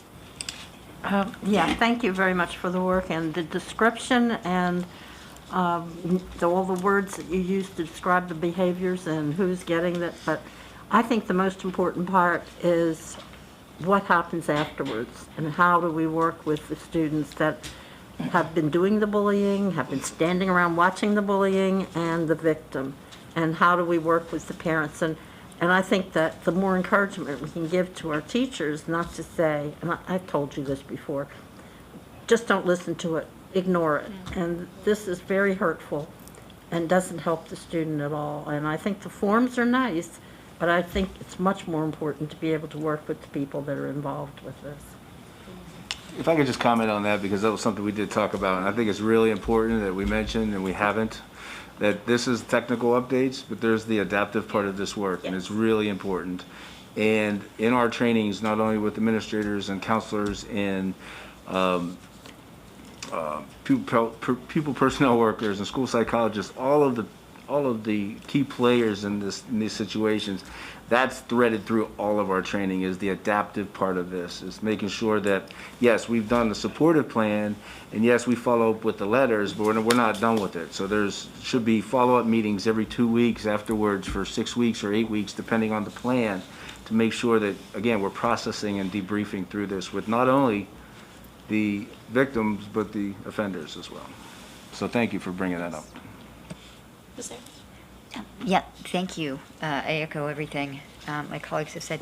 A question, and I'm looking at, so first I wanted to say, I appreciate what you said, Mr. Edmondson, about an expedited, streamlined process for creating and sustaining and monitoring safety plans, because I think we've heard from a lot of our students who have suffered harassment by fellow students that this has been a continuing issue and challenge for them as they are, whether a safety plan actually gets created or not, and once, if it's created, whether, how, and if it's enforced. So I very much appreciate that piece. And I had a couple questions on slide 8. The first one is on the key updates, providing an option for reporting if respondent has an IEP. I don't think, maybe this reflects my own ignorance, I'm not sure I know what that means. I mean, I assume whether or not you had an IEP was not an issue with reporting before. Is this that we're using a different method? So, no, it's just on the form, there was only a spot, so there was only a physical space to list that the alleged victim had an IEP. But there was nowhere to mention it if that were the case for the alleged offender or the respondent. So that we wanted to make sure we had as much information as we could. Oh, okay, thank you very much. And then could you give just a little bit more background on the last bullet on that slide about the updates requires a more detailed reporting of investigation outcomes? That's also been something we've heard from our community and students about making a report and then just not having any idea of what outcomes or what was the result of their reporting, except to say, the kind of boilerplate, policy was followed.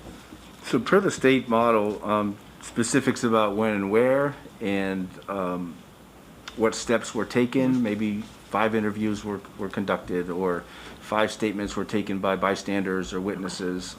So that should be included.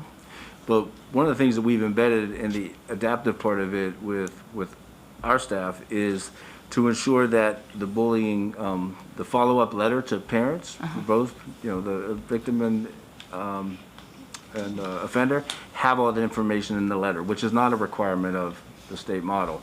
But we want to make sure that information is in the letter, where it's not confidential. Okay, yeah, thank you. You're welcome. Anyone else? Anyone else? Okay, well, with that then, I will, I'm just going to read the final whereas and then the resolution. It's whereas Board Policy BFA, policy setting permits technical amendments to be adopted immediately by the board upon the recommendation of the Montgomery County Board of Education Policy Management Committee when the proposed amendments are needed to comply with federal, state, or local law. Now therefore be it resolved that the Board of Education adopts technical amendments to Board Policy JHF, bullying, harassment, or intimidation to comply with state law. We don't need a second because it's being. Are there any questions before we vote? No, I just wanted, I'm on the policy committee, so sometimes this is like, I've heard this again, but I just do want to thank you all for your work and say thank you, Dr. Grant, for coming and speaking about our health curriculum. That's all I want to say. This is good. So all in favor, raise your hand. That is unanimous. Thank you. Okay, we're up to item number 11, which is the naming of Gaithersburg Elementary School number 8. I have a resolution for that, and I'm only going to read the last whereas, and the resolved. Whereas pursuant to Board of Education Policy FFA, naming school facilities, the final responsibility for officially naming a school building rests with the Board of Education.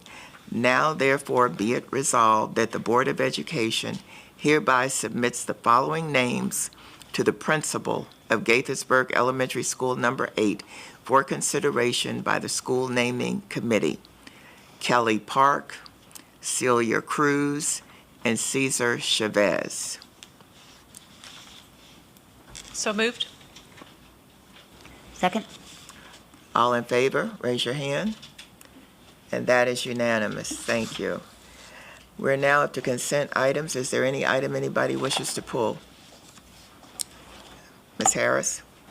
Yeah, I would like to pull item 1215. 1215. Ms. Silvestri? And I have an item in the, under the 12.1, I guess. Okay. So can I get a motion to move in block 12.2 through, 12.14 and 12.16 and 12.17? So moved. Second. All in favor, raise your hand. That is unanimous. Ms. Silvestri, go ahead with 12.1. Yes, Ms. Dawson, I just wanted to know what the,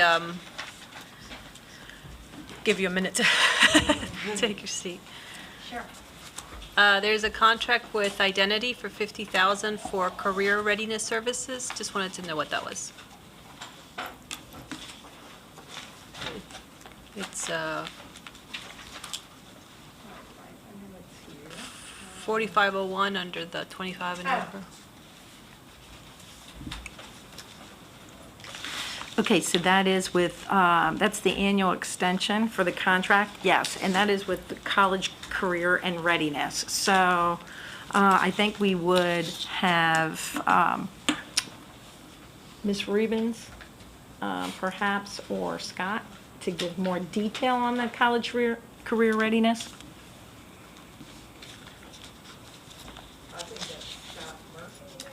Mm-hmm. Is Scott out there and he's in, is he on? He's not on. Should we hold this one? No, it was just out of curiosity. I'm sure it's great work. I just wanted to know what it was. Yeah, so can we more get a detail, report? we can certainly follow up with you on that, and we'll provide detail for that. Thank you. I'm just realizing, Ms. Wolf, if I may, that we're transitioning into this room, so we should probably have all the staff around all contract issues either come in virtually or be in the room. Thank you. Ms. Harris, 12.15. Yeah, thank you. I just wanted to get a little bit more information. This is appropriating an additional $3 million for relocatables. In addition to the $5 million that were in item 12.13 for the regular update and releasing and end of leasing costs that we have with our relocatables. And this one says specifically that the additional $3 million is in order to implement the wellness initiative at high schools without wellness centers. So I was just wondering if we have any more specifics on the plan, where those additional relocatables will go and what services we'll be able to provide in them. So currently, right now, we're working in tandem with the county council towards the plan that I know will be moving before the county council on wellness, the wellness initiatives for all of the high schools, which I believe is going to be a 5-year plan. These would be for next year and working on a rollout to 4 high schools, which have not been determined, but having the relocatables put in would allow for us and give us time to create the wellness spaces within those schools and also take care of the instructional space that may need to be rearranged in order to get those spaces for wellness centers in those initial schools in FY23. Okay, thank you very much. Okay, so can I get a motion to move 12.1 and 12.15? So moved.